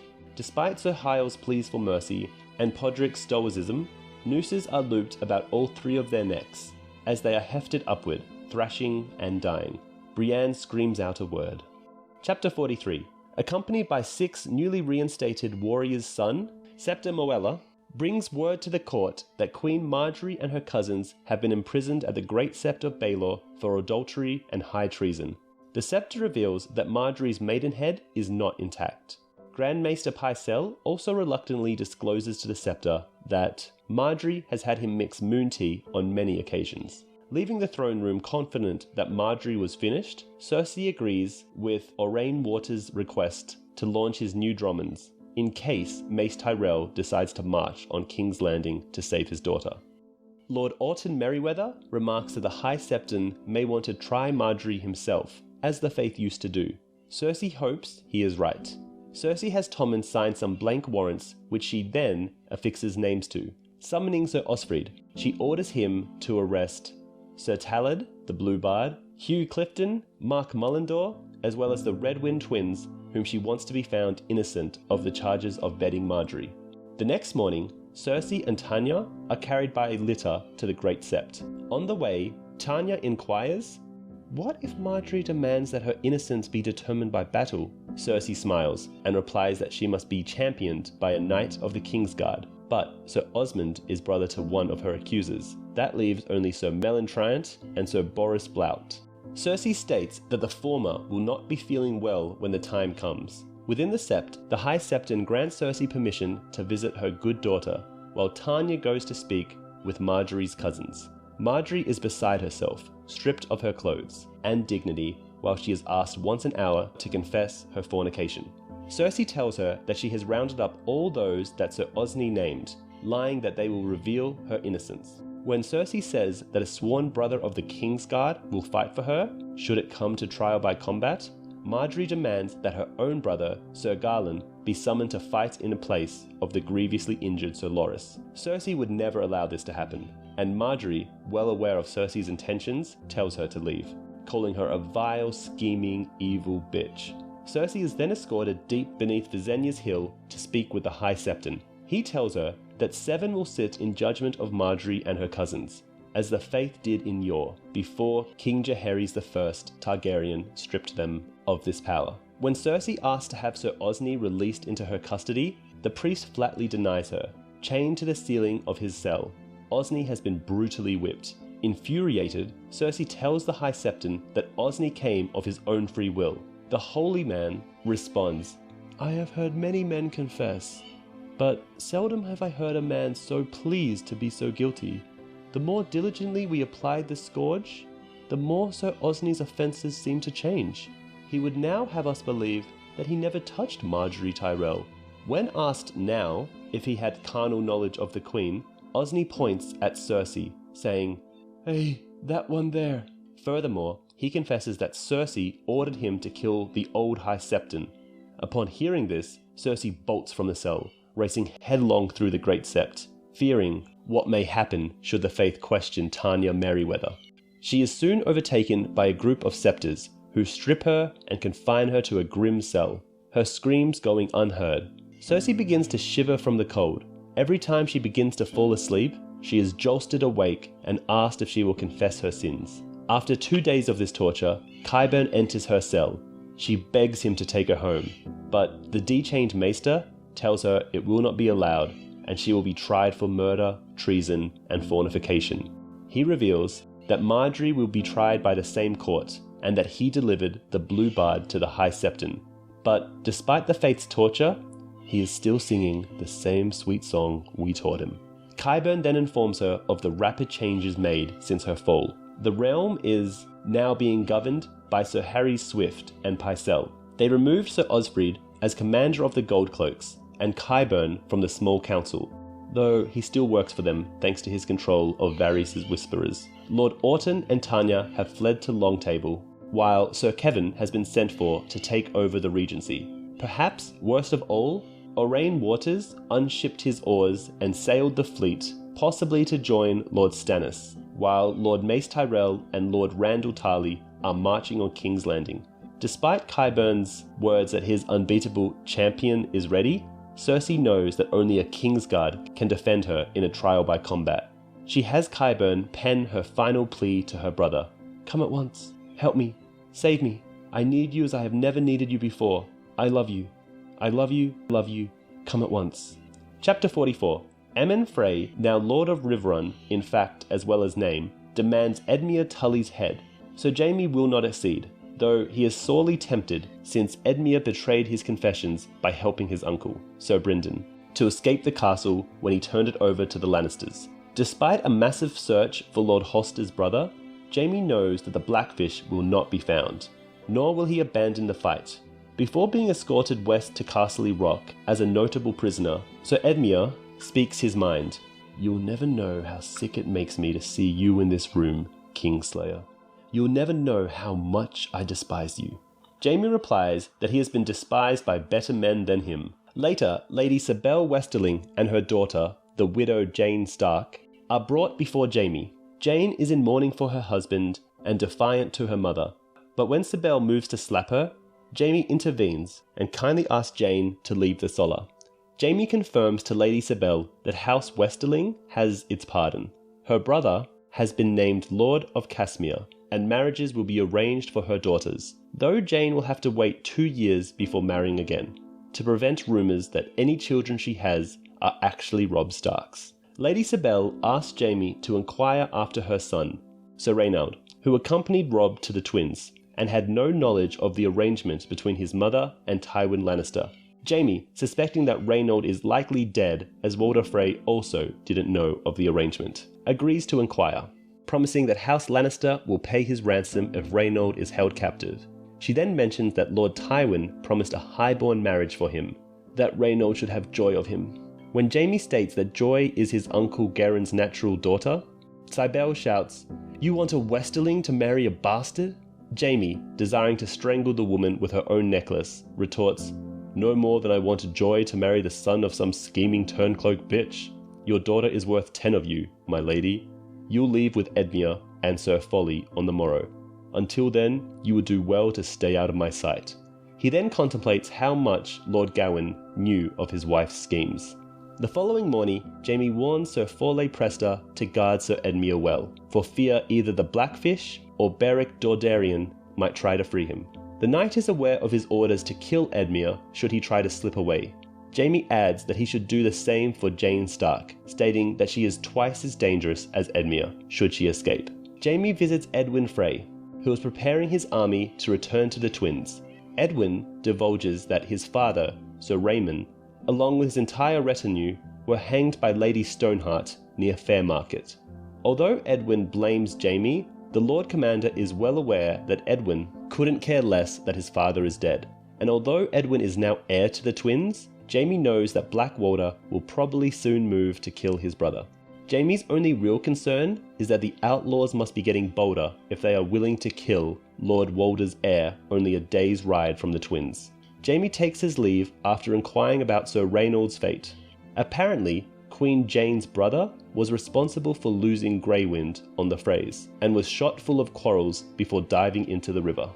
An offhand comment from Jaime about killing those responsible makes the Frey drop their smug attitude about the act. Content that he has taken Riverrun without having to take up arms against the Tullys or Starks, Jaime later agrees to allow Sir Desmond Grell and Sir Robin Rhaegar to take the Black, commanding Wrath the Sweetling to escort them to Maidenpool. During Lord Emmond's speech to the people of Riverrun, Jaime speaks with a singer he took from Raymond Frey earlier, Tom of Seven Streams, and tells Jaime that he hopes to play for Lady Jenna and Lord Emmond over the winter. That night, Jaime dreams of his mother, Lady Joanna, whom he barely remembers, but the dream disturbs him when his mother cries and asks who he really is. In the morning, a nervous Maester Vyman delivers Cersei's message written by Qyburn. The old Maester asks if Jaime wishes to respond, but the King's Guard hands the letter to Peck, saying, "No, put this in the fire." Chapter 43. Daenerys Targaryen wakes up beside Daario Naharis. She is hesitant about her upcoming wedding. Daario asks her to marry him instead, but truly, he knows that she cannot and will not. Outside, the Yunkai are massing more ships, building siege weapons to throw rocks at the city. However, no rams or siege towers are built, as the siege is intended to cause famine and disease to force Meereen to succumb. Daario introduces Dany to 3 Dornishmen who say they have specific gifts for the Queen: Quentyn Martell, Garrus Drinkwater, and Archibald Ironwood, who defected to Daario, reveal themselves to her. A parchment is presented, describing a secret alliance between Dorne and the Targaryens, signed by William Darry and Oberyn Martell, that would be sealed by marriage between Viserys and Arianne Martell. Dany laughs when she learns who Quentyn is, as his mercenary nickname was Frog, and she remembers the story of a frog turning into a prince. Dany remembers Quaith's earlier prophecy. The glass candles are burning. Soon comes the pale mare, and after her the others, Kraken and Dark Flame, Lion and Griffin, the Sun's Son and the Murmur's Dragon. Trust none of them. Remember the Undying. Be aware the perfumed Seneschal. She recognizes Quentyn and the arms of House Martell as the Sun's Son she must be wary about. Daenerys refuses to marry Quentyn. The Dornishmen make one last plea before Dany's wedding, which she denies, and then goes through with her marriage to Hizdahr zo Loraq. Chapter 44. Queen Celeste arrives at Castle Black with Shireen, Patchface, Axel Florent, and others, all on their way to the Night Fort. They are accompanied by Tycho Nesaurus, an emissary of the Iron Bank of Braavos. Jon warns Selyse that the Night Fort is still mostly in ruins, and advises her they may be more comfortable at Eastwatch by the sea. The Queen says that they are not safe there, and insists on going to the Night Fort. Then, Wun appears, startling the ladies. The giant speaks a few kind words, but mangles them. Jon tells the women he is only just learning the common tongue, as all giants speak the old tongue. Wong's laugh startles and frightens the group, causing Sir Patrick to draw his sword. Jon warns him to never draw his sword against a giant, as he is protected by guests right here, which Jon says they still honour in the north. Jon then offers to give Tycho a tour atop the wall, but he prefers to speak with Jon now, preferably in a warm room. Tycho tells Jon that the Iron Throne has ceased all debt payments to the Iron Bank. Jon thinks this must be madness on part of the Lannisters. He thinks that the Iron Bank may want to support Stannis in his war to ensure that the debt is eventually paid. Jon asks for a favour, to borrow ships and a loan to keep the Night's Watch fed until spring. Tycho says this is impossible, but after a few hours of drinking and haggling, they strike a deal. With the 3 ships added to the Eastwatch fleet, Jon counts that they now have 11 ships.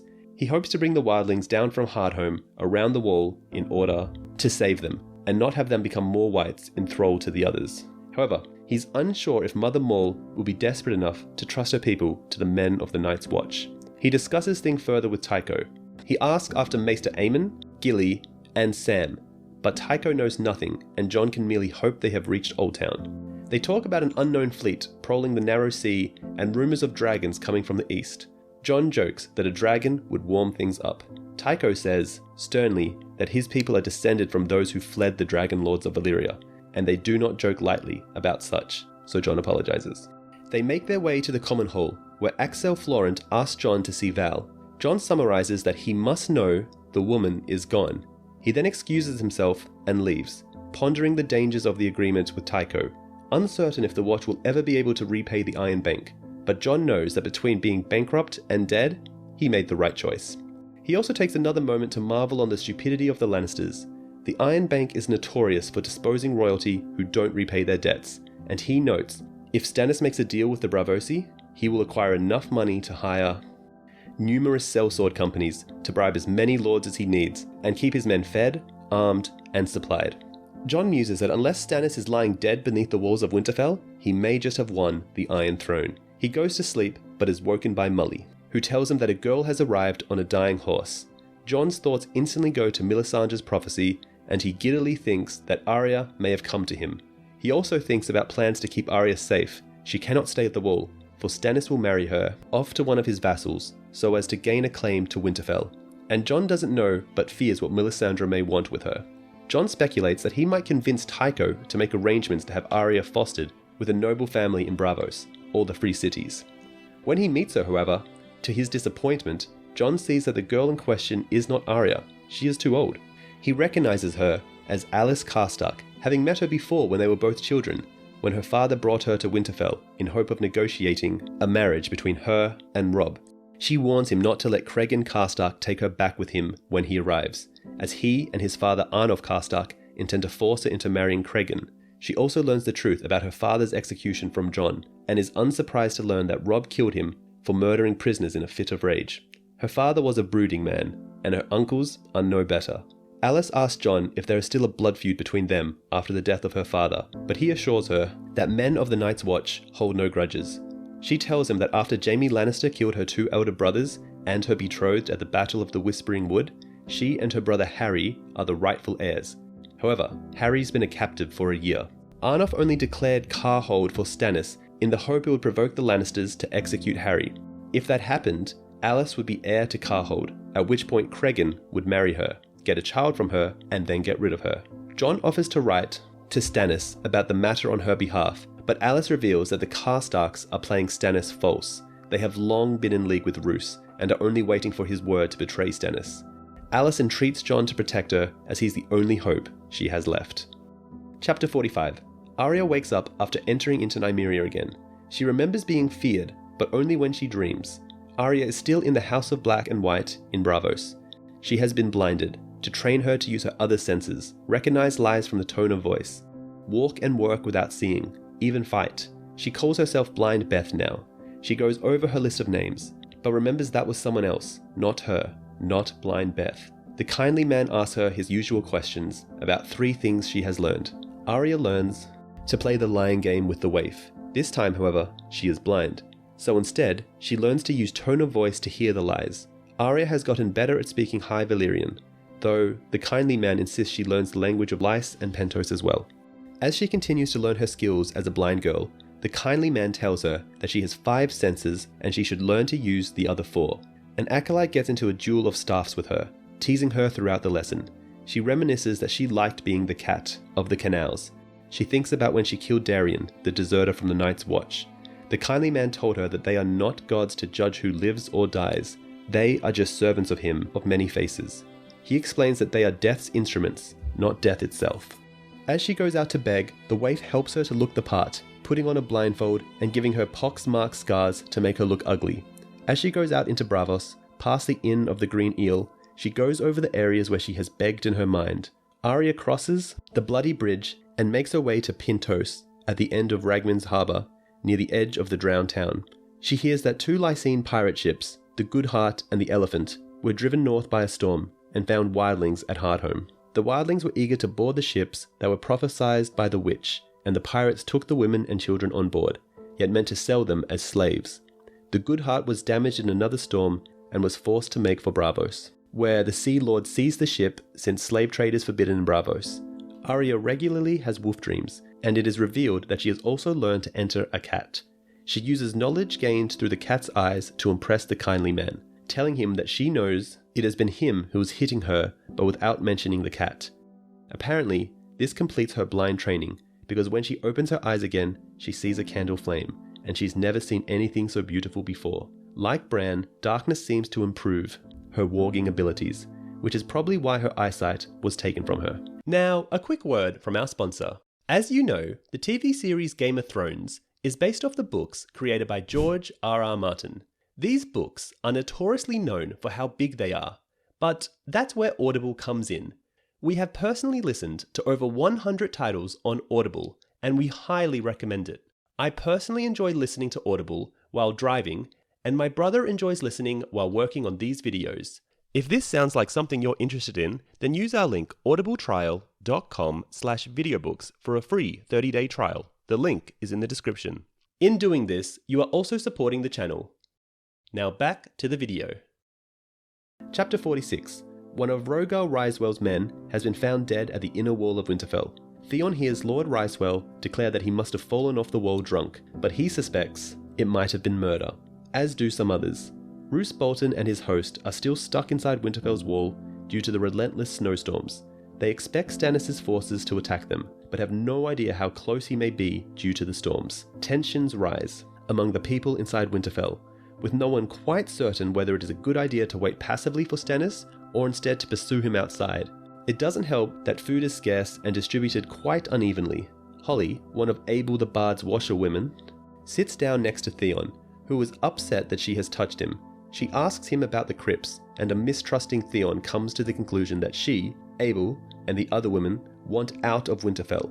Theon sympathizes, but he fears the wrath of Ramsay, and prefers not to get involved. The next morning, Aenys Frey's squire is found dead and naked outside in the snow.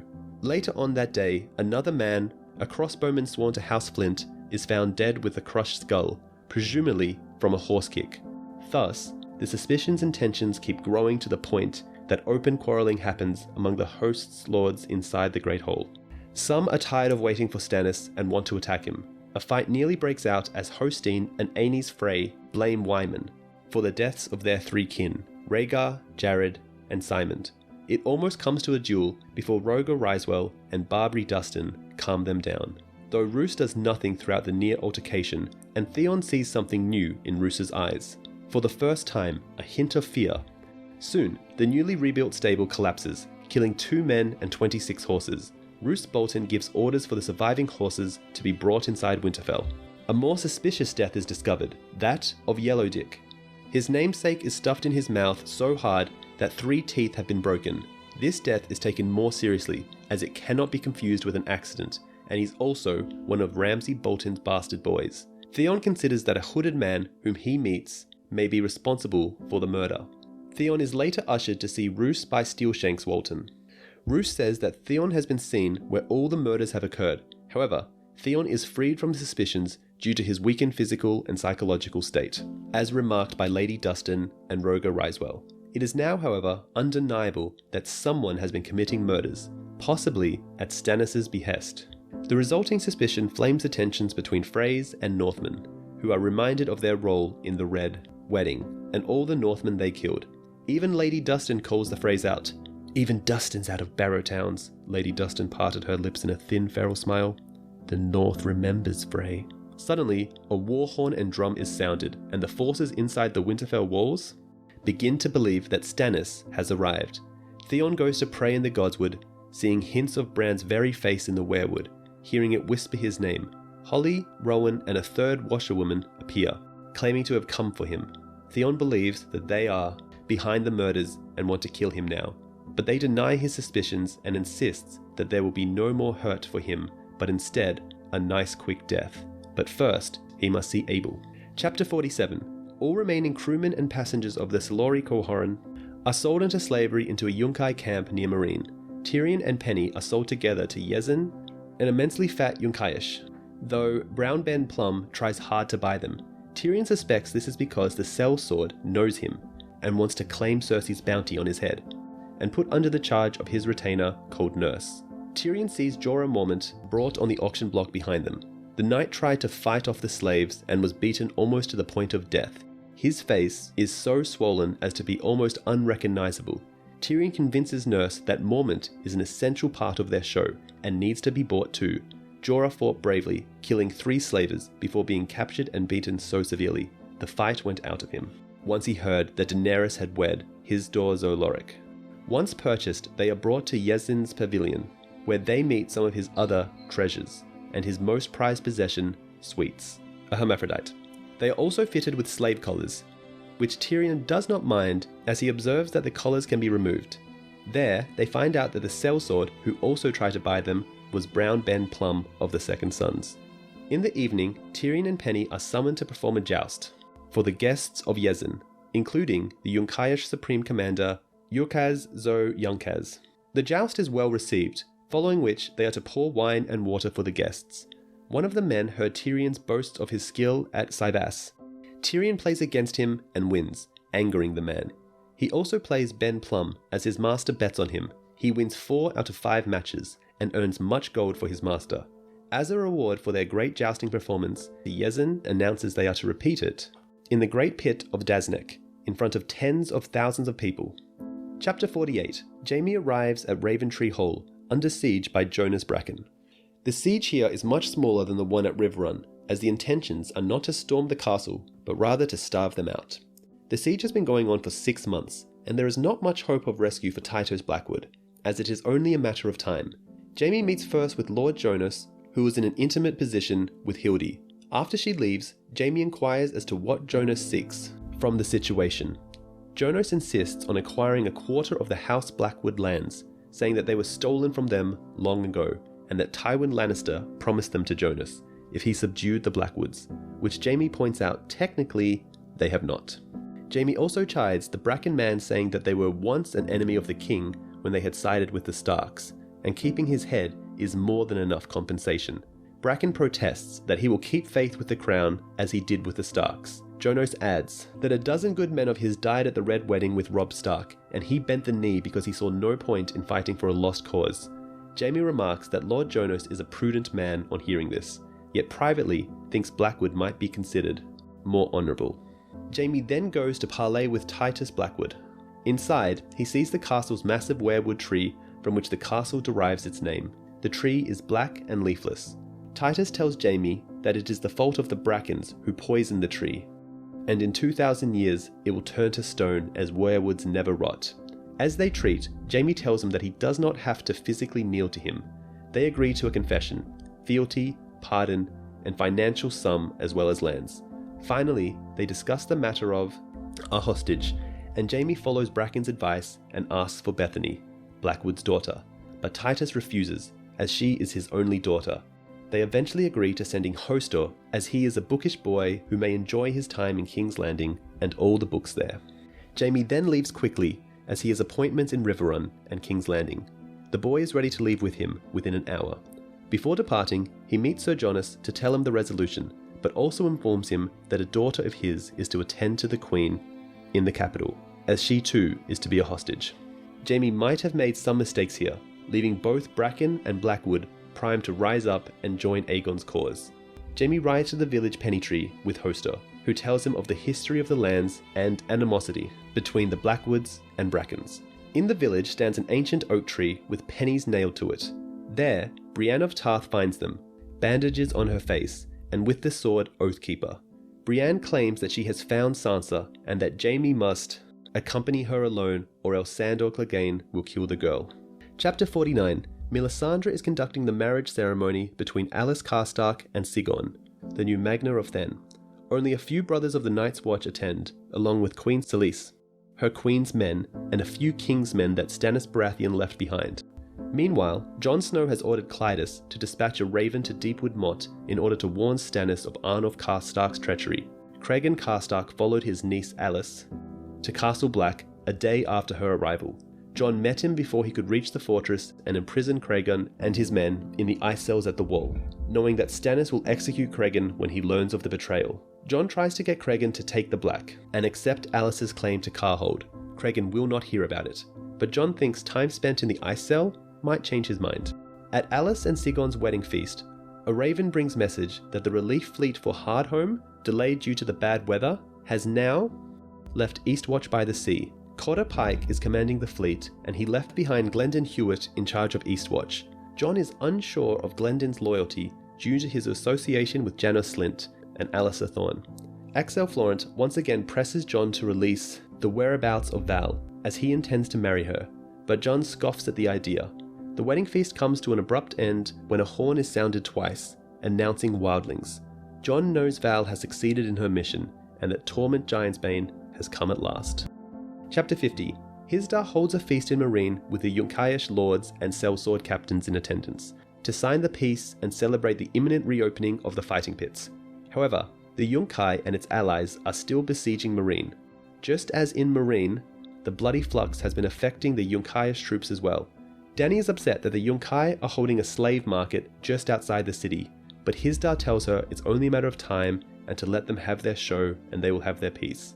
The Yunkai have brought representatives of the 4 sellsword companies serving them: the Tattered Prince for the Windblown, Gylo Regan for the Long Lances, Bloodbeard for the Company of the Cat, and Brown Ben Plum for the Second Sons.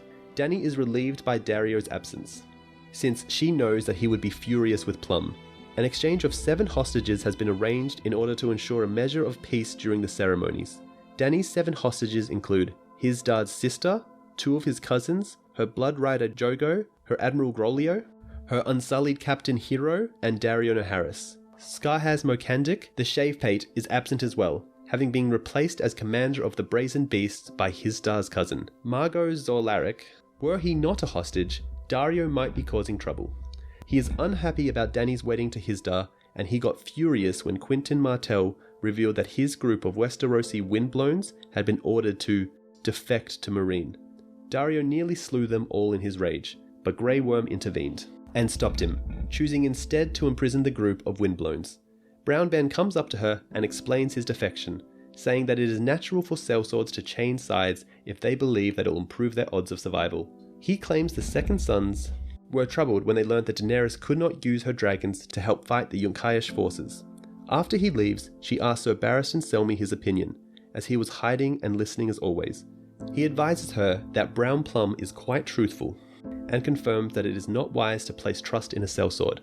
Seeking ways to make up for the loss of the Second Sons, Dany asks Barristan about the possibility of finding a rival leader in the group that might want to remove Brown Ben Plum. Barristan thinks it's possible, but doesn't know for certain. She then mentions the other 3 mercenary companies, prompting Barristan to offer to arrange a meeting with Gylo Regan, or the Tattered Prince if she wants so. Dany says that this is not the time or the place, as there are too many watchful eyes about. Barristan admits that he is not the best man for such work, and that back in Westeros it would have been Littlefinger, or the Spider, to have done this kind of work. Dany's mind turns back to the captured Westerosi Turncloaks. She realizes that by freeing one of the Windblows, she might establish negotiations with their leader, the Tattered Prince, and perhaps sway them to her cause. She first suggests and later commands Sir Barristan to send back the women Merys as a gesture of her regard, knowing their captain will get the message. She wants to contact the Long Lancers and the Company of the Cat as well. Barristan advises against dealing with Bloodbeard of the Company of the Cat. He says that he reminds him of the 9 Penny Kings, that he is much too greedy and much too dishonourable to be an asset.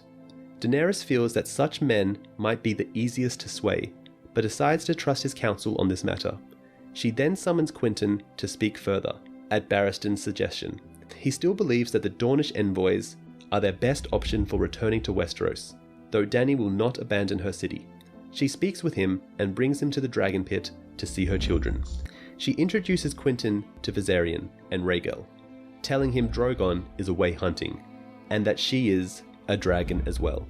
Dany gives Quentyn another piece of advice to leave Meereen, saying that he is not safe here, that men like Dario and Hisdar could see him as a threat and eliminate him. He boldly perhaps foolishly, declines. Dani then retires to bed where Hizdahr is waiting for her, drunk and lustful. She allows him to have his way with her before he passes out. Missandei comes in and hears the queen is unhappy and comforts her, talking of her home, Nath. Eventually Daenerys falls asleep, though she dreads the morrow, when the fighting pits will reopen and blood will be spilt. Chapter 52. Daenerys bathes in preparation for her visit with her husband to Meereen's fighting pits. So Barristan Selmy tells her that the girl Merys, whom they set free, said that the Windblown were willing to join her cause if Dany gave the tattered prince Pentos. Dany cannot agree to pay this, as Illyroy is from that city and has helped her more than anyone. Her obligations are to him first.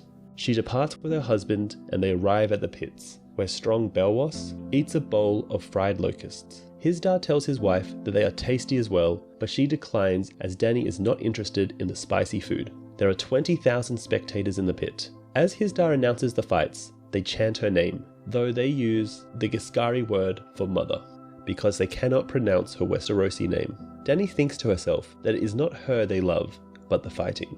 The first fight begins with a victory for the spotted cat, and there are many more after that.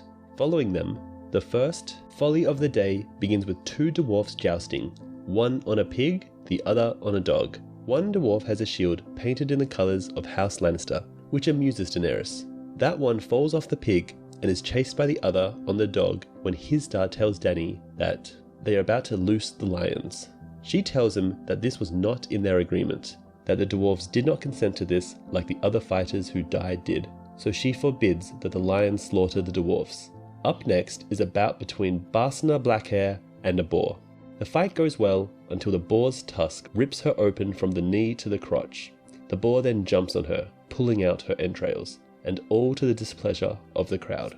Daenerys insists on leaving as she is disgusted and no longer wants any part in this. Strong Belwas becomes sick from his locusts, asking for a drink of milk. It is then that Drogon appears, his attention drawn by the blood and screams. His fire sears the boar before he eats it, and then Barsana. A man runs to try to kill the dragon, jabbing a spear into Drogon's neck, before the dragon kills him. Hizdahr commands the rest of his spearmen to kill the dragon. Drogon roasts two spearmen, breaks the pitmaster in two with a swipe of his tail, and tears out the innards of another spearman. As strong Belwas is puking, Dany runs into the fighting pit in a mad state, hearing footsteps behind her. When she gets close, she fears the dragon does not recognize her and will kill her. As he blows fire at her, she rolls under the flames, and she whips him until finally he allows her to mount him. She leaps onto his back, pulling out the spear. As she whips him again, he takes flight, and she tells him to go higher, watching as Meereen grows smaller below. Chapter 51. Theon Greyjoy is with some of the spear wives, Rowan as well as Abel. He tells them that it is madness to try to escape, as Ramsay Bolton will chase them and hunt them down with his dogs. Abel replies that Stannis must be close by the sounds of the horns, and it is unlikely Ramsay would ride out into that. Theon also begs that he not be allowed to fall back into Ramsay's hands alive, to which Squirrel replies Abel's word. Hosteen Frey barges into the halls, announcing that Little Walder, son of his brother Merryt, has been killed. Theon looks at the spearwives, but Rowan replies that this is no work of theirs. Big Walder implicates the Manderley men, saying that the boy went out to get some silver owed to him. The dispute turns into a spar of words, and when Lord Wyman Manderley insults both the dead boy and House Frey simultaneously, Hosteen draws his sword in a blind fury and attacks Manderley, who is sliced under his chins and collapses. His knights leap to defend him, and a vicious and bloody fight breaks out. In the end, 6 White Harbour men lie dead, 2 Frey men as well as Lutton, one of Ramsay's bastard boys. Roose and Ramsay quell the tension by telling the men present if they want blood, they should turn their anger on Stannis. Hosteen replies, once they bring Stannis' head, they will come for Wyman's. Roose asks Abel to play them a song, and the Freys leave. It is then that Rowan grasps Theon's arm, telling him that the time must be now and that Abel can fend for himself. The plan is to dress the fake Arya up as Squirrel, while the real Squirrel climbs away down the hole.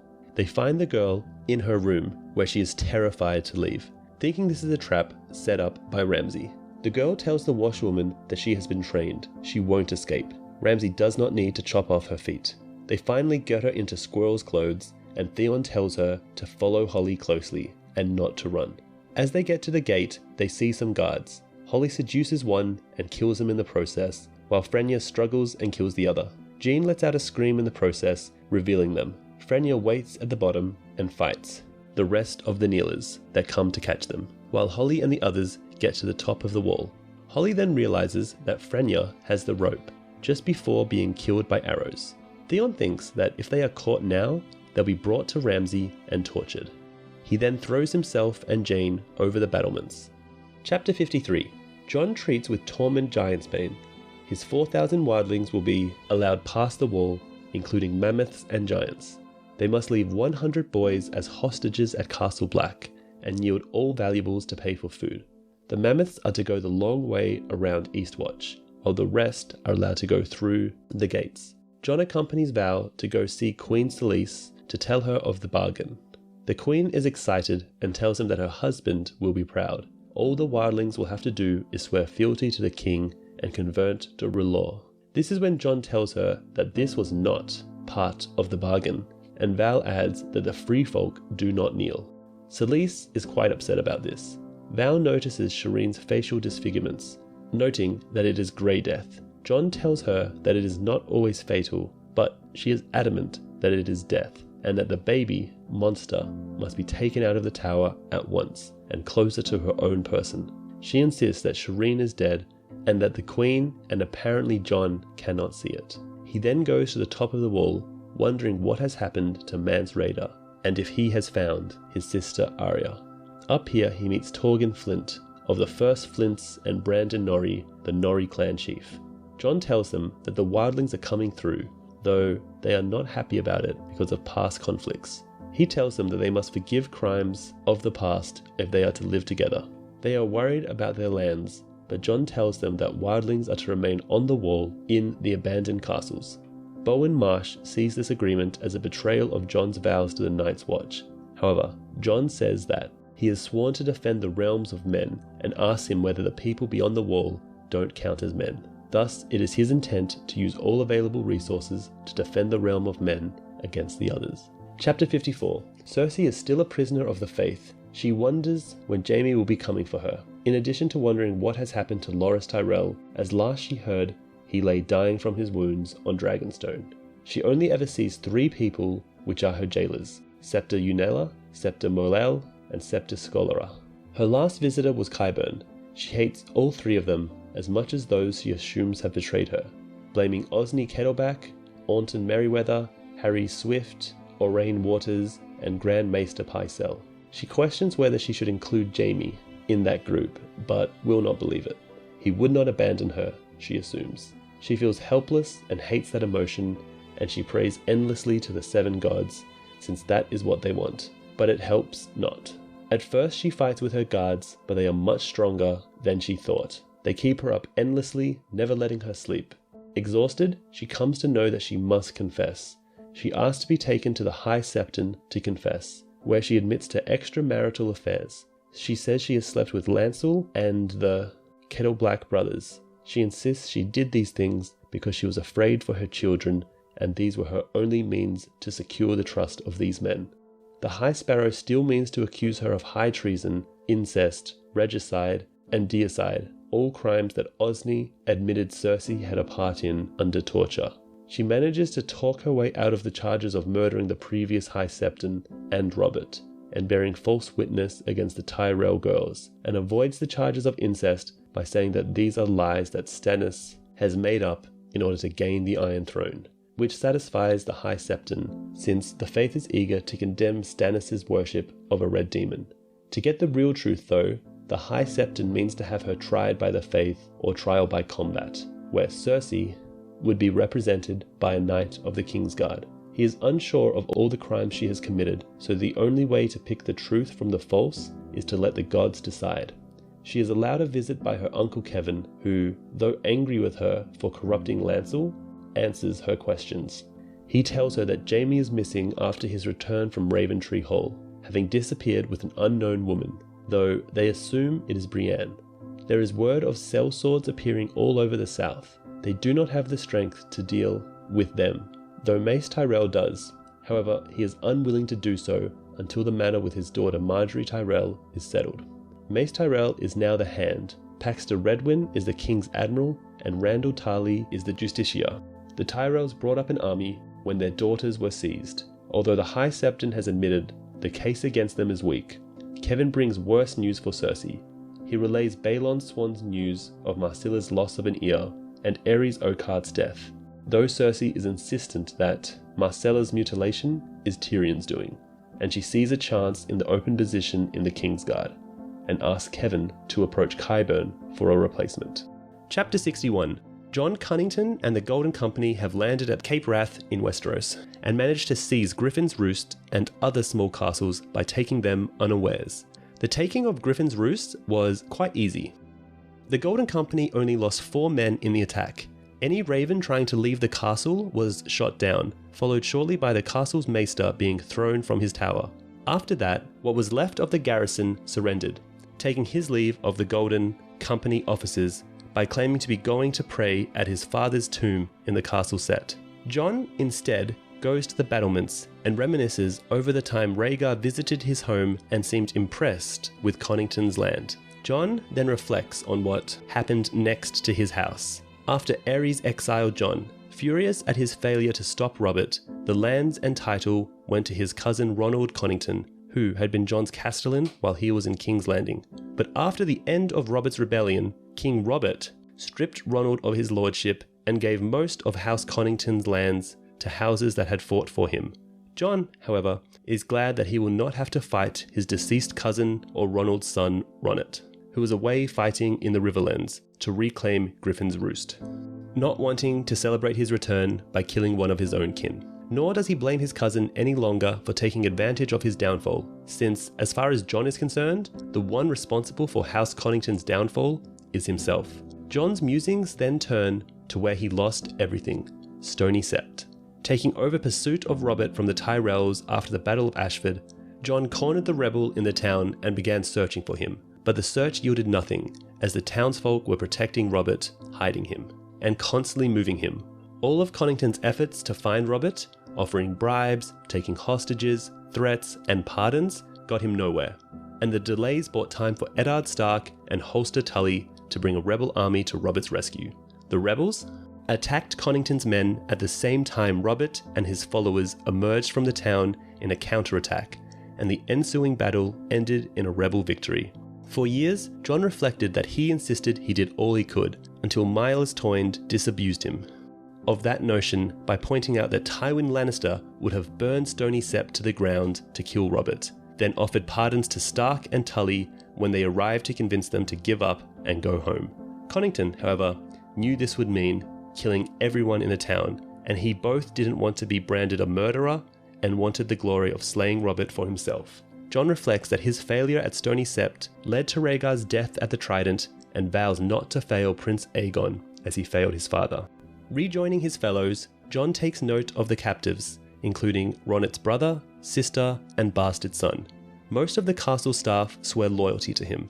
Connington pays a visit to Howden, who is trying to find where most of the Golden Company scattered along the coast by the Volantene ships that transported them from Essos to send a message to Doran Martell to inform him that his nephew Aegon is alive, in order to gain the Dornish alliance. Jon reflects that he could not have expected loyalty from these men if he had reclaimed his home while Robert and Renly still held the Stormlands. Holden also argues that they need to offer incentives to convince wayward lords to join them, as most of the gold and land will go to the Golden Company off the hands of Prince Aegon and Jon himself for marriage alliances. Jon, however, refuses. In the face of his illness and his insistence that Aegon must be free to wed Daenerys Targaryen if she ever returns home. In his chambers, Jon privately treats his grayscale with wine. If his condition became known, he fears that any lord still loyal to House Connington would abandon him. 4 days later, Prince Aegon arrives along with Duck, the first member of his Kingsguard. Jon recalls his disapproval of that choice, and how he argued with Aegon that they should leave places in his Kingguard open to both warriors of great renown or the younger sons of important lords to add luster to their cause. But Aegon refused, saying all he wanted from his Kingsguard was their willingness to die, defending him, pointing out that Jon's criteria for the Kingsguard perfectly fit the Kingslayer. Jon informs him that his men plan to take Storm's End in 10 days. He had refused the suggestions of the Golden Company officers to make an alliance with Stannis Baratheon, who holds it, arguing that Stannis is Robert's brother, a rival claimant to the throne and leagues away from them with nothing to offer. Aegon agrees to this plan and tells him that he intends for the siege to go forward with one change. Aegon will lead the attack himself.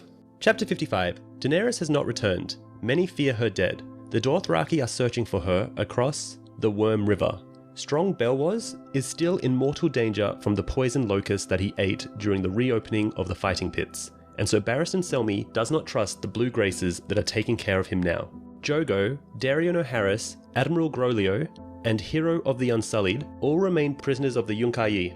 So Barristan is told by Hisdar's seneschal, Reznak, that Hisdar wishes to receive his Yonkaiish guest without Barristan there, essentially removing the duties of the head of the Queensguard.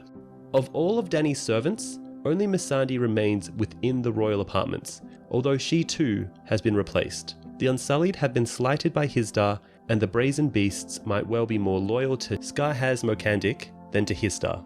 So the king lets himself be defended by pit fighters while he prepares for the peace discussions with the Yunkai.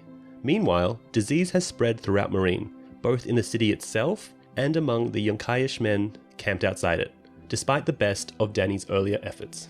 Due to this, the streets are extremely quiet. Barristan is in a depressed and reflective state, wondering how he lost Dany like he lost her father and brother, as well as King Robert. He remembers how he ran too slowly after Dany, pondering if Daario would have run faster. As Drogon took to the air with Dany on his back, spears and crossbow bolts were targeted at him, wounding him. In reply, he loosed his fire upon them, killing 214 people and wounding 3 times as many.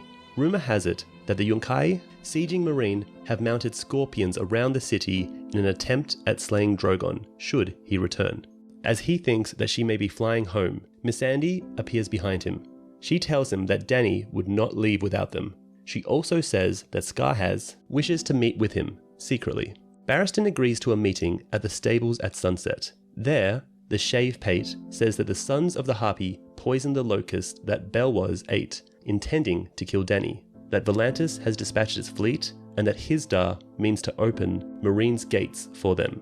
Skarhaz asks him to speak to Grey Worm, as he will trust Barristan and support them. Selmy agrees to conspire with the Shave Plate against Hisdar, and to attack the unsuspecting Yunkai before the fleet from Volantis can arrive to take the city, and enslave all Dany's people. He does this on the condition that Hisdar's guilt can be proven, and Barristan thinks to himself that he will kill the man personally.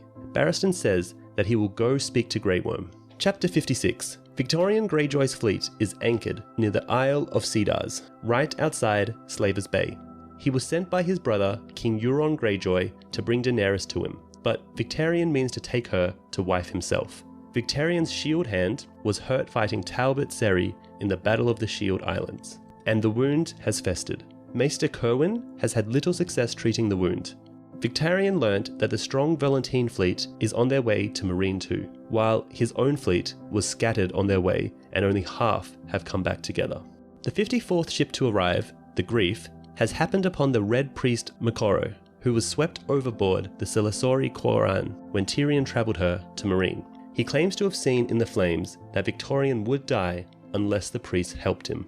Makoro succeeds in healing him, and Victorion has the Maester killed and makes for Meereen. Chapter 57. Yezin Yo Kazak is dying of the bloody flux. A healer explains to Sweets that the only help for Yezin is good clean water. Nurse also got the bloody flux and died the night before, after Tyrion gave him dogtail soup with silver mushrooms in the broth. Tyrion asks Scar, a soldier slave in Yezin's ownership, to send 2 men to get fresh water for Yezin.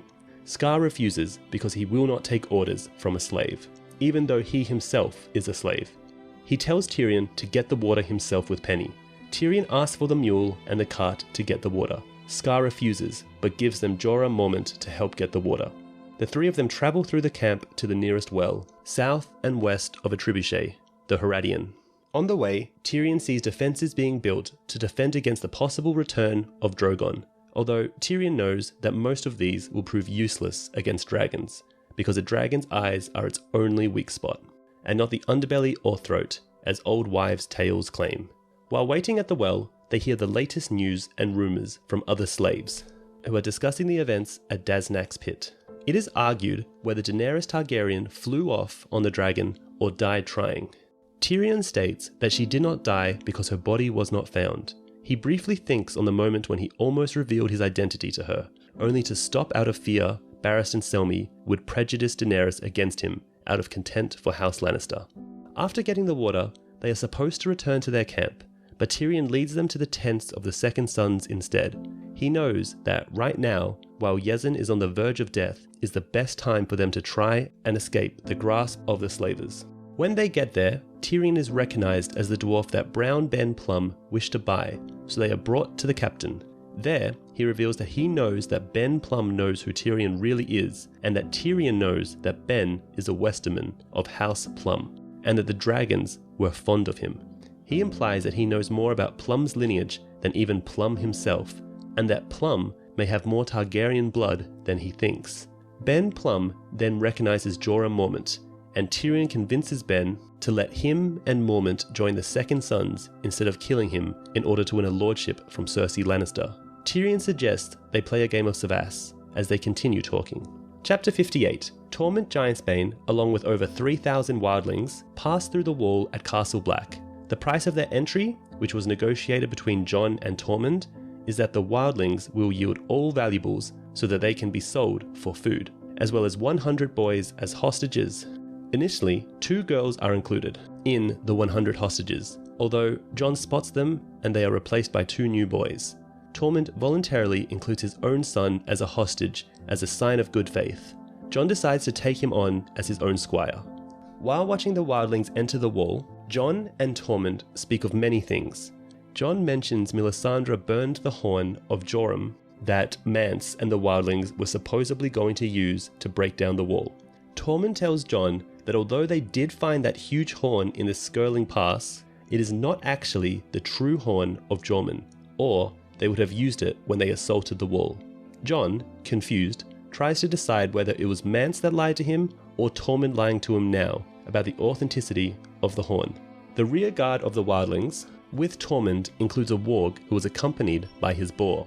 Ghost and this boar seem to be on edge around each other, and it is mentioned that they should be restrained while the wildlings are staying at Castle Black. Most of the wildlings will be relocated in the coming weeks. Later, Jon receives a letter from Cotter Pike saying that he is stranded at Hardhome and calls for help. He also reveals that the Braavosi captains on loan from Tycho would only allow wildling women and children aboard their ships, and that the Woods Witch has taken to calling them slavers. This explains Arya's report that the wildlings from Hardhome had been captured by slavers as told in The Blind Girl. He also says there are dead things in the water, lending a great deal of urgency to his message. Chapter 59. Sir Barristan attends Hisdar zo Larric's court under the unease that Daenerys Targaryen's absence brings. The Brazen Beasts now have a new commander, the king's cousin, Margaz zo Larric. Resnack keeps a strong voice in court, counselling the king. Hasdar is now acclaimed as a hero after his fight against Drogon. So Barristan notices the presence of Quentyn Martell and his 2 Dornish companions at court, remembering Prince Lewin Martell, his Kingsguard colleague, and also Quentyn's uncle.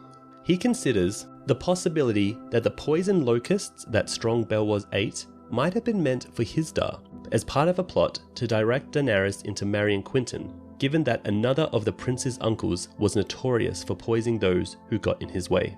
Before he makes up his mind on the matter, 3 wise master envoys from Yunkai arrive, along with their sellsword Bloodbeard, to talk with Hisdar. They show Admiral Grolio's severed head as a gesture of intimidation, claiming his death as payback for the death of Yunkaius zo Hanzik, who was trampled to death during the panic when Drogon attacked the fighting pits.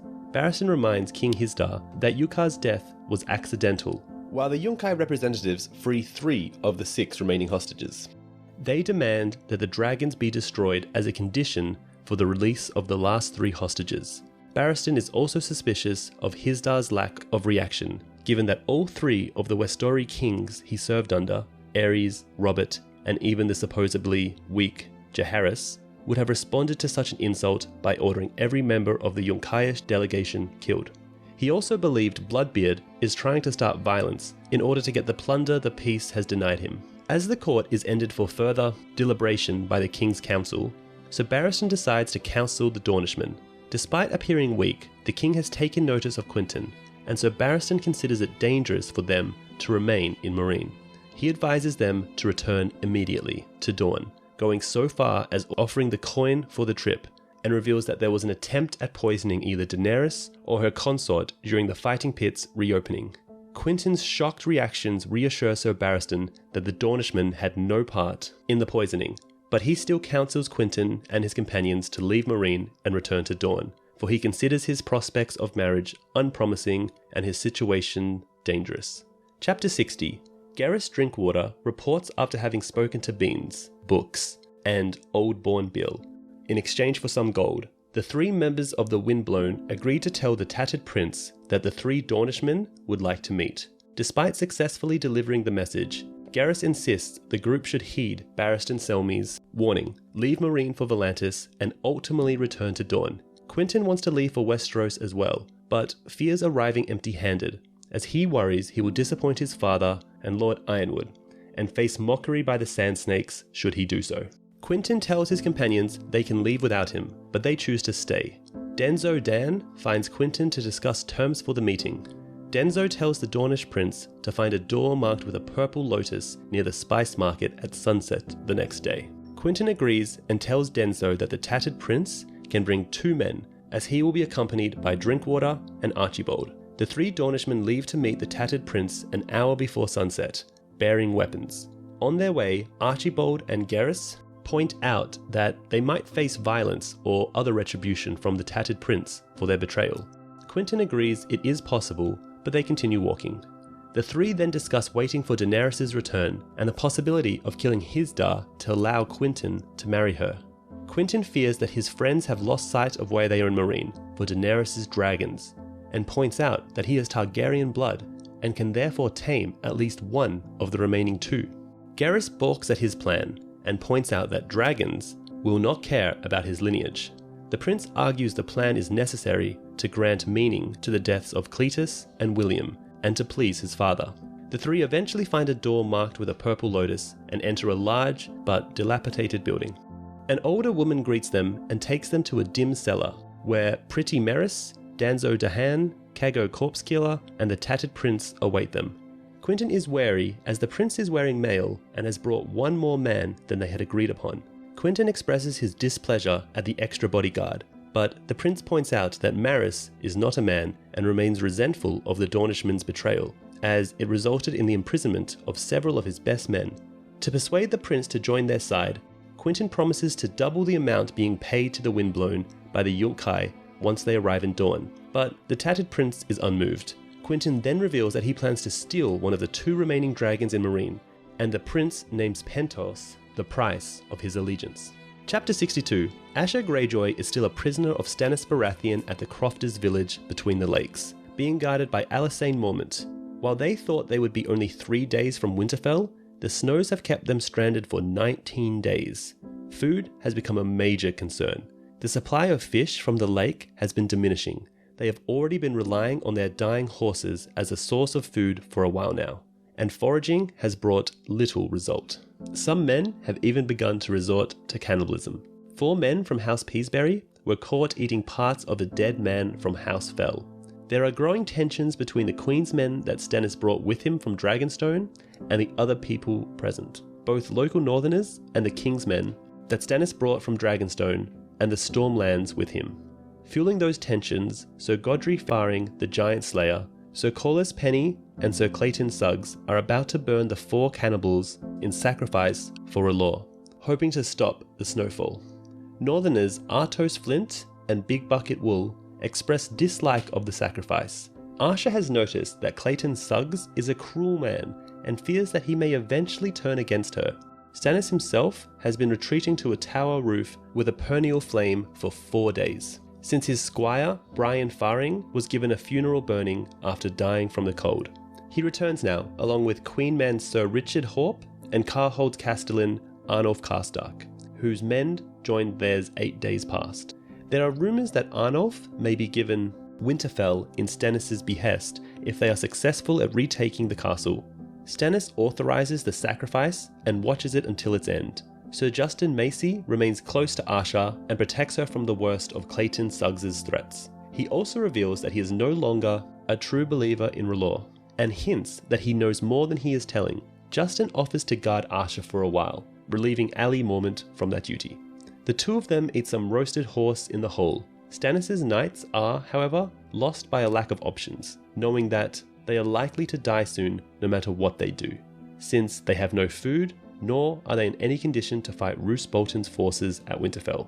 Talk is tense and frustrated, and eventually Justin leaves the hall. Attempting to follow him, Asha finds Clayton Suggs, who threatens her, but the two of them are surprised to find that riders are coming to Stannis' encampment. Assuming that this is an attack from the Bolstons and Freys, Clayton commands Asha to warn the others while he bravely attempts to hold off the riders. But there is no immediate danger, for the riders are not hostile.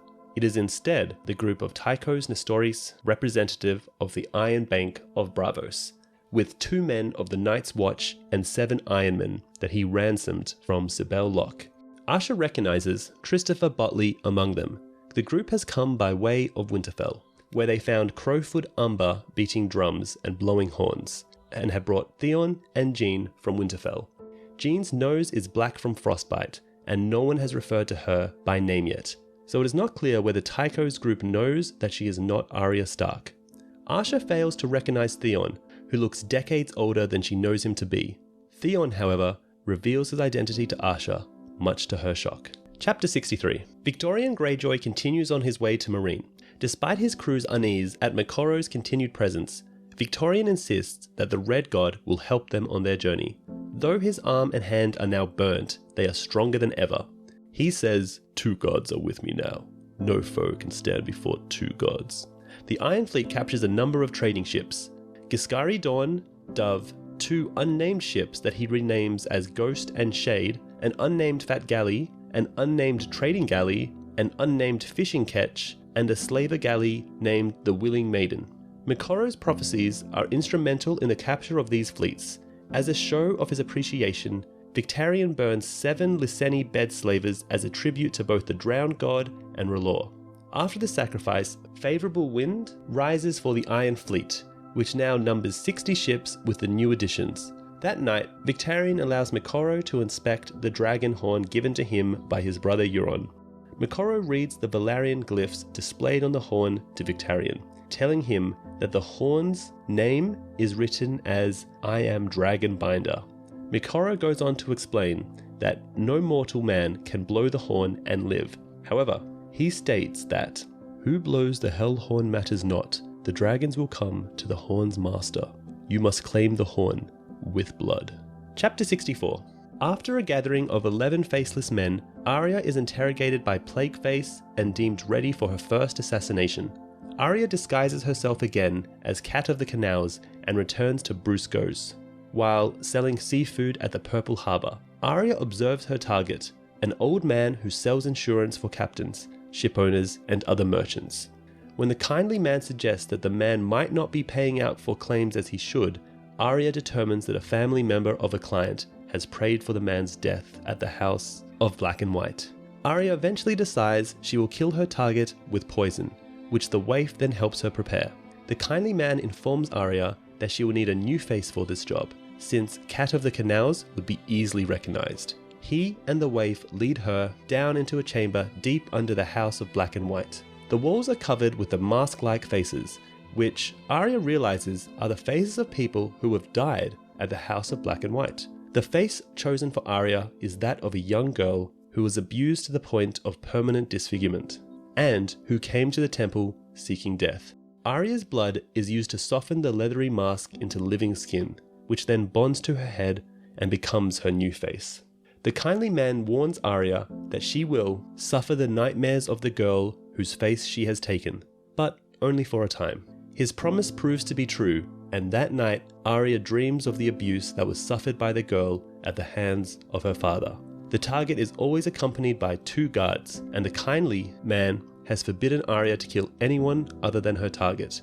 So Arya must stalk the man for several days to find an opportunity. She eventually dispatches him by slipping a poisoned coin into the purse of one of his clients, knowing the old man selling insurance will bite into the shipowner's coins to test their legitimacy.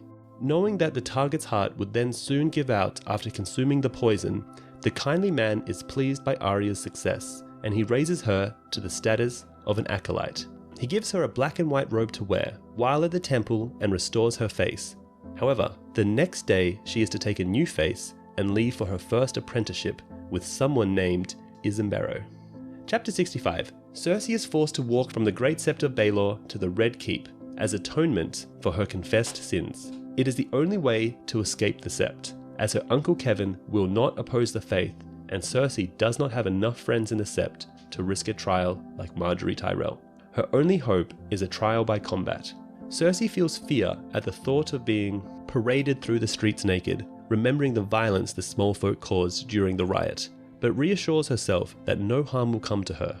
When morning arrives, her jailers arrive with a group of silent sisters who strip Cersei naked and shave her of every hair on her body.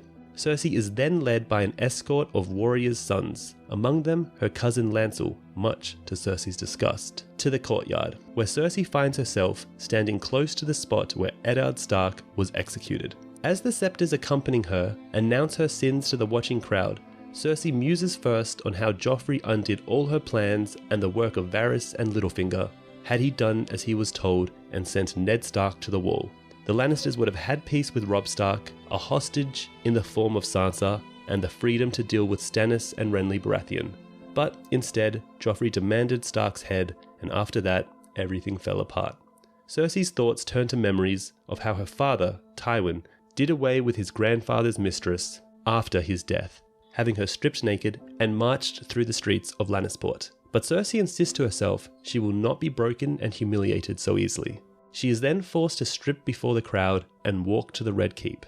At first, Cersei walks with dignity, ignoring the insults and worse, such as rotten vegetables and a cat carcass, the crowd throw at her. But as the walk continues and the insults grow worse, mocking her faded beauty and signs of age on her body, Cersei struggles to maintain her composure. As she walks, Cersei begins to hallucinate, seeing faces of others in the crowd, her father frowning, Ned and Sansa Stark, along with Sansa's wolf staring accusingly at her, Tyrion laughing at her, and finally, the face of Maggie the Frog intoning her prophecy. Queen you shall be, until there comes another, younger and more beautiful, to cast you down and take all you hold most dear. At this, Cersei breaks down in tears and runs for the Red Keep, collapsing as soon as she staggers into the courtyard. Kevan Lannister orders her covered up and removed, at which point Cersei is picked up by an 8-foot-tall giant of a man, clad in the armour and white cloak of a Kingsguard knight. Qyburn appears and introduces Cersei to his champion, Sir Robert Strong, and she is most pleased. Chapter 66. Tyrion has made an agreement with Ben Plum to join the Second Sons. He signs a number of agreements that he will pay about 50 higher-ranking members of the company 100 gold dragons. This amount increases for the higher-ranking officers and for Plum himself. He must sign a contract for 100,000 dragons along with land and a lordship. After this, he signs the Register of the Second Sons using his blood as ink. After this, he is told to go and find armor for himself and Penny. He returns to where Penny is sleeping to find her still distraught over the abandonment of the hog and the dog that were part of her show. Tyrion is hiding from her that the 2 animals have almost definitely been slaughtered by Yazinzo Kazak's men. While they are looking for armor, they find Jorah Mormont outfitted in a random assortment of armor, which he claims is of decent quality. When Penny tells Tyrion that she dreamt that she was jousting with her brother again, Tyrion slaps her, trying to force her to quit her mooning and to realize that they must wear armor or likely die. Finally, Tyrion says that he will take care of making sure that the Second Sons turn sides again, since Tyrion and Jorah both agree that they are on the losing side of the coming battle. Chapter 67. So Barristan meets with Skarkaz Mokandik again, and they go through with their plan to seize Hisdar and the city, and have it ruled by a council until Daenerys' return. They decide that their word for going ahead with the plan will be Grolio, in reference to the hostage that was slain by the Yunkai. Skarkaz reveals that he was present in the throne room when Bloodbeard and the Slaver Lords made their insult, and that he and every one of the brazen beasts present would have killed the Yunkaish delegation in an instant had Hisdar given the command, raging that the Yunkaish would never have dared to do such a thing to Daenerys. The Shavepate goes on to explain to Sir Barristan that Hisdar's horrified reaction to Grolio's severed head was a sham, and the slavers couldn't care less about Yukaz Zoyanka's death in the pit. The whole thing was arranged so as to give Hisdar a pretext to kill the Queen's dragons before Volantis' fleet arrives. Despite Skarkaz's objections, Barristan insists that after Hisdar is deposed, they will order the Yunkai return their remaining hostage and withdraw their armies from Meereen, only going forth to do battle if they refuse. Selmy is also confident he can overcome Hisdar's guards, as they are only pit fighters, and Barristan believes men like that, who fight for the adulation of the crowd and only when they are called to, are no match for a knight of the King's Guard, who must always be alert and ready to fight and die at a moment's notice to defend their monarch. Barristan and Skarkaz also dispute over trying to rescue the remaining hostages, Jogo, Hero, and Dario, as the Shavepate believes it is too dangerous to try. He is also particularly scathing about Dario, believing it would be better in the long run for Daenerys if the Stormcrows' captain were to die. Though he is aware Daenerys is in love with Dario, Barristan privately agrees, as he is well aware from history that the Targaryens have a propensity for choosing poorly in matters of the heart, choices that almost always lead to disaster. Prince Rhaegar loved his lady Lyanna, and thousands died for it. Daemon Blackfyre loved the first Daenerys and rose in rebellion when denied her. Bittersteel and Bloodraven both loved Shiera Seastar, and the Seven Kingdoms bled. The Prince of Dragonflies loved Jenny of Oldstones so much he cast aside a crown, and Westeros paid the bride price in corpses. All three of the sons of the fifth Aegon had wed for love, in defiance of their father's wishes, and because that unlikely monarch had followed his heart when he chose his queen, he allowed his sons to have their way, making bitter enemies when he might have made fast friends. Treason and turmoil followed, as night follows day, ending at Summerhall in sorcery, fire, and grief. Skarkaz also mentions they have hostages of their own, and they can easily retaliate in kind if the Yunkai harm any of their hostages. But like his queen, Barristan refuses to harm the cupbearers due to his own aversion to killing children. Though disappointed, the Shaveplate agrees and promises that everything will be ready for the plan by nightfall. For the rest of the day, Barristan makes his rounds about the pyramid and trains with his boys. He thinks to himself that some of them might be ready for knighthood soon. However, as he wrestles with what he is planning to do that night, he decides it would be worse for the boys if they were knighted by a knight without honor, just before his death. He lectures the boys about honor and thinks that someday maybe they will understand. He also warns Missandei not to leave the Queen's chambers, but refuses to answer her questions about his intentions. He also reflects on his own failures, one in particular, that he didn't defeat Rhaegar at the tourney at Harrenhal.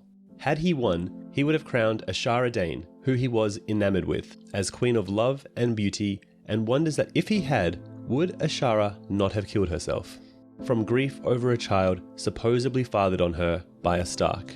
Barristan considers that his greatest failure. During the night, after bathing and donning his armor, Sir Barristan goes to confront Hisdar in his chambers. The brazen beasts let him past without incident. Barristan, using the pretext of delivering a message to gain entrance, tries to question Hisdar, demanding to know if he is in league with the Sons of the Harpy, and if he had anything to do with the assassination attempt on Daenerys. Hisdar's denial of the accusations do not convince Selmy, and when the old knight draws his sword, Hisdar calls for the pit fighter Karaz, one of his guards, to defend him. Despite Barristan's effort to convince Karaz to surrender, the pit fighter attacks him.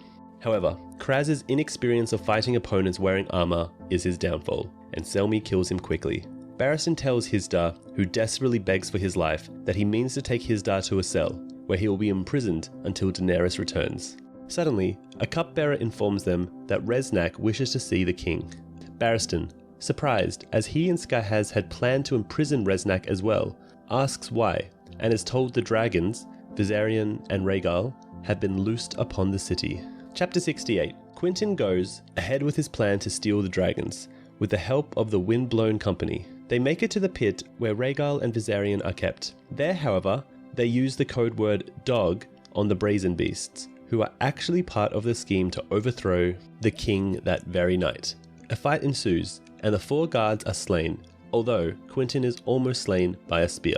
They enter and find that Rhaegal has also broken his chains since he was last in the pit, and that Viserion has created a cave for himself in the ceiling of the pit. Viserion is first attracted to Pretty Meris, as he is looking for Daenerys, but then tries to exit the pit. Throughout this encounter, Quentyn tries to dominate the dragons like he had seen Daenerys do with Drogon. But when he strikes Viserion with a whip, Rhaegal spews fire on him, setting him aflame. Chapter 69. Jon means to lead men to Hardhome to rescue the wildlings and men of the Night's Watch trapped there. Queen Selyse and Melisandre discourage him and want to leave them to their fate. However, Jon is determined to lead a rescue mission. While planning the mission with Tormund Giantsbane, Jon receives a letter from Ramsay Bolton. Ramsay claims that King Stannis is dead after a 7-day battle, that he captured Mance Rayder and flayed his spearwives, and that he wants his bride back, along with Theon, Melisandre, Val, Mance's presumed son, and Queen Selyse and her daughter. This changes everything, and Jon decides to send the bulk of the Night's Watch to Hardhome with Tormund in command, while he will go to Winterfell himself and make Ramsay answer for his words. Jon knows that doing so will break his vow to not interfere in the wars of the Seven Kingdoms, so he is prepared to go alone. He asks if anyone will ride with him and gets an overwhelming roar of support from most of the wildlings, though not from his black brothers. Yarick and Bowen Marsh leave the hole with their men. Jon doesn't mind as he appears to have more than enough men to go with him, and none of the Night's Watch will have to break their vows. When Jon is on his way to inform Queen Selyse, he hears the giant Won-Won roar and a man scream. When he arrives, a bleeding Won-Won is smashing dead Sir Patrick against a tower wall. Jon tries to calm the people who come running. When Wick Whittlestick slashes at Jon's throat with a dagger, just barely grazing him. While Jon is still trying to understand, Bowen Marsh and the others plant daggers in him, all of them saying, "For the Watch." By the time the 4th dagger slashes him, Jon passes out. Chapter 45. The Cinnamon Wind passes through the Red Wind Straits on her way to Old Town. Before they reach their destination, they undergo a customs inspection. The Ironborn now control many of the outlying towns and fortifications surrounding the Arbor and along the Mander nearly to Old Town, having sacked Ryamsport and taking Vinetown and Starfish Harbour. They have also been raiding ships in the area. Sam learns that even Old Town is at risk until Lord Paxter Redwine can bring the fleet back from Dragonstone. Meanwhile, Lord Leighton Hightower has not left his tower in years. While his sons struggle to protect the great city, his youngest son, Sir Humphrey, has sailed to the Free Cities to hire sail sails or persuade his half-sister, Lynesse, to loan him some of the Archon of Lys's ships. As Sam prepares to disembark from the Citadel, he considers whether it will be safe for Gilly at Hornhill, since it will only have a small regiment of guards left. Fortunately, Sam knows that Gilly will be safe aboard the Cinnamon Wind, at least until he can learn more of the situation in Old Town. Upon reaching the Seneschal's court, Sam is forced to wait a long while before he will be admitted to speak with the Seneschal. His patience running thin at the delay, Sam is approached by Alleras, who informs him that it will take a penny to get past the Acolyte. But when Alleras introduces himself, Sam is taken aback when he learns that the boy is called the Sphinx. Samwell then tells Alleras the story of how he reached Old Town, leaving out only the secrets he has sworn to keep. After hearing all that has transpired, especially Maester Aemon's plea that the Citadel learn of Daenerys, Alleras tells him to forget the Seneschal. The Archmaesters will believe little of what Sam has to say, but there is one who will, Archmaester Marwyn. At the Isle of Ravens, Sam recognizes Leo Tyrell, but before words can be said, Marwyn the Mage appears and ushers Sam and Alleras into his chambers. Marwyn first describes how Valyria used dragonglass for various magical means. Noticing Sam's interest in the obsidian candle, Sam then repeats what he told Alaris, stating that Maester Aemon was convinced that Daenerys was the promised one in the prophecy, not Prince Rhaegar or Stannis.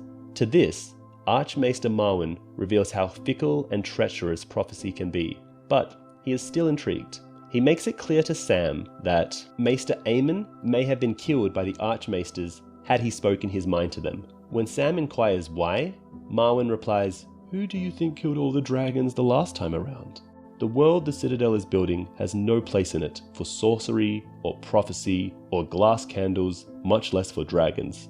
Ask yourself why Aemon Targaryen was allowed to waste his life upon the wall, when by rights he should have been raised to Archmaester. His blood was why. He could not be trusted, no more than I can." Commanding Alaris to look after Sam, Marwyn makes known his plan to travel to Slaver's Bay, as Maester Aemon had intended. He intends to take the Cinnamon Wind, hoping to reach Daenerys prior to the Grey Sheep, as he calls the other Archmaesters. He advises Sam to work rapidly towards his chain, and to never mention anything of prophecies, dragons, or Daenerys to anyone in the Citadel. Marwyn quickly departs, and Alaris reveals to Sam that their meeting was not happenstance. The mage knew Sam was coming, supposedly from the dragon glass candle. Chapter 72. Lord Regent Kevan Lannister is hosting a small council meeting in the Red Keep's throne room. Neither Queen Margaery nor Cersei are present, nor is Tommen, as Kevan thinks it is kinder to let him spend as much time as possible with his mother before her trial and possible execution. The Lord of Griffin's Roost, Ronet Connington, stands before them, insisting that he is loyal to King Tommen and uninvolved with whoever claims to be his uncle Jon Connington and the Targaryen pretender he has brought with him, who have landed with the Golden Company in the Stormlands, attacking towns and villages as they march on Storm's End. Ronet begs to prove his loyalty in battle, but the new hand of the king, Mace Tyrell, refuses, and orders Ronet kept in his quarters for the moment. In addition to sending the men-at-arms Jaime sent to accompany Connington south, all former thugs of Gregor Clegane's, to the Night's Watch. Kevan has begun to resent the demands of Mace Tyrell as Cersei did, but he realizes he cannot openly oppose them. Tyrell and his bannerman Randall Tarly have both brought armies to King's Landing, while the Lannisters' standing army is still in the Riverlands. Tyrell insists that he will deal with Connington and his boy after Margaery's trial, but both he and Tarly show much reluctance about it. Kevan, however, chides them.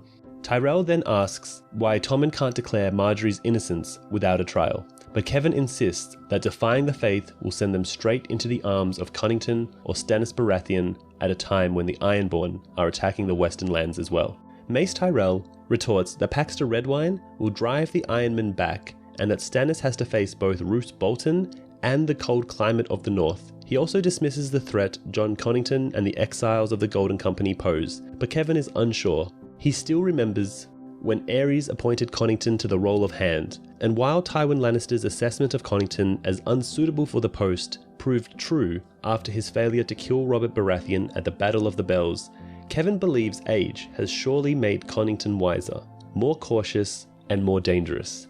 The small council all agree that Connington and his pretender must be crushed, lest Daenerys Targaryen receive word and leave Meereen to join forces with them. Pycelle suggests that they buy off the Golden Company, but new Master of Coin Harry Swift dismisses this idea. Thanks to Cersei's economic mismanagement, the treasury is nearly empty, the Iron Bank of Braavos still demanding its money. Pledges for new loans from Mia received no favourable response, and their hopes of replenishing the treasury with the fabled wealth on Dragonstone following Sir Loras's capture of the island have proven in vain. Mace Tyrell reacts angrily to that, arguing that Loras searched the castle and found no trace of gold, gemstones, or dragon eggs. Kevan diffuses the argument by suggesting Stannis likely took everything of value with him when he fled. Kevan also suggests that Harry's try Pentoshi Magister moneylenders, or else go to Braavos and deal with the Iron Bank in person. Next, business turns to the forthcoming trials. Kevan says that Cersei has chosen trial by battle, with Sir Robert Strong to represent her as her champion. Kevan also assures the council that even if Cersei proves her innocence, she'll be sent back to Castle Rock afterwards, and play no further part in ruling or Tommen's education. The meeting adjourns, intending to reconvene in 5 days' time and leaving for later decisions about an inheritance involving House Rosby and 6 claims, as well as the preparations for Marsilla's upcoming marriage. Mace Tyrell makes plain his scorn for the marriage, particularly after Marcella's injuries, and suggests a better match for her. Kevan muses that Mace likely has his son, Willis, in mind. He dismisses the idea, warning that reneging on Marsilla's betrothal now could be all the cause Doran Martell needs to side with Connington. Harry Swift suggests that they get the Dornish to deal with Connington and his pretender. Kevan agrees that it would save them a lot of trouble. After Tyrell and Tarly are gone, Pycelle asks Kevan for guards, fearing that Mace Tyrell means to do him harm for his part in Cersei's claims about Margaery. But Kevan dismisses his concerns. It is snowing heavily in King's Landing, and Kevan retires to his study for a time to warm up. He muses on the possibility of raising his son Lancel to the Kingsguard to end his newfound piety, before his thoughts turn to Cersei, the charming and sweet girl once was. He believes, had Aerys accepted Tywin's offer and wed his son to Cersei, Rhaegar would never have looked twice at Lyanna Stark, and perhaps many now dead would still be alive. He then thinks on Cersei's walk of shame and how similar it was to what Tywin did to their father's mistress, but Kevan reassures himself it was necessary. The faith had to be appeased, and left unchecked, Cersei would have corrupted Tommen as she did Joffrey. Kevan then goes to Cersei's chambers, where he has dinner with her and Tommen. Cersei is very calm and guarded after her walk of atonement, which Kevan thinks a good sign. She makes a humble request that Tanya Merryweather attend on her once more after the trial, and that her son be brought to court as a companion for Tommen. She also asks after her brothers, but Kevan has no news of Jaime or Tyrion. He also says that he has imprisoned the remaining Kettleblack brothers for their crimes of fornicating with a queen. If they confess, he will send them to the wall. If not, they will face Robert Strong. A messenger then announces that Grand Maester Pycelle is asking for Kevan's presence. Kevan arrives at the Maester's chambers and enters to find a white raven sitting on the window ledge, a sign from the citadel that winter has come. Kevan turns to leave and is hit in the chest by a crossbow bolt. He calls out for help, but then sees Pycelle sat at his table, already dead. For one moment, Kevan calls out to Tyrion, thinking his nephew responsible, but a familiar voice tells him otherwise, as the real killer emerges, Varys. Varys explains to the dying Kevan that he bears the man no ill will, that Kevan is simply a good man in service to a bad cause, but he was becoming too successful in uniting the realm behind Tommen and undoing the damage Cersei had caused. The eunuch adds that Cersei will suspect the Tyrells, with help from the imp, for Kevan's murder. The Tyrells will blame her, someone will blame the Dornish, and the alliance shoring up Tommen's hold on the Iron Throne will crumble, as Aegon makes his presence known at Storm's End and the realm flocks to the side of the Targaryens. Kevan insists that Aegon was killed during the sack of King's Landing, but Varys explains otherwise, that Aegon had been groomed since birth to be king, taught not just in skill at arms and ruling, but what it means to go hungry, and most importantly, that it is his duty to rule, not his right. Chapter 70. It is raining heavily in Meereen, for which Barristan Selmy is grateful. Otherwise, the fires caused during Viserion and Rhaegar's rampage might have consumed the entire city. There is no sign of the 2 dragons. They do not like the rain any more than men. Quentyn Martell is dead. It took 3 days for him to die. Out of respect for the prince, Sir Barristan had him placed in the Queen's bed, the same one he crossed half the world to reach. Missandei is the only one he could get to help tend Quentyn, for none of the other cupbearers were willing, and the Blue Graces never responded to his summons. He suspects the Pale Mare has carried them off. Missandei asks what is to be done with Quentyn's body, and Barristan replies that they'll find a way to send him back to Dorne, though unsure how. He advises Missandei to get some sleep, and she urges him to do the same, as she noted that he doesn't sleep very much. Barristan privately thinks it is not just needing less sleep than a younger man, as Grand Maester Pycelle once told him, but having reached the age where he fears to close his eyes in case he never opens them again. Barristan does not consider dying in his sleep a death worthy of a knight of the Kingsguard. For a brief moment, he wonders if Daenerys is dead, but then dismisses the thought, though he notes that each time it becomes harder to convince himself his queen is still alive. At dawn, Scarhaz comes to speak with him. The Shavepate is already aware that Quentyn is dead, and he informs Barristan that the Green Grace, who Barristan sent to treat with the Yunkai, to make them release the hostages has not returned to the city. In addition, while the city is secure, an angry mob is gathered outside the pyramid, demanding Hizdar's release, and that both dragons be destroyed. And since his arrest, the Sons of the Harpies have resumed their nightly murders with a vengeance. Barristan is shocked to learn they have killed 29 in the night, in contrast to 9 the previous night and 3 the night before. However, despite Skarhaz's insistence, Barristan still refuses to kill the hostages in retaliation. The Shavepate tells Barristan, who is now the Queen's Hand, as head of a council ruling the city, that the council is waiting for him.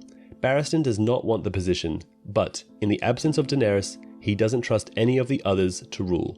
Grey Worm and the captains of the Stalwart Shields, Mother's Men, and Free Brothers, along with strong Belwas, are present. Barristan informs them of Quentyn's death.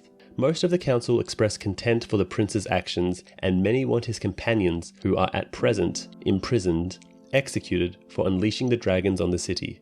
The fighting pits are to remain closed for fear that the noise and smell of blood will attract the dragons, though Marcellin suggests reopening the pits in the hope it lures Drogon back, and Daenerys with him.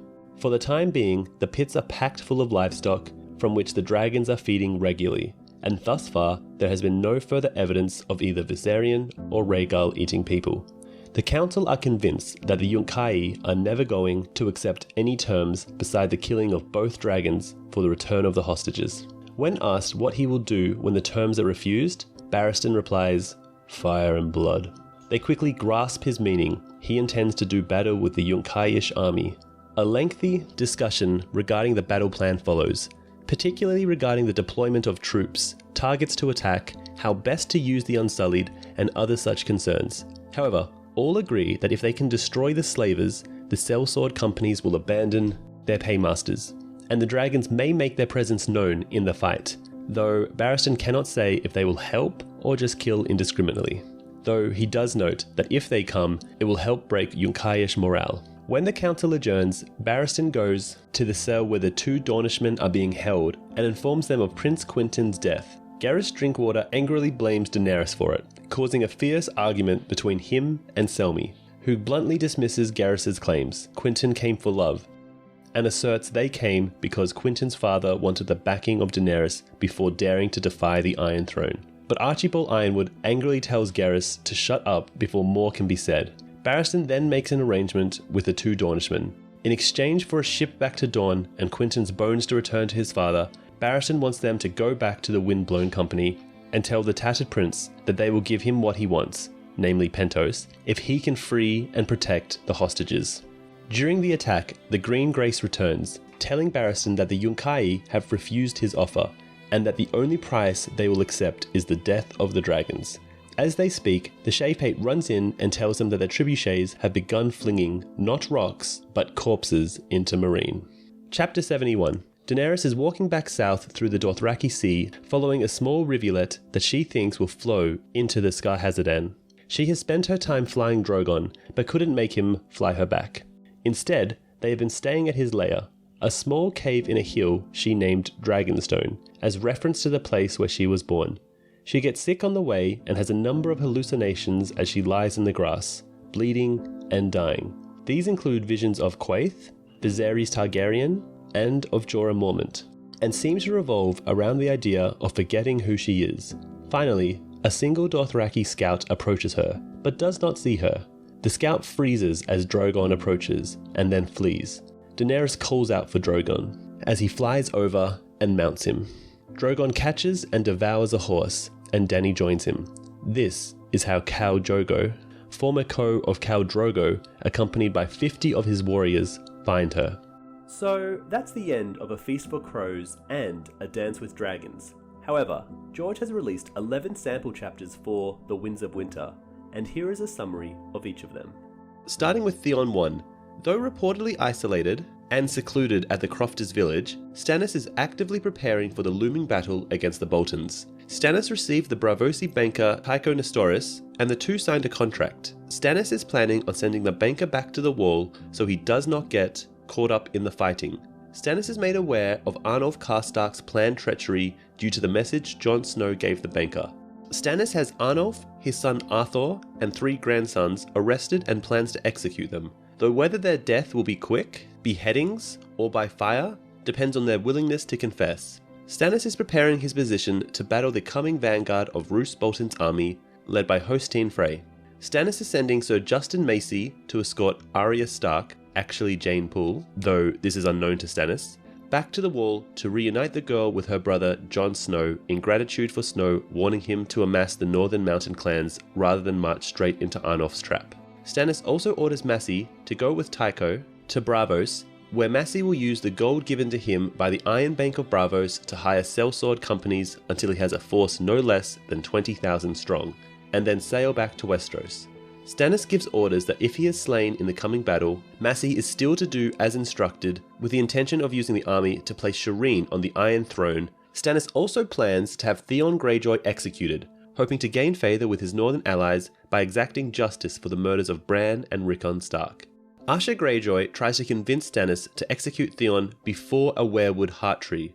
Next sample chapter is Arianna 1, who is travelling towards Ghost Hill with her companions. Her new sworn sword, Daemon Sand, her bastard cousin Elias Sand, Jane Ladybright, Sir Joss Hood, Sir Gerald Shells, and Nate. Ellaria Sand has left Sunspear to go back to Hellholt, her father Harmon Ola's seat, with Loreza. Doria Sand remains at the Water Gardens, hidden among all the children, and Obella Sand is dispatched to Sunspear as a cupbearer. Ellaria's sand snakes are now scattered, so as to better to survive the carnage. Arianna and her group travel for 2 days and 2 nights, and Arianna starts to reminisce. She thinks about how she and Daemon Sand, once so close, grew apart after Doran Martell had refused to let Daemon marry Arianna. She thinks about Spotted Sylvia, Dre, and Garen, and about how one of them must have betrayed her. She misses her friends, and she misses Aerius Oakheart as well, more than she expected. She believes he charged into Aereo Hotar's axe because he could not live with what he had done.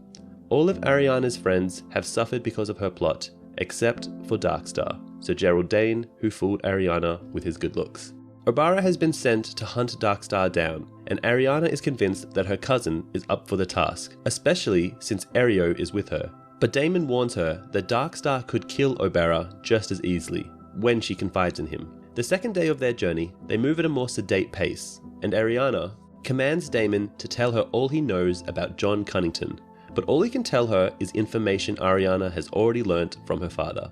What Daemon tells her does leave her thinking, and that night in her tent she reads the letter Jon sent to Prince Doran, informing him that Aegon Targaryen, Elia Martell's son by Rhaegar Targaryen, is still alive, and asking for the help of Dorne. But Prince Doran has his doubts. Arianna knows as well. He was expecting a dragon to return to Westeros, but this is not the one he was hoping for. They have not heard anything about Daenerys Targaryen and Quentyn Martell, and Prince Doran worries. 2 Dornish armies have amassed, and one word from Arianna will make them march. On the 3rd day of their journey, they reach Ghost Hill, where they sup with Lady Nymelia Tolland and her 2 daughters. And here, Arianna learns that Griffin's Roost, Rain House, Crow's Nest, Mistwood, and Greenstone have fallen to the Golden Company with certainty, and there are rumours about Tarth, Cape Wrath, and half the Stepstones having fallen to them as well. Lady Valanna Toland also tells that there are elephants in the Rainwood, and Arianna takes this to mean that Quentyn has not yet returned. Lady Nymelia and Valanna go on to discuss the fighting on the Stepstones. Lady Nymela's youngest daughter, Tiora Toland, has a different opinion. She has dreamed about dragons, and everywhere the dragons danced, people died. That night, Arianna tries to seduce Sir Daemon, but he resists, so they talk instead about whether or not Aegon could truly have survived. Arianna voices Doran's wishes, but her answers to Daemon's questions do not truly reflect her feelings inside. She wishes that Quentyn had returned, but cannot stop thinking how silly King Quentyn sounds, nor how silly Quentyn riding a dragon would be. They continue their voyage on a ship called the Peregrine, where Arianna and Daemon discuss Viserys Targaryen, the Beggar King. Arianna wonders why Daenerys allowed Viserys to be killed by her own husband, Khal Drogo. Perhaps Daenerys realised that once her brother was crowned and wed to me, she would be doomed to spend the rest of her life sleeping in a tent and smelling like a horse. When she tells Daemon that Daenerys is the Mad King's daughter, wondering if she has the taint as well, Daemon answers, "We cannot know. We can only hope." Barristan 1. The Yunkayish troops are shooting dead men into Meereen with 6 trebuchets, but despite their size, they fail to get the corpses far into the city. Barristan rides through the western market square, remembering the time Daenerys took Meereen. The market has again become a scene of carnage, this time from the Pale Mare. He rides Daenerys' silver, hoping that the horse's presence will inspire the warriors of Meereen to be brave, since Daenerys is gone. In addition, Barristan knows the horse has grown used to the presence of her dragons, who are now loose in the city. Tumco Lu, Larrick the Lash, and the Red Lamb ride with Selmy, carrying the banners of the Kingsguard and House Targaryen, and a war horn to sound the commands. The Stormcrows and 5,000 Unsullied have gathered as well. Even the last few Dothraki who remain in Meereen have come to fight, and Barristan is surprised to see many pit fighters have gathered at the market square as well. They have always loved Hisdar Zolaric more than Daenerys, yet it seems that freedom means something to them after all. The brazen beasts man the city walls to free up as many Unsullied as possible. Barristan reflects that if they lose the battle, it will be Skarhaz Mokandik and his men who will have to hold Meereen against Yunkai until Daenerys' return. At every gate, a force has gathered, the stalwart shields at the eastern gate, the Mother's men at the south gate, and the Free Brothers and Simon Strikeback at the north gate. Barristan is certain that the Yunkai have more men than they do, and he feels that this attack he is planning goes against his instincts. Barristan's plans hinge upon the greed of the tattered prince. Barristan gives a speech to the men assembled at the eastern market square. He repeats their plans for all to hear, and reflects that if he falls, Jaqen will have the command, and Grey Worm after him. The realization that some of the men fear the Pale Mare more than they fear the enemies make Barristan speak once more to his squires about how every warrior is afraid before battle. He admits they are too few to win the battle, and their goal is to create chaos so the Unsullied will have enough time to form a spear wall. He is interrupted when the harpy on top of Meereen's Great Pyramid takes fire, their signal. The portcullis goes up, and Barristan dons his helm, ready for the battle. Tyrion 1. We join Tyrion playing Savas with Brown Ben while they wait for Sir Grandfather's army to sally forth and try to break the siege of Meereen. These two share banter with others of Brown Ben's staff about what's the worst thing about waiting for the battle to start, punctuated by the sound of the trebuchets as they fling more plague corpses into Meereen. Brown Ben muses that the 2 dragons are wild cards which could attack anything on either side during the battle. They assume Dany will return on the 3rd dragon and speculate about rescuing the 3 hostages, Dario, Hero, and Jogo, and delivering them to Meereen, thereby changing sides a second time, but claiming that they only pretended to change sides before, as to learn the Yunkayish plans. Tyrion thinks Dany will welcome him into her cause because he killed her most dangerous enemy, Tywin. Just as Tyrion is about to win the Savas game, Jorah bursts in with news of the black sails in the bay, Ironborn ships, flying dragon banners. Victorian 1. Victorian Greyjoy and the remnants of the Iron Fleet approach Meereen in the hope of winning both Daenerys and her dragons to their side. Victorian charges Wolf One Ear to lead the commandeered ships they have acquired during their voyage, to strike the first blow against the slavers. A relentless Victorian thinks about taking the Sea Stone chair, the Iron Throne, and the world with Daenerys using the dragon horn. To accomplish this, Victorian gives 3 oarsmen the job of blowing the magical horn, Dragonbinder, which is supposed to give its owner control of the dragons. He promises the men vast rewards if they survive the gig, but thinks to himself that they'll probably die. He then commands Mokoro to go pray, who replies that he sees dragons in the flame. Arya 1. A girl named Mercy wakes up after having dreamed of wolves and blood, and being watched by a tree. She is in Braavos, where the day is hidden in a chilly fog. She is going to perform in a play tonight at the gate, where an envoy from Westeros will come and watch a performance. Isambaro, the king of the Murmurs, will not tolerate her being late. After scrubbing and shaving her head, so as to better keep the wigs on her head, Mercy rushes to the gate, where she finds Big Brusco painting the sign for tonight's play. The Bloody Hand, written by fellow Forel. The Bloody Hand features characters such as the Fat King, played by Isambaro, the Boy King, and the Demonic Dwarf, played by Bobino. Mercy's character is a young, sweet maiden who will be raped and murdered by the dwarf. Isambaro reminds them all that there will be many important people in the audience tonight, so they must impress them. An hour before the show starts, Mercy spends her time helping the Murmurs with their costumes, sticking the horn back on the stranger, finding Isambero's crown in the privy, finding needle and thread so the gown of the queen can be sewed back up, lacing up Bobino's fake cock, which is to be used for the raping scene, finding Isambero's boar spear, helping Big Brusco into his boar costume, checking the knives used for the play, and pouring wine for Lady Stork. By then, the pit is already very full. The Westerosi envoy has arrived as well, accompanied by the Black Pearl of Braavos. Mercy's friend, Deanna, tells her that the Black Pearl descends from a Targaryen king, but Mercy states that the term brown pearl would be more fitting, due to her skin colour. They speak about the signal of the envoy, and Deanna points out that the envoy's guards have lions for their sigil. Then, Mercy sees a familiar face. She points him out to Deanna, telling her she thinks he is fair to look upon. Mercy goes in search for him, pretending toward the other murmurs that she is off to practice her lines for the play. It is the first time she has had lines in a play, and everyone expects her to be nervous to get them right. The man Mercy is looking for is found guarding the entrance to the envoy's seating with another lion guard. The guards are discussing the length of their stay, claiming, if he returns without gold, the queen will have his head. Mercy approaches Rayford as the play begins. When they turn out not to understand Braavosi, Mercy speaks to them in broken common tongue, telling them that Isambero said to please the lords. His companion is disgusted by the thought of sex with a girl so young, but Rafford sees no problem. Mercy takes him back to her little room a few blocks away from the gate, warning him they have to hurry, otherwise Mercy will miss her rape in the second act. She teases him that he could be a murmur, and that she could teach him a line to say. Once in her room, Mercy slides her finger down the inside of Raff's thigh, but when Raff insists she unlace him, Mercy tells him he is bleeding. Rafford does not understand, but he starts to bleed heavily and calls for Mercy to get a healer.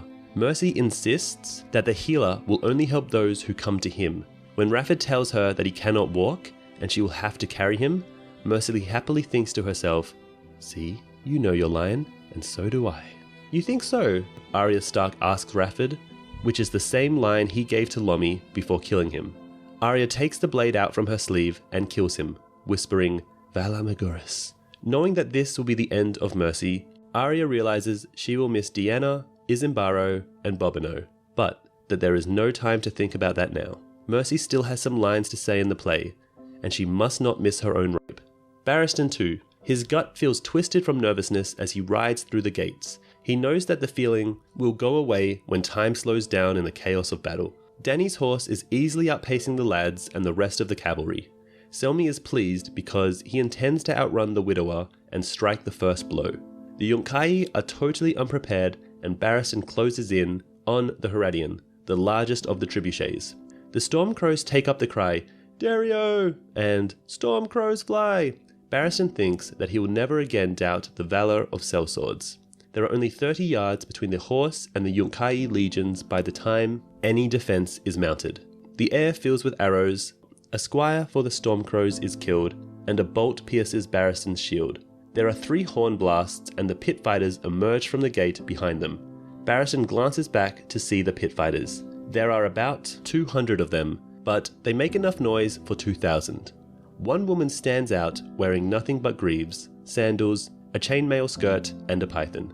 Barristan is a bit shocked, and watching her breasts bouncing around, thinks that this day is sure to be her last.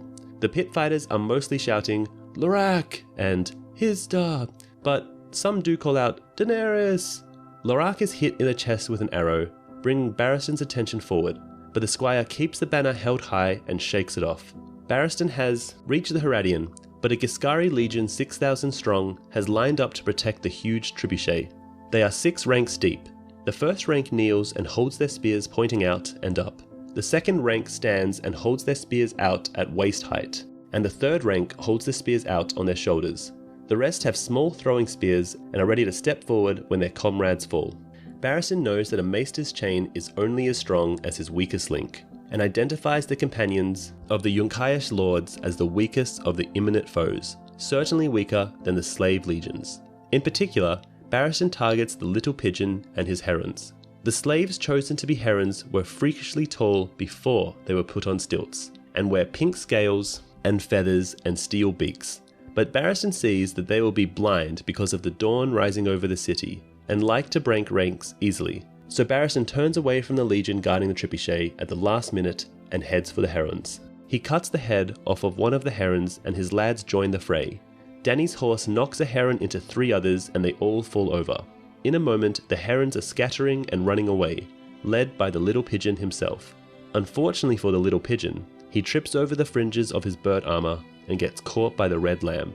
The little pigeon begs for mercy, saying that he will fetch a large ransom.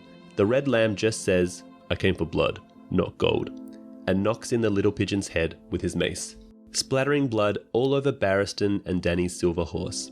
The Unsullied begin marching through the gates, and Barristan sees that the Yunkai have missed their chance to effectively launch a counterattack. As he watches more of the slave legions get slaughtered, mostly those who were chained together and could not retreat, he wonders where the sellsword companies like the treacherous Second Sons have gone. The Unsullied finish lining up outside the gates, implacable even when one of their own number falls, with a crossbow bolt to the neck. Tumco draws Barristan's attention to the bay, asking, "Why are there so many ships?" Barristan remembers that yesterday there were 20, but now there are thrice that many. His heart sinks when he reasons that the ships from Volantis must have arrived, but then sees some of the ships are crashing together. He asks Tumco, whose young eyes can see more clearly, to identify the banners. Tumco says, "Squids. Big squids. Like in the Basilisk Isles, where sometimes they drag whole ships down." Barristan replies, "Where I'm from, we call them krakens." Realizing that the Greyjoys have arrived, his first thought is, has Balon joined with Joffrey or the Starks? But he realizes that he's heard that Balon is dead and wonders if this has something to do with Balon's son, the boy who was a ward of the Starks. He sees that Iron Men are coming ashore, fighting the Yunkai, and says surprised, "They are on our side." The sellswords did not come to meet his charge because they were already preoccupied with the Ironborn. Barristan is almost gleeful. It's like Baelor Breakspear and Prince Maekar, the hammer and the anvil. We have them! We have them!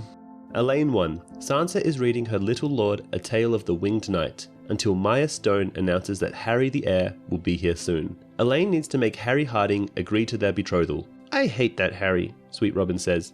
"He calls me cousin, but he's just waiting for me to die so he can take the Eyrie. He thinks I don't know, but I do." Robert wants Elaine to marry him instead, but Elaine argues that his bannermen won't abide by it.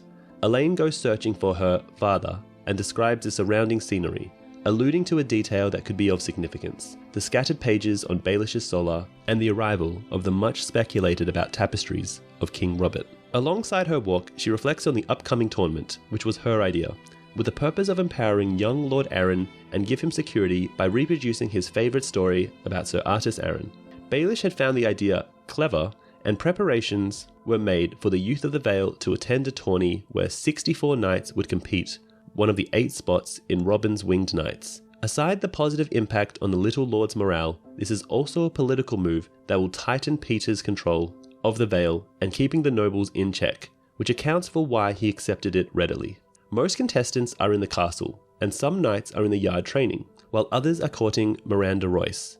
Elaine rescues Randa from her admirers. The two run into Sir Lyn, and Sansa mentions the newly married Lord Corbray's impending fatherhood, coming from a marriage arranged by Baelish, which leads to the startling discovery that Lyn is infuriated at losing his place as heir and resentful of Peter for this. Resentment he doesn't hide to the girl. Elaine concludes that the man could, in reality, be Baelish's foe, pretending to be his ally by pretending to be his foe. A discovery that could have potentially negative consequences for the Lord Protector and his plans. Next, the Mad Mouse, Sir Shadrick, into whom Elaine bumps right after leaving the yard, has definitely identified her as Sansa Stark. Elaine doesn't find Peter before the Waynwood party arrive, so has to race to the gates with Miranda. Once there, she greets Lady Anya Werenwood, who introduces herself, her grandson Roland, her younger son Wallace, and her ward Harold, to whom Elaine has a nervous yet hopeful reaction, wishing him to like her as it's crucial for her father's plan. Sir Harold looks every inch a lord in waiting, clean-limbed and handsome. She admires his features, and so she behaves graciously and charmingly, but also notices that, unlike the gallant flirter Sir Roland and the eager Sir Wallace, he doesn't look pleased to meet her. Indeed, he ends up insulting her rudely when she offers to escort him to his place in the castle, saying that there's no reason as to why it'd please him to be escorted by Littlefinger's bastard, which almost has Elaine in tears. Stone-faced, she begs her leave as she goes to search for Baelish. On the path, she finds Lortha Brune, who cheers her up by calling him Harry the Arse, and she gives him a quick hug.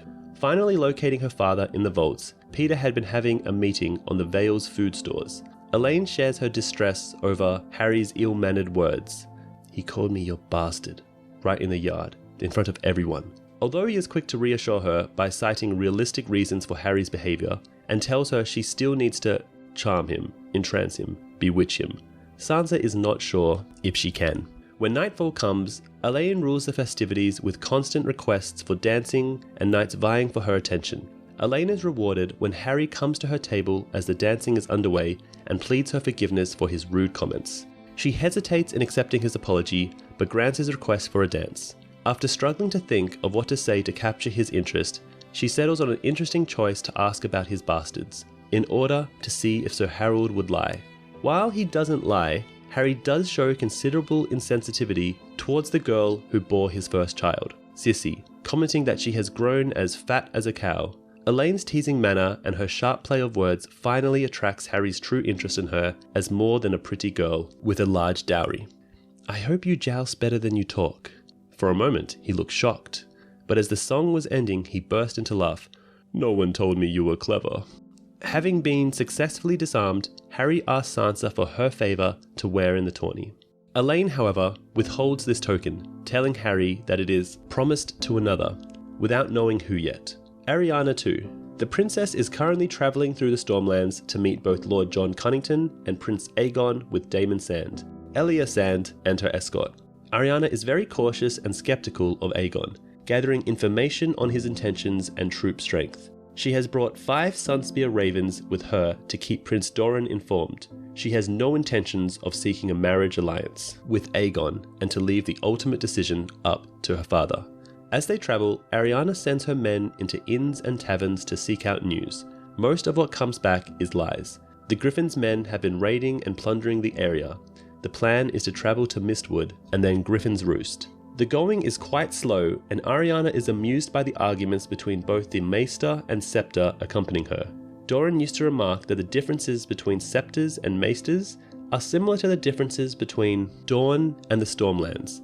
While en route to Mistwood, Arianna contemplates whether Quentyn reached Daenerys and married her. She considers that Dany is still a young maiden and recalls that Quentyn is quite unremarkable looking or dashing, and unlikely to impress someone Dany's age. Still, Arianna thinks Dany will want Dorne enough to marry Quentyn. Arianna is shaken out of her daydream after realizing that her cousin, Elia, has been missing for a while, and goes to look for her. The search finds Elia in a cave, trying to catch a fish in a stream. Arianna is furious, but Elia becomes petulant because she doesn't think that she did anything wrong. She shouts that Elia could have died in the cave, and the word die echoes 3 times against the walls. Arianna makes her promise to behave, as she is supposed to be pretending to be one of the princess's maidservants. She confides in Elia that she often wished Oberyn had been her father instead of Doran. On the walls of the cave, they find carvings left behind by the children of the forest. Later, she asks Daemon what her father was thinking sending Elia with them. Bemused, Sand answers, vengeance. They arrive at Mistwood, which isn't flying its banners, and head into the castle and are met by 2 men of the Golden Company, young John Mudd and Chain. They won't tell Arianna much, but eventually she gets Chain to admit that the half-maester is at the Roost and Connington is on the march, though doesn't say where. Despite their earlier talks, Elia continues to misbehave. Arianna catches her kissing a servant named Feathers who was twice her age. Elia protests that she was just kissing. Arianna reminisces privately about losing her virginity to Daemon at the same age. The 2 women argue over who would be the more attractive hostage, and Elia promises to behave again. Chain accompanies them on their 8-day march in drizzling Rainwood. He is more forthcoming without young John Mudd's presence. He regales Arianna with many sellsword tales and lets slip that Connington is marching on Storm's End. Arianna thinks that's a preposterous plan, as she considers the various castles of Westeros and believes that Storm's End would be the most difficult to capture. The Rainwood is described in great detail with several kinds of trees, including weirwoods. The Golden Company's spymaster, Lysono Ma, meets the party and begins to lead them. Arianna does not care for him and describes him as looking like a Targaryen. They debate who is the better claimant, Aegon or Daenerys. Arianna contemplates whether Connington is worthy of Dornish assistance and believes he will need the Dornishmen to take King's Landing. She thinks of Savas and how the Golden Company has its elephants, but no dragons. She has ravens and sends them to her father. Arianna and her party finally arrive at Griffin's Roost. She is very put off by the crudeness of the sellswords in the castle, who are evasive when she asks them questions. Arianna is informed by Howden Halfmaester that Connington has not only already left for Storm's End, but that he has also taken it. Tyrell and Tarly soldiers are currently marching for King's Landing to try and take it back. Arianna is stunned by Connington's success. She does not think much of Mace Tyrell's chances. Again, the men offer little information on how it was achieved, but rumours indicate it was bloody. Arianna is told that Connington and Aegon want to meet her at Storm's End, but Daemon is wary and urges her not to go into danger, but to send himself in her place. Arianna rebukes him, saying that she must be her father's heir and go to meet this dragon. Tyrion too. Tyrion is in the encampment of the Second Sons, awaiting his battle orders with the other men. The battle has already begun, and the dragons Rhaegal and Viserion are flying overhead. The Ironborn have arrived in Slaver's Bay. Tyrion can hear the clash of warships, and a fireship has blocked the mouth of the river. Tyrion reflects on his first battle at the Green Fork. He remembers this battle more clearly than the Battle of the Blackwater. The Second Sons are preparing themselves for battle, and Tyrion is reminded of Bronn when he observes Snatch making jokes. Despite his previous assertions that he did not care whether he lived or died, Tyrion has come to realize that he does care. Back in the tent, Penny is arming herself for battle too. Penny helps him with his own armor, as he reveals the fullest strategy of the current Yunkai Supreme Commander. While reminiscing about the Battle of the Green Fork, Penny kisses him. This angers Tyrion, so much so that he is prepared to kill her if he had a weapon. His murderous rage is disrupted by the sounds of Rhaegal circling over the bay, while ships are clashing. Viserion has the attention of the sellswords as he roasts and consumes the corpses being thrown by the wicked sister. A messenger arrives from the Supreme Commander of the Yunkai, Gozarak Zoaraz. He demands that Brown Ben Plum bring his company to the bayshore to defend the slaver ships. Inkpots points out that Brown Ben is away with Malazar, the girl general, and he is the only one who can command the Second Sons. The messenger departs, and Tyrion and Jorah Mormont attempt to persuade the sellswords to turn their cloaks again. Brown Ben returns and calls a meeting with his captains, which Tyrion and Jorah attend. Malazar has commanded the Second Sons to defend Wicked Sister. Barristan Selmy is making for the Harridan, and Marceline's freedmen have defeated the Long Lancers, destroying the Ghost in the process. Another messenger from Moraz Zozerizian arrives to inform the Second Sons that Bloodbeard and 2 Giscari legions are defending the Harpy's daughter from the advancing Unsullied. The Second Sons are to sweep behind and take the Unsullied in the rear. Zern is the new Supreme Commander, Gorzak having been slain by the Prince of Tatters. The Windblown have turned their cloaks.